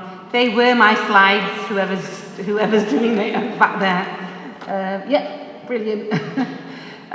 It's been great this afternoon. It's been wonderful, and I'm so glad that I was part of this. Now, the British Muslim Heritage Centre, we were also commissioned by GMEC to do some work, and we started with 3 focus groups. Our focus groups were obviously aiming at the Muslim community, but the Muslim community itself is so many nationalities within that, so choosing which nationality and which culture and who to look at and who to focus on was a bit difficult, but we narrowed it down to 3. That was the Pakistani women, the Bangladeshi women, and Middle Eastern women. So that was 3 focus groups, and they fed back then and helped with developing the standards that are fantastic today, that were actually shown to you today. So yes, that's how we started our journey. Then we moved on to thinking how do we had to deliver a set number of deliverables, I suppose. And so we started with radio and video podcasts. So we have our own radio station at the Heritage Centre, and we invited some professionals in. And our first podcast was with Dr. Ipshita, who works in the mental health team. And she was basically, she's a perinatal psychiatrist. So it was a live podcast that we had on radio, and it went really, really well. And we have the recordings on our website. Then did a webinar, thank you. Sorry, not a webinar. Then we had a video podcast, and that was with 2 wonderful midwives, and just discussing pregnancy on the whole, and basically discussing the cultural barriers, things that the new mums need to know, the old mums need to know, and where culture and religion plays a role. It was a very, very informative sort of podcast, and that again is online. I'm rushing because I've got 2 minutes, so I'm just trying to run through my slides. I'm going the wrong way. Apart from our video webinar and radios, we had video clips, and these were messages on. One thing that we discovered was many women didn't actually know the midwife. They thought midwife's role was just let's deliver a baby and that was it. But so through our discussions with the different midwives and the gynecologists and the different professionals, we came up with some video clips, and one was called Call the Midwife. So if there's any problems, call the midwife. And I know there are a lot of publications out there that do emphasize the importance of the midwife, but because we were focusing on a certain group, we wanted to highlight it a little bit more. We had another video clip with Dr. Nasima Zaidi, who's a consultant gynecologist, healthy mum, healthy baby. Beenish Nazmeen, who's a cultural liaison midwife. She went through the roles and responsibilities of a midwife. And then obviously we were going through COVID, and COVID at that time for the BAME community was, I suppose, it was a very tricky situation. So being pregnant in COVID, not knowing what to do, there was a bit of, the mums felt really anxious towards that. So we had a video in regards to the COVID vaccination and the fact that it's safe and the benefits of it. We've also got a leaflet or an infographic that highlights them points as well. So that was the COVID-19 in pregnancy. I've got a few printouts on our stall if anybody would be interested to see that. Also, the second infographic that we made was pregnancy myths and facts. So in our focus groups or any sort of communication with the women, there's a lot of things that they were just getting wrong, and in focus groups the ladies would say, well, you know, we don't do these sort of things and nobody understands. So this infographic was not just for the women, it was actually made for professionals to actually see, well, hang on, these are things that women have grown up with, they believe these things, and it's nice to sort of put it in a better way to show them, well, hang on, no, it is a myth, these are the actual benefits. So this was more the myth on the my right, and then the facts on the left. So, and I mean, there's lots of myths there that, I mean, there's hundreds of myths, but we picked quite a few that that was across the board with the Pakistani women and the Middle Eastern women as well. So, I mean, stuff like the first breast milk is considered not to be good for the baby. That was a bit of a shocker to me. And also the lady that we had to correct, it was a bit of a shocker for her as well, but it's information that most of us don't know. So anyway, I do have some printouts of this on my store. The third infographic was a leaflet on Islam and mental well-being during pregnancy and after birth. It's available. It's going to be available online at the GMEC website, or on the British Muslim Heritage site if anyone needed it.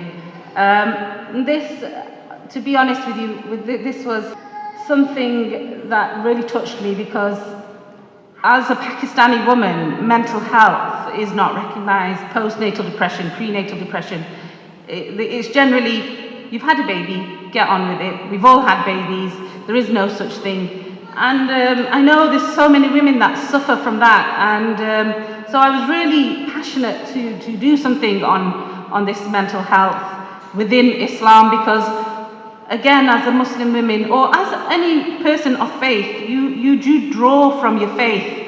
And if your faith is telling you, hang on a minute, we respect you, you're a mother, you're a wonderful person, and motherhood is an amazing thing, but hang on, there are some problems, and you know, there are cures to that, and there is help for that. So this leaflet that we made was to encourage women, and again, information for the faith leaders and maybe some professionals, but of course professionals have a lot more knowledge and a lot more in depth, but it's a start, and I think that's what the point was.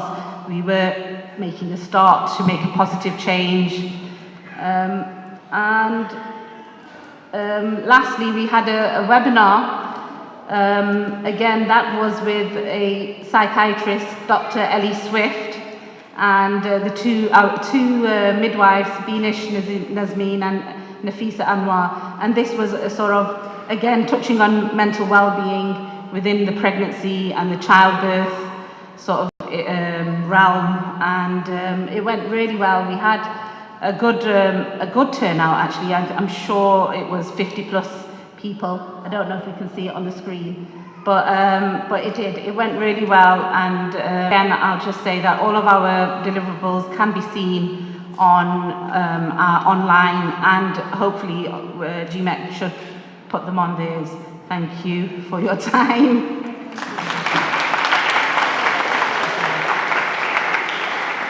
Thank you. It's really good to hear what different organisations and community group are doing to make a change. Lastly, I'd like to bring up Nadie Sina from Senga. Thank you, and good afternoon to you all. I want to start off by just saying a big thank you to Akila and Faye for allowing Sangha to take part in this. I feel very privileged to be part of this, but it has had quite a lot of challenges. I also want to thank the Dean who chairs Sangha, who's given me his support and guidance in a lot of these projects that we've done. So I just wanted to start off by saying that we started our focus group back on the 30th of March 2021. Doesn't it sound like such a long time ago now? And that was titled Asian Mothers Focus Group. And we started off with about 7 women. And I had to think about this because our organisation is very inclusive, and it's for Asian women to get integrated with our community, but felt that the Muslim community were they were represented very well, but it was the Indian women that didn't seem to have a voice, so we kind of changed it a little bit to include Indian women so they'd be more comfortable in trying to get there. And so that was our first focus group, and from that we decided to carry on with that momentum of that focus group, and a week later we had another focus group, but with a talk therapist who was an Indian lady, and that was really powerful because we found that there were about 2-3 of those women in that call that were crying. And I couldn't believe it because their experiences of the NHS were so traumatic that it was a fantastic opportunity to really see what was going on out there, and hidden voices. This really was hidden voices. But then we kind of stumbled upon trying to get more women involved, and it was really hard because the Indian women just weren't coming forward. So I was thinking, what should we do? Should we give them awards because they like awards? Should we give them titles because they love titles? What should we do? And then we found an idea. And on the 15th of August, which was a Sunday, 15th of August was Indian Independence Day. So we decided to have a very big focus group right here in the cathedral. And that was expectations of parenthood on Indian Independence Day. And we had a massive turnout. It was really challenging, but we had a huge turnout. We had Nitya, who's going to be dancing soon, and all the parents and the children, they came along, and it was a very, very successful focus group. There was a lot of chaos going on, but we managed to compartmentalize all of that. And then from there, on January 22nd, we had another focus group, which was Empower and Support, which was Maternity Community. And that was held over Zoom, and we had about 8 to 9 clinicians. A lot of them were Indian, but they didn't have to be, they just happened to be. And that was really good because it kind of allowed the other Indians to come along and see what this was all about. And that was very, very powerful. And in between all of those focus groups, we had our amazing videographer, who's Gina. Gina, can you give us a wave? Where are you? Are you here? There we go. So Gina's been throughout this whole of this journey, and I'm sure you've learned a lot as well within the maternity community and the South Asian community of what's been going on. And so she's been doing our infographic on diet. So from our initial focus groups, we realized and we decided to find out what we needed as our deliverables. And so from our big webinar, we did a lot more than we expected because we broke that webinar up into lots of different topics. One of them was myth-busting painkillers during pregnancy, expressing concerns during pregnancy. I know Akila mentioned about not knowing how to raise your concerns, so that was an important one. What a typical pregnancy actually looks like, because people go in there without really knowing. People have come from different countries, so the NHS system is very different. In India it's private, so they don't understand often what NHS is all about. Introducing the different roles in pregnancy. And then we also had a recorded in-person workshop regarding preconception and during and after pregnancy. And we also finished off with a vaccine video with all the doctors and all the consultants throughout the whole journey of maternity, you know, encouraging women to have their vaccine and how important it was. So I just want to finish off with this little journey. The popular proverb that it takes a village to raise a child is powerful. But even more powerful than that is the self-care of those that are producing the children. This insightful journey has taught me this. Om Mam Dehi Mahi Dehi. And that may I rest in the nourishment that is mine to take, because then I can nourish all of you. So it's about looking after these precious services that are offered to us and working together to improve what we have worked so hard to build, because communities that work together grow together.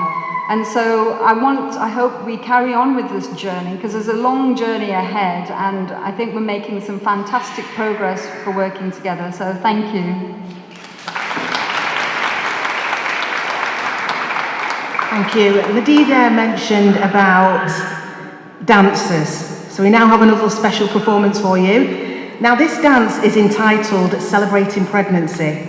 Now the lead dancer says pregnancy is such a beautiful phrase in a woman's life. It's a beginning and it needs to be celebrated. Now the dancer said, as a mum of two, I feel quite emotional remembering my own pregnancies, and they're going to perform for us now. Thank you.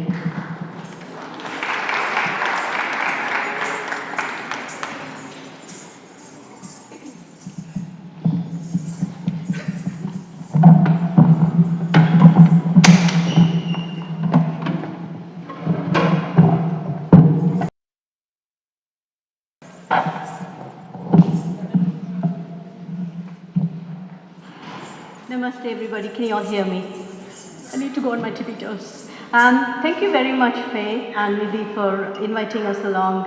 As I said, I think pregnancy is such a beautiful phase in a woman's life, and a huge kudos to all of you here who are actually supporting a woman through all the phases of this beautiful process. So the programs, we're going to be doing two items, two performances.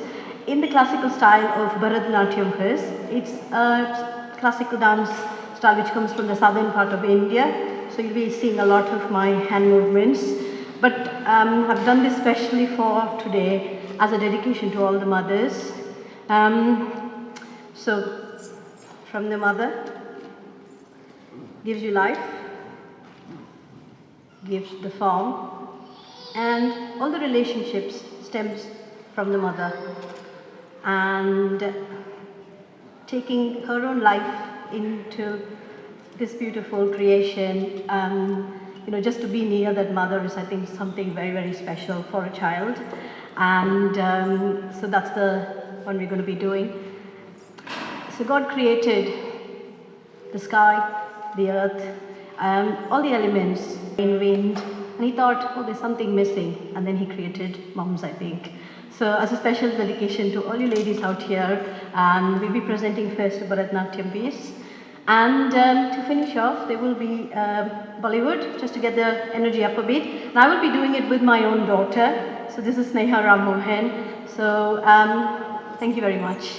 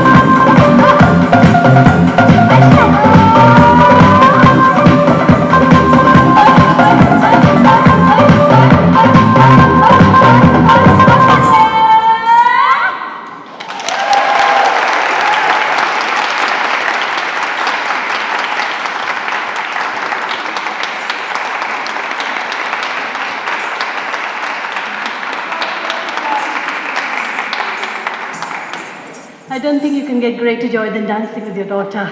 So thank you very much.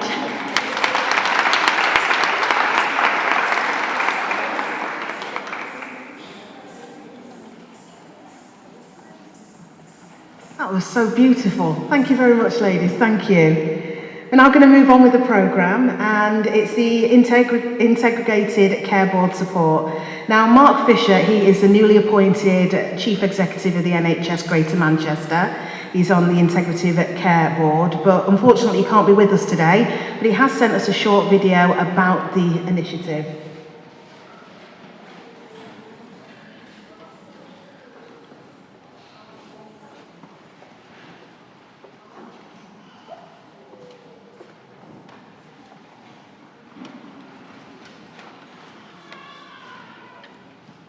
Okay, whilst we get that video up, I'd just like to give a thank to some of the sponsors that we've got. At the back of the brochure, you can see all the sponsors are there. Also as well, some of the events that you've got coming up from CAHN. So on the tables, you have been left a flyer about the gala that's going to be taking place. So if you can, do come and support that. Again, it's a great opportunity for CAHN to fundraise, to keep going with the great work that they're doing. We've also got Black History Month, which is taking place next month, and I believe we're going to be here in the cathedral, so you can come along. All the information is listed on CAHN's website, so do go on there for all the full information and listing. Because we haven't got the video at the moment, or as it, let me just have a look. My magical wand. Here we go.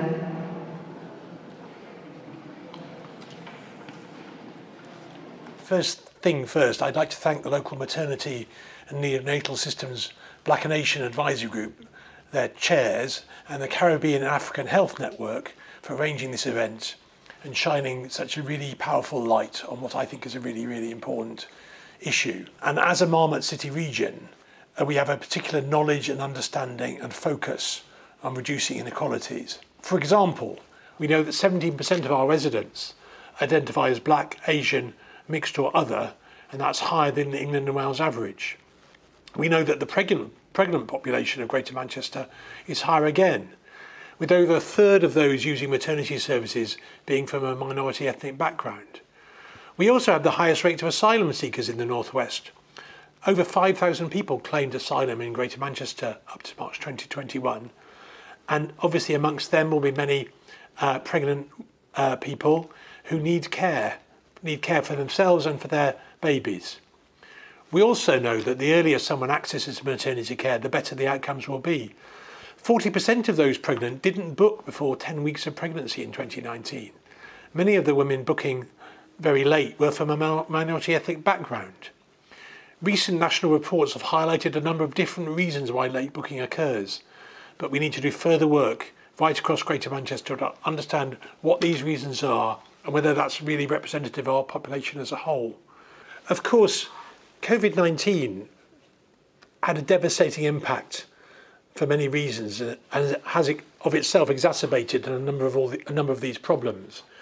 In Greater Manchester, we experienced greater numbers of those pregnant severely affected by the infection, and a larger proportion were hospitalised. And some of those, very sadly, required intensive care and the use of the most advanced procedures to save their lives. A range of risk factors associated with COVID-19 infection and indeed hospitalisation included being pregnant and coming from an ethnic minority background, socio-economic deprivation and absence of vaccination was true for many of those admitted to hospital and admitted to intensive care. And also through the pandemic, we have seen a rise in stillbirth, very sadly, and babies having to be delivered early to allow more aggressive treatment of their mothers. What the data shows us is that a proactive programme of vaccination and the targeting of the most important messages about the benefit of vaccination is absolutely fundamentally necessary to prevent similar problems in the future. What I want to talk about now is some of our biggest areas of risk. I'm sure you'll hear more than once today that there remains a fourfold difference in maternal mortality rates amongst women from a Black ethnic background, and an almost twofold difference amongst women from an Asian background, compared obviously to white women. We therefore need a continued focus on action to address these obvious disparities. We also know that up to 1 in 5 women develop mental health problems, such as a low mood, anxiety and depression during pregnancy, or indeed in the first year after childbirth. Our data tells us that some ethnic groups are underrepresented, and overall access to our services is not fully representative of our pregnant population. For example, 33% of our pregnant population is from an ethnic minority background, whereas 70% of patients seen by perinatal mental health teams were white. Now, as I'm sure you all know, all pregnant people are recommended to take vitamin D supplements in pregnancy because it helps the development of babies' bones, teeth, kidneys, heart, and their nervous system. However, those at high risk of vitamin D deficiency include many from ethnic minority groups. Yet the uptakes in these groups of vitamin D is low. So I think that has to be a really key focus of effort for all of us. It's not, of course, just those who are pregnant who are suffering. National data has identified that babies born to Black or Black British parents had a 67% increased risk. That video will be sent around so you can view that. Dr. Manish Kumar, Chief Medical Officer at the NHS Greater Manchester Integrated Care Board.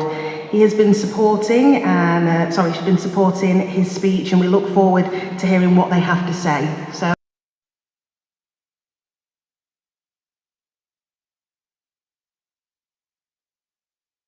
First thing first, I'd like to thank the local maternity and neonatal systems Black Nation Advisory Group, their chairs, and the Caribbean and African Health Network for arranging this event and shining. I missed most of this morning. I followed it on social media and the positive feedback, but I think I got a chance to see some of the best of what's been going on across our integrated care system.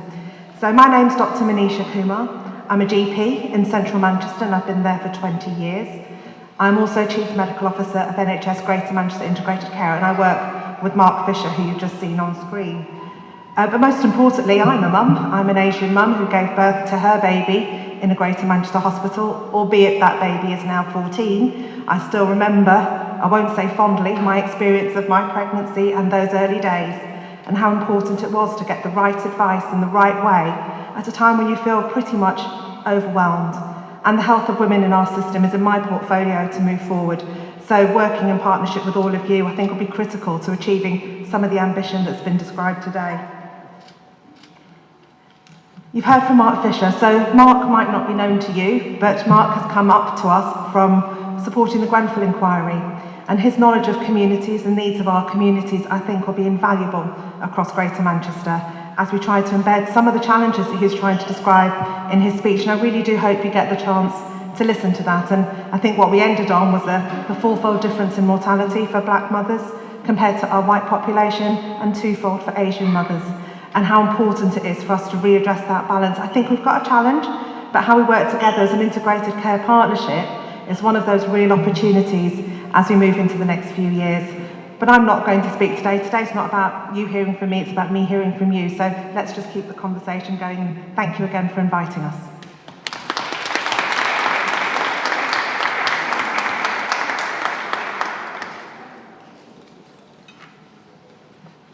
Now, Nadine, I don't know if you wanted to come and say a few words. Okay, so we covered Nadine before. It's now time for us to look at the views of the higher education. So Sheridan Lomas is a very dedicated midwife lecturer at the University of Salford and has worked tirelessly to ensure the equity and also what's happening within midwifery and midwife. Now Sheridan will also speak about the work that she's doing now from the University of Manchester, and Christine Fuber, another great advocate of equality within midwifery, is going to support this as well, and the initiative, and also what they're doing, as I said, in the University of Bolton as well.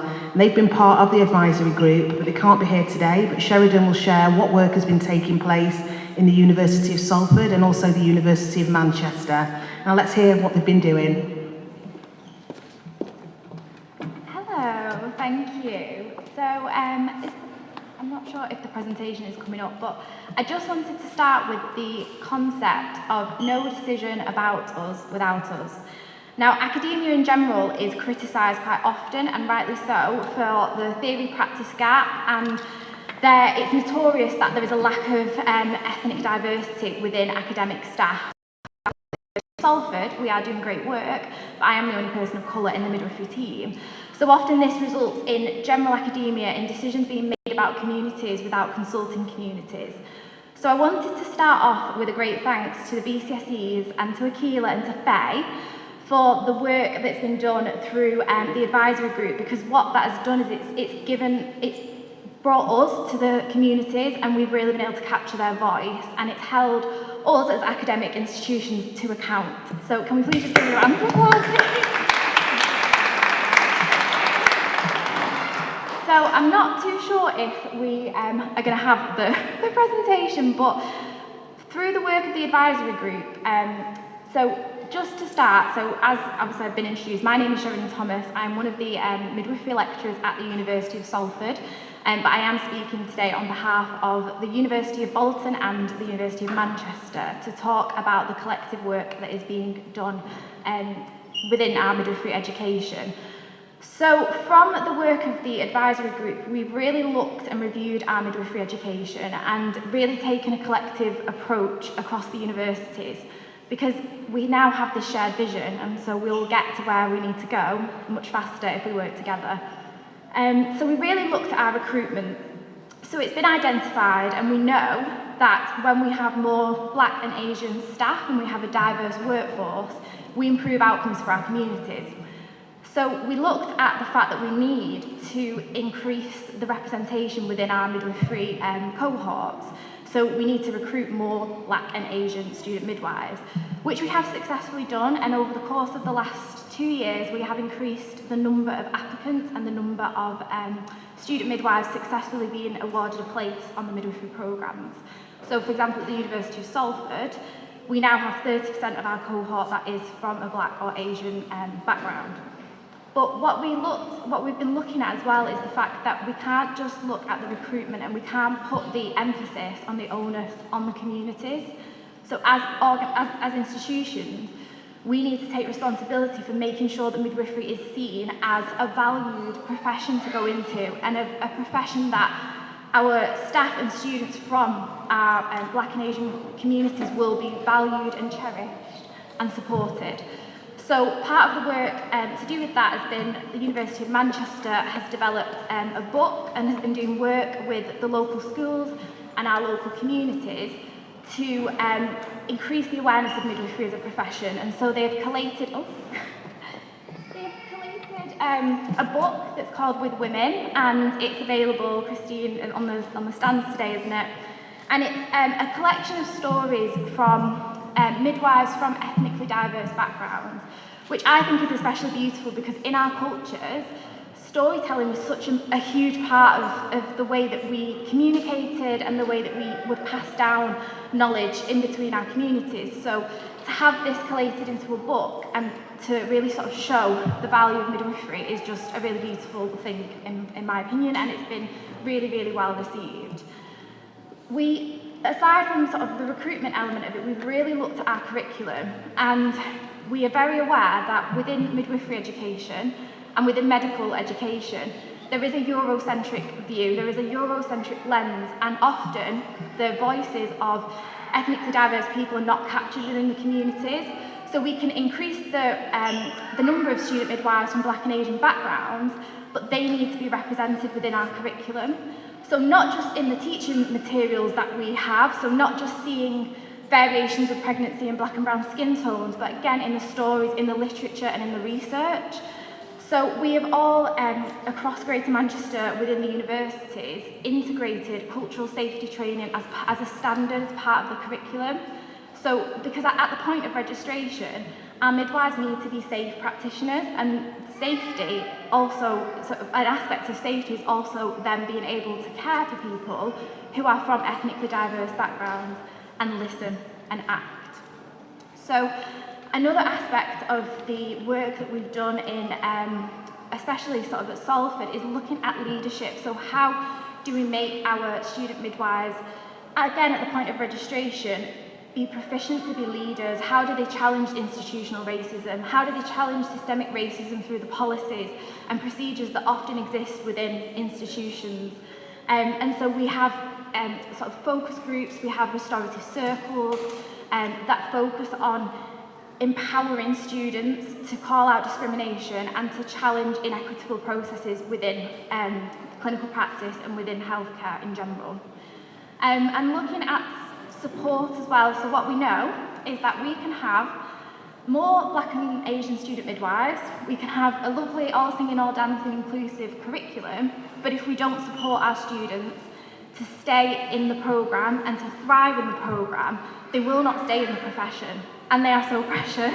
We need every single one of our student midwives. So we've really been looking at the support and the mentorship aspect of what we can do to specifically support students from a Black and Asian background, because they have different lived experience. And within at Salford especially, we look at things through a lens of intersectionality. I know you guys do it at Manchester as well, and looking at how the different identities we bring with us into our careers affect us on a personal and professional level, and what tools we can give to our student midwives to equip them to harness that lived experience and really go to be champions in the workforce, really. So we are looking at a variety of different mentorship programs, and there is a lot of work that is going on at an academic level to try and improve the support for our Black and Asian student midwives. We've been talking today with the students that have come from Salford about creating a Black and Asian and equity group collective, so to create that sense of community, because we've seen today the power and the support of community and how beneficial that is. And I really feel that currently student midwives are at a loss because they sort of fall through the gaps a lot of the time, and there isn't always that sense of support that is specific to the lived experience of being a student midwife from you know, a variety of ethnicities, but also from groups where society marginalises people. One of the other amazing projects that we have running that has come as a direct result of the maternity advisory group is the Maternity in Colour project. So this project originated from when we were reviewing the curriculum and we were looking at, okay, what does it mean to be culturally safe? How do you recognise signs of deterioration in somebody who is not white? Because everything that we see in the textbooks describes somebody that they will be pale or they may be blue. And actually people who have got dark skin, that is not how they present when they are unwell. So we then started to look for representative teacher materials, and we identified that often in the textbooks the images are mostly depicted on white skin or white babies or white families. Oh, here we are. So the Maternity in Colour project is about us, again, it's collaboration, it's us working in partnership. Akila has been amazing, Kylie, Heather, and Wahida from Bolton. It's an absolute, it's a big task to undertake, but the aim of the project is to work in partnership with our local trusts to produce a handbook of images of common variations of pregnancy, you know, signs of deterioration in groups of people who are not white. So how do we, to be able to sort of gather the images of people who are Black and Asian, and to be able to have that positive representation that we need throughout our midwifery education and in our teaching materials. So as I said, we do know that there is so much more work to be done, but I'm very, very confident, and I feel very, you know, very reassured and very uplifted by all the conversations that have happened today, that we definitely are on, you know, we're moving in the right direction. And we are listening, and as I said, academia, often things are quite slow, but it hasn't been with this work, and it won't be, and we won't stop, and we are really listening, and we are taking action. And there is so much more work to be done, but we definitely are moving in the right direction and taking positive action. I think that's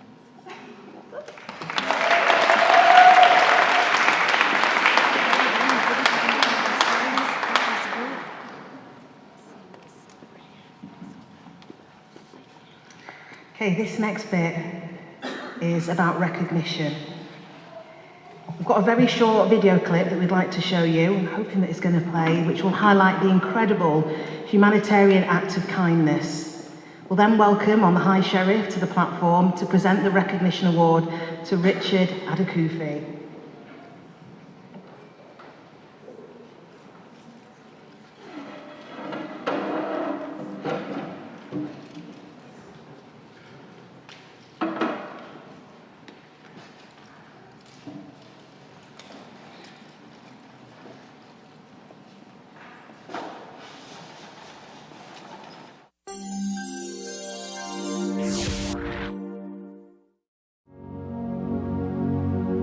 Hello, good morning.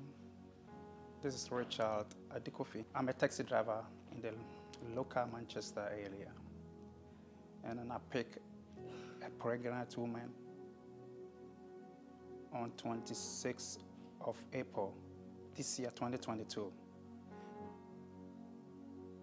When I dropped her, I found out that she needed help, so I dropped and I helped her to offload her items.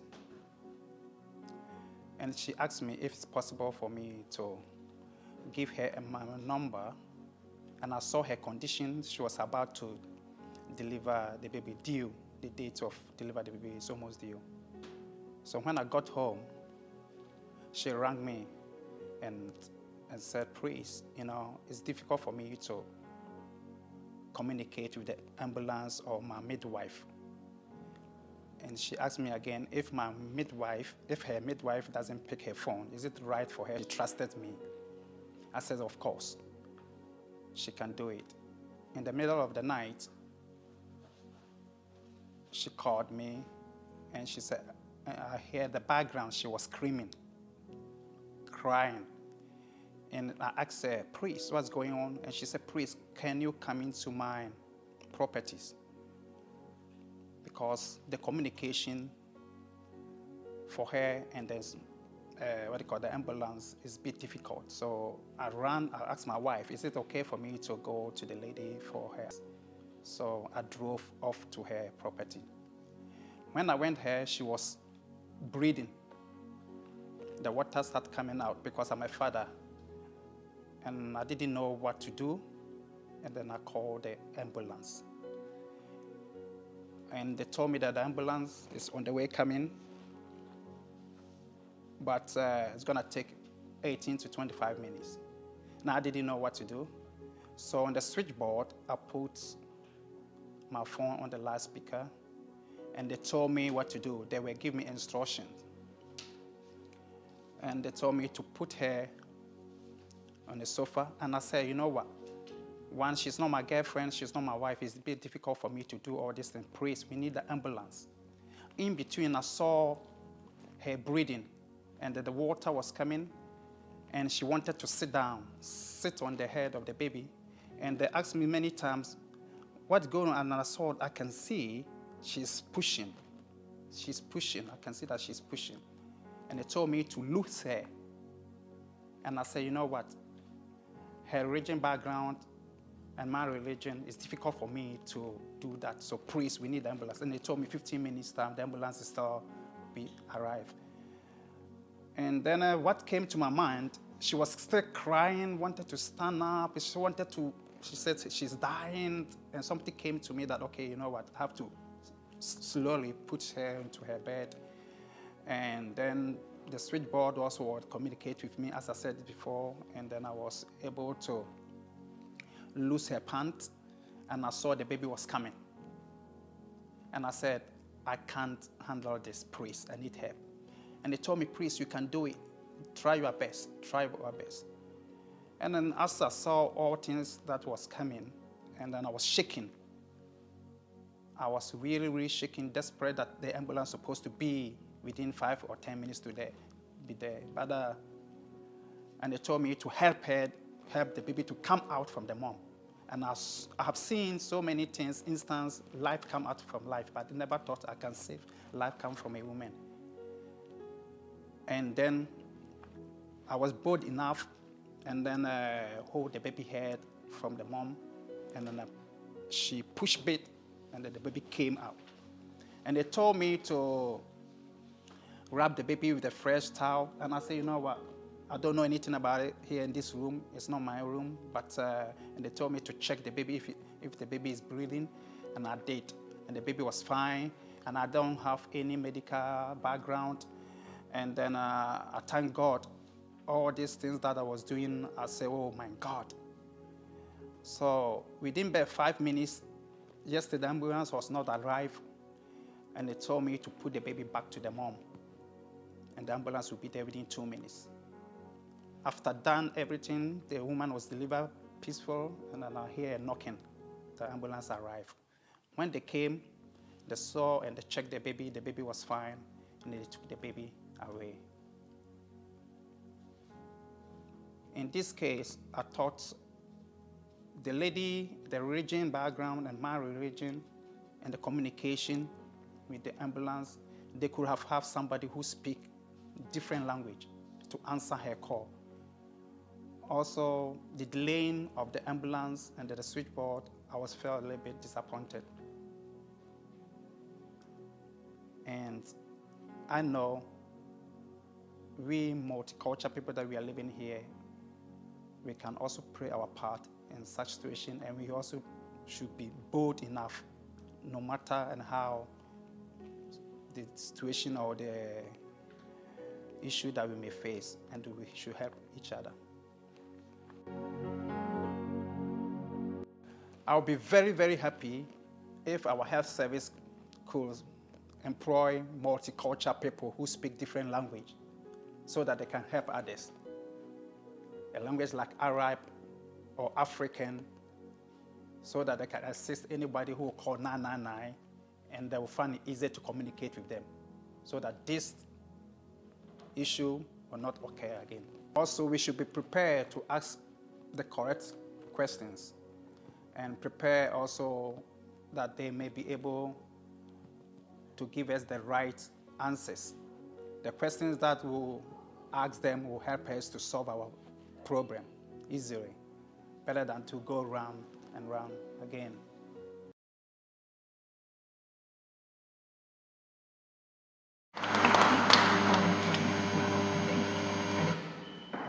How heartwarming and emotional was that?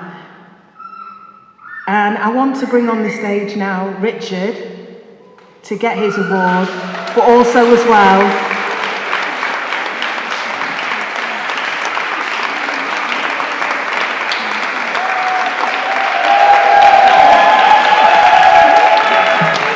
local celebrity. To present the award, we have got the Deputy Lieutenant of Greater Manchester. If I can invite you up, please, Shauna Dixon.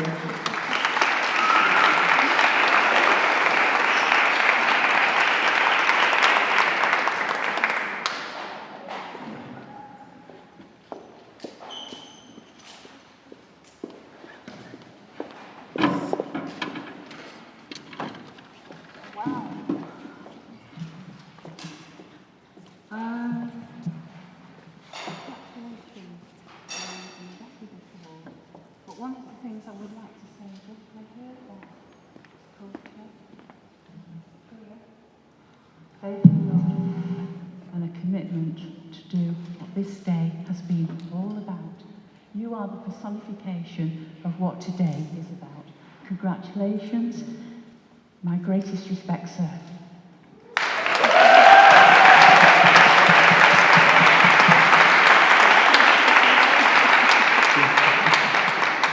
I would like to thank you all, and this is for every woman who are here and who are out there, who are speechless, who need the help, but there's no help coming from. And multicultural people, you can also do and play your part. May God bless you. I didn't do it on my own. I know that God used me to bring life from life. May God bless you. Thank you for the CAHN group also, especially from Pastor Charles Leader. Thank you very much. It's been such a mixed day of emotions. I can't believe it. Teary again. Absolutely fantastic. So thank you so much there for Richard. Jessica, who is here to present, has been an outstanding lead on the project here in Greater Manchester. And what Jessica does is she identifies, along with Elaine Stringer, clinical lead midwife, the work that needs to be done to bring equality to maternity health. Jessica will now present the work that's been taking place in Greater Manchester and how the advisory group has been embedded.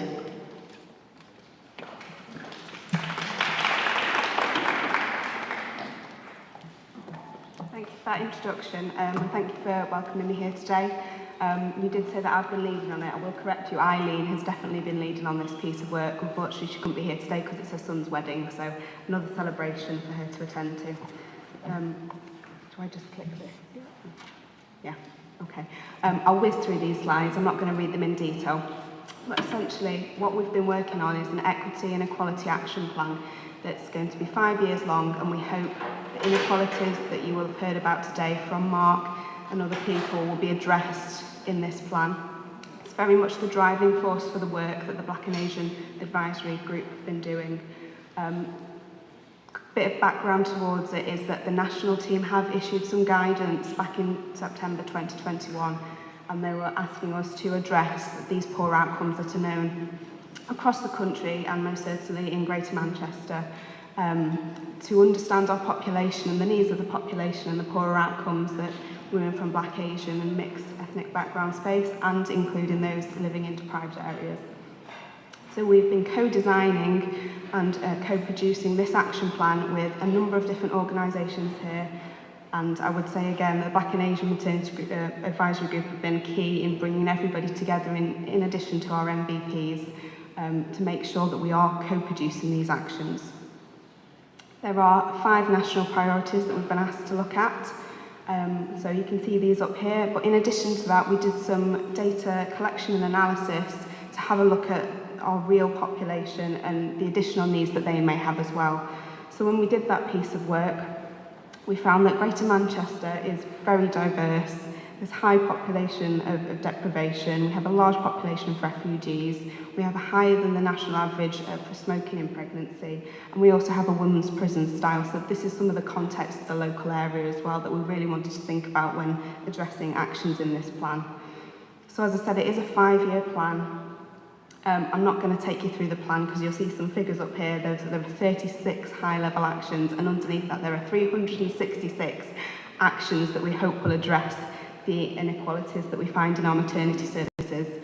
And there are that many just because of the sheer co-production that we feel we have been able to do. Everybody's ideas have been brought together and put into this one large document. We've also used over 50 resources nationally, locally, things like the Embrace report, the new Invisible report that's come out, the 5 times more report. So we've pulled a lot of information and resources that are already out there, that are already known about these poor outcomes in order to address them in Greater Manchester. As I said, it's been very much a co-production, and we've had our MVPs at the heart of this and the Black and Asian Advisory Maternity Group. We've worked with peoples and communities, we've worked with the population health, the universities, maternity service providers, VCSE organisations and commissioners. And there's just a few figures here about our co-production. So we had 56 members of the Task and Finish group who were the core team responsible for coming up with actions. But all of those people then went out to co-produce and liaise with other VCSE organisations as well. So there were 38 organisations, and I've put in brackets that we are aware of, because there's probably a lot more that people have gone out and spoken to. There's another slide there just highlighting some more figures about how we've co-produced these actions. You can see there are 121 Equity Action Plan meetings, and that is largely held by Eileen, my colleague who wasn't here, who met with individual people to go through this action plan. This slide here just represents a large number of the organisations that we have been working with. You might see a few familiar up here. So we've obviously got people who are here today, and as I said, they've been brought to our attention and collaborated and co-produced with through the Black and Asian Maternity Advisory Group. I've just picked out 10 top high-level actions from our plan. As I said, there's 366, so I won't go through them all. These are ones that we really think would make a difference if we were able to implement them. So preconception care is something that we're really keen to have, and establishing it throughout GM with the support of our VCSE sectors. Early access to antenatal services. So I don't know, some of you might remember that Mark said that 40% of our population of women don't book early. And that means that if they're not booking early, they're not going to get screening tests. And the population of people who tend not to book early, there's things like sickle cell anemia that's more prevalent in that population of people. So we really want to understand why in our population is this happening and how can we address it. Enhanced midwifery continuity of carer. So this is something that nationally we are aiming to implement, but it's also something that we're really keen to implement in Greater Manchester, and there is pockets of pilots going on at the moment in Greater Manchester. Personalised care and support planning, and that's very much about the individual person, their care. Do they have any language needs, cultural needs? It's not just about that person and their medical needs, it's thinking socially and wider about that as well. So do they have transportation issues? How can we help that within our maternity services? And then obviously the big one is the Black and Asian Maternity Equity Standards that you will have heard about today. We are implementing them currently. I'm sure you will have heard that our maternity providers are evaluating their status against it, and we're going to be pushing them to implement those fully. We hope to have universal and targeted vitamin D supplementation, and we hope that that will help poorer outcomes, because a lot of the population who have poorer access to vitamin D end up with more likely to have vitamin D deficiency and insufficiency. Embedding of Saving Babies' Lives Care Bundle, which again is a national programme, and within that the GM Smoke-Free Pregnancy Programme, which has done great work reducing the number of women who smoke during pregnancy. In GM we have a large number of people with raised BMI, and the Embrace report for conditions, high BMI can cause further complications in pregnancy. So as we have a higher percentage in GM, that's something we really want to focus on. Establishment of family hubs. We know that a third of our children in GM live in poverty, and to address that we really need to have a care bundle that doesn't just look at health, doesn't just look at social, and it all brings it together, and we feel that family hubs is something that definitely can help with that. And there's six boroughs across Greater Manchester at the moment implementing these family hubs, and they'll have things like breastfeeding support as well implemented within them. And then finally, something that Sheridan largely touched on before, is getting staff from ethnic minority backgrounds into the workforce. And to be representative of the local population. Our local population in Greater Manchester is so diverse. The city centre is so different to Oldham, so different to Bolton. So we want to make sure that our workforce is representing those populations spread out across points that Sheridan raised, so that people can see themselves, but also that there's an awareness and there's a knowledge, and it's not just from learning, it's from living that experience as well. Okay, so the next steps that we're going to do is we're going to take those 366 actions, and we're hoping that our programme board will sign them off tomorrow, so it's quite soon that's happening. We're going to share it with our ICS colleagues and get their support on that plan so that we can make sure it's implemented. It's going to go to our regional maternity team on the 30th of September. Once they receive it, they'll send it to the national team to review it, and we'll get comments back. But alongside this, it's an action plan. It's very much live. Once we've submitted, that isn't the end of it. We need to implement it. We want to make sure it's not a tick box exercise, and the work that the Black and Asian Maternity Group have been doing will be extended through an equity and equality working group that will be established from representatives from the Black and Asian Maternity Advisory Group and anybody else who wants to be involved. And as I said, it's a live document. That means going forward, if we try something, it doesn't work, and we get feedback, we will be changing it. And I've put an email address up there that hopefully can be circulated as well after today. If anybody's interested in being on that equity and equality working group to take these actions forward, to see change, to implement these actions, then please drop that email line, and we can look to working with you. And then finally, thank you. I've put my colleague Eileen's email address up there because she is the lady to go to with all the knowledge. So if you have any questions about the plan, how we plan to take it forward, she is the lady to go to. Thank you very much.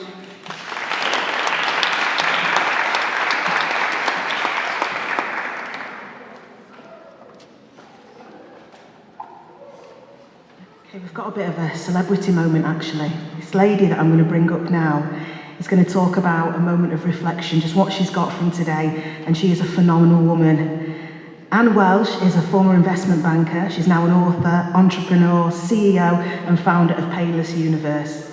It's a digital brand that covers every aspect of pain management, from online communities to corporate workshop to tech solutions to apps, all of which have been around wellness at the core. Now, Anne, I've seen her actually on Jeremy Vine, seen her in the newspaper, Daily Mirror. Also, she's been on BBC World, and her book, which she brought out in 2019, is called Painless, Living with Pain and Finding Joy. Now, Anne also is an advocate for sickle cell anemia. I'd like to bring up Anne now. Thank you.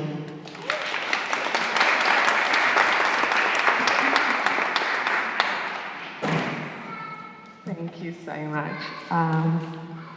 That was a massive introduction. I didn't realize I had that credential attached to my name. I'm absolutely delighted to be here as a sickle cell warrior. I think a lot of you know about sickle cell. I am full-blown sickle cell girl. I have 2 beautiful kids. I didn't think I could have them, but because of beautiful people like yourself who've helped me through my pregnancy, I was able to give birth to my son, who's now 13. He plays England ice hockey under 13, and my daughter, who's 5, who I took to school. So I missed this morning's session. I drove all the way from London to come join you. So I'm absolutely delighted to be here. I'll give you a little bit of my reflection. Before I start, I want to say a big thank you to the organisers, CAHN, for organising such an informative event. I wish I knew about this event from a younger age because, growing up in a very diverse community, London, I came all the way from London, and, realising the world is actually so difficult when you're a certain person. When you're a black woman, ethnic minority, you always have to fight. I've always fought when I was in hospital with sickle cell crisis. Luckily, my mum was a primary school teacher. She's just retired, so I brought her along with me today. And every time I get in a sickle cell crisis, I would call her and say, Mum, you need to be here, because the doctors or nurses are never going to understand how much pain I am in. And she will always be there to be by my side. She will hold my hands, and she will take me in the A&E. I'm always gone by then because of the morphine and all the drugs we have to take. But most of the time, no one understands us. They always think we have our own issue. And my mom so kindly will always say to them, she's on the weight, this is the amount of morphine she could take, this is the amount of things she could do. So she's always there to communicate to them, to let them know that it is difficult, but she's human being, so look at her from a human being perspective. Forget her race, forget what she is, but look at her from a human being perspective. I started my journey in a very challenging way. School was very difficult for me, and I always gave up on life. So sitting here listening to everyone giving opportunities to people who haven't had opportunities, it makes me so happy. Because I started in my journey so difficult, but it was just out of my own sheer determination, wanting to be the best, that I started thriving at the age of 25. And when I look back at the midwifery, the midwife and everything you have done, I'm actually so proud of what has happened, what has taken place from before to where we are today. The ethnic minority group is a challenging group because we live in a very diverse community and people are all so different. So everyone comes with their own problem. COVID-19 has not helped the issue. A lot of people, when you go to people now, everyone realize, oh, I have a problem. So you feel like slightly embarrassed to talk about your own issue because you think, if everyone has a problem, what gives me the right to bring up my own issue? But what you guys are doing here is actually reflected and saying to people, the diverse community still matters. You're not forgetting us in our communication. You're not forgetting us in your brochures. Because what people do really like, what people really do need is that knowledge, that empowerment and understanding of that if you see someone who's different, it doesn't mean because the person is different, you give them a different quality of care. When I had my daughter, I almost witnessed that first time. I was in hospital, my HB level was 5 because I can't take blood. It was going down dramatically. So they put me in this room. I can't go private even if I wanted to because of my sickle cell anemia. No private doctor would take me. So they put me in this room. A lady came in, a midwife, she said, you shouldn't be here. She was so rude to me. And honestly, with my HB level at that level, I was all over the place, and I said to my mom, all I just want is to just have this baby and just let them have the room, let them do whatever they need to do. I'm not trying to be difficult, but she made my life hell. But luckily my family were there, they were able to help me fight the case with the midwife. And I got another lady who came in, who was from our African background. She understood what I was going through, she understood sickle cell. And she then sympathized with me and sat me down and said, don't worry. The next day I had the baby because of the stress and anxiety I went through. I had my baby, I've had to put my babies at 35 weeks on the dot, so they had to go through the whole care. Well, in summary, rather than taking your time, I can speak forever, I just want to really appreciate everyone in this room for helping us shine a light on something that's so crucial. The diversity and inclusion is not just to say that someone is different, they need special care. It's just to say someone is different, they need care, period. Give it to them. And it's about being kind, being empathetic, thinking about that person when they ask for something. Not because the person can't speak your language means the person is stupid. It just means they don't understand what you're saying. And finding a more empathetic way to communicate with them. So many babies are lost today that shouldn't have died because when they go into the hospital, most midwife looks at them and say, "You're not ready. You're not a serious boy," because of the way they look. So that judgmental is something I would want to emphasize, to put in that care when you talk to nurses, when you talk to people, when a patient comes in, so that they could be, and they could go on to have babies that will live long, healthy and happy. We should always think about the burden that brings to society when babies are not born healthy, because their parents were not able to get better quality of care. But when we give them that better quality of care, babies can be born healthier, they add more value. Myself, I'm adding tremendous value to the UK society because someone gave me a chance. So when people are given a chance, when mothers are given a chance to give birth to babies, give birth to healthy babies, it makes a difference. I have to thank the organisation again for the amazing work you do. I have to thank Richard who won the award because people like him save lives.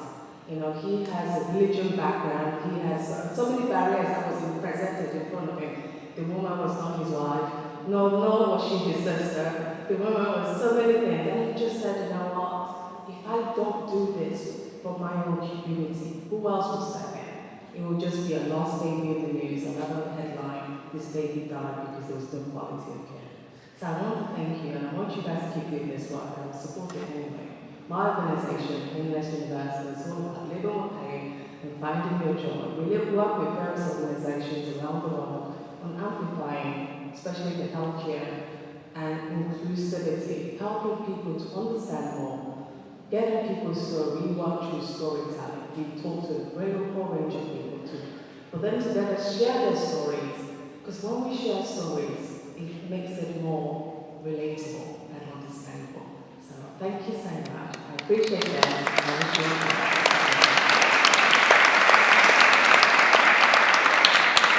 It's now time for us to close the event. What a day! We've laughed, we've cried, we've danced, we've ate. But the one thing that we've all done is we've come together to realise what needs to be done. And this day could have been put together or highlighted the importance of the day without some special people. So I'd like to bring back Dr. Faye Bruce and also Keela. Thank you.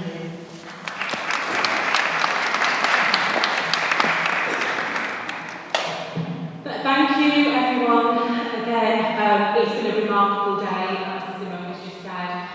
We just want to say thanks to a few people for which this day would never have been possible. So we just want to say thank you, and they're probably left now, because lots of people had to leave to pick up children and things. So we want to say thank you to our commissioners. We want to say thank you to Greater Manchester Integrated Care Partnerships. We want to say thank you for funding the work that we've done. We want to say thank you to all the BCSE sector organisations that have been involved, all the HEIs, the universities, and also all of the NHS. We've had lots of NHS involvement from right across ambulance services to the actual provider services as well. So we've had a lot of involvement. So we want to say thanks to everybody. We want to say thanks to the caterers. I think we've all enjoyed some really good food.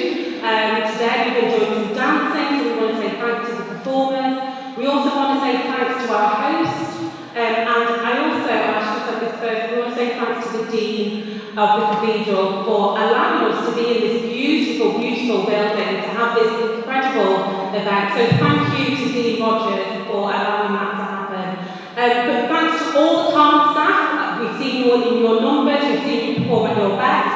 So thank you again to all the CAHN staff and volunteers, and I'm sure I've missed anybody, but if I've missed anybody, Keela, you can pick it up. Well, thank you to everybody for being here today. Thank you. Yeah, thank you all for being here and actually listening to us. And last but not the least, all the service users, all the mothers who came here and shared their stories with us today.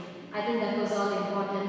And what is also important is that we would like you all to be involved in taking this work forward. As I told in the morning, this is just the beginning. The baby steps that we have taken. We have realized that there is a problem, we need to sort it out. So if we can get all and each and every one of you to commit to taking this forward and improve the lives and outcomes of our Black, Asian and all mothers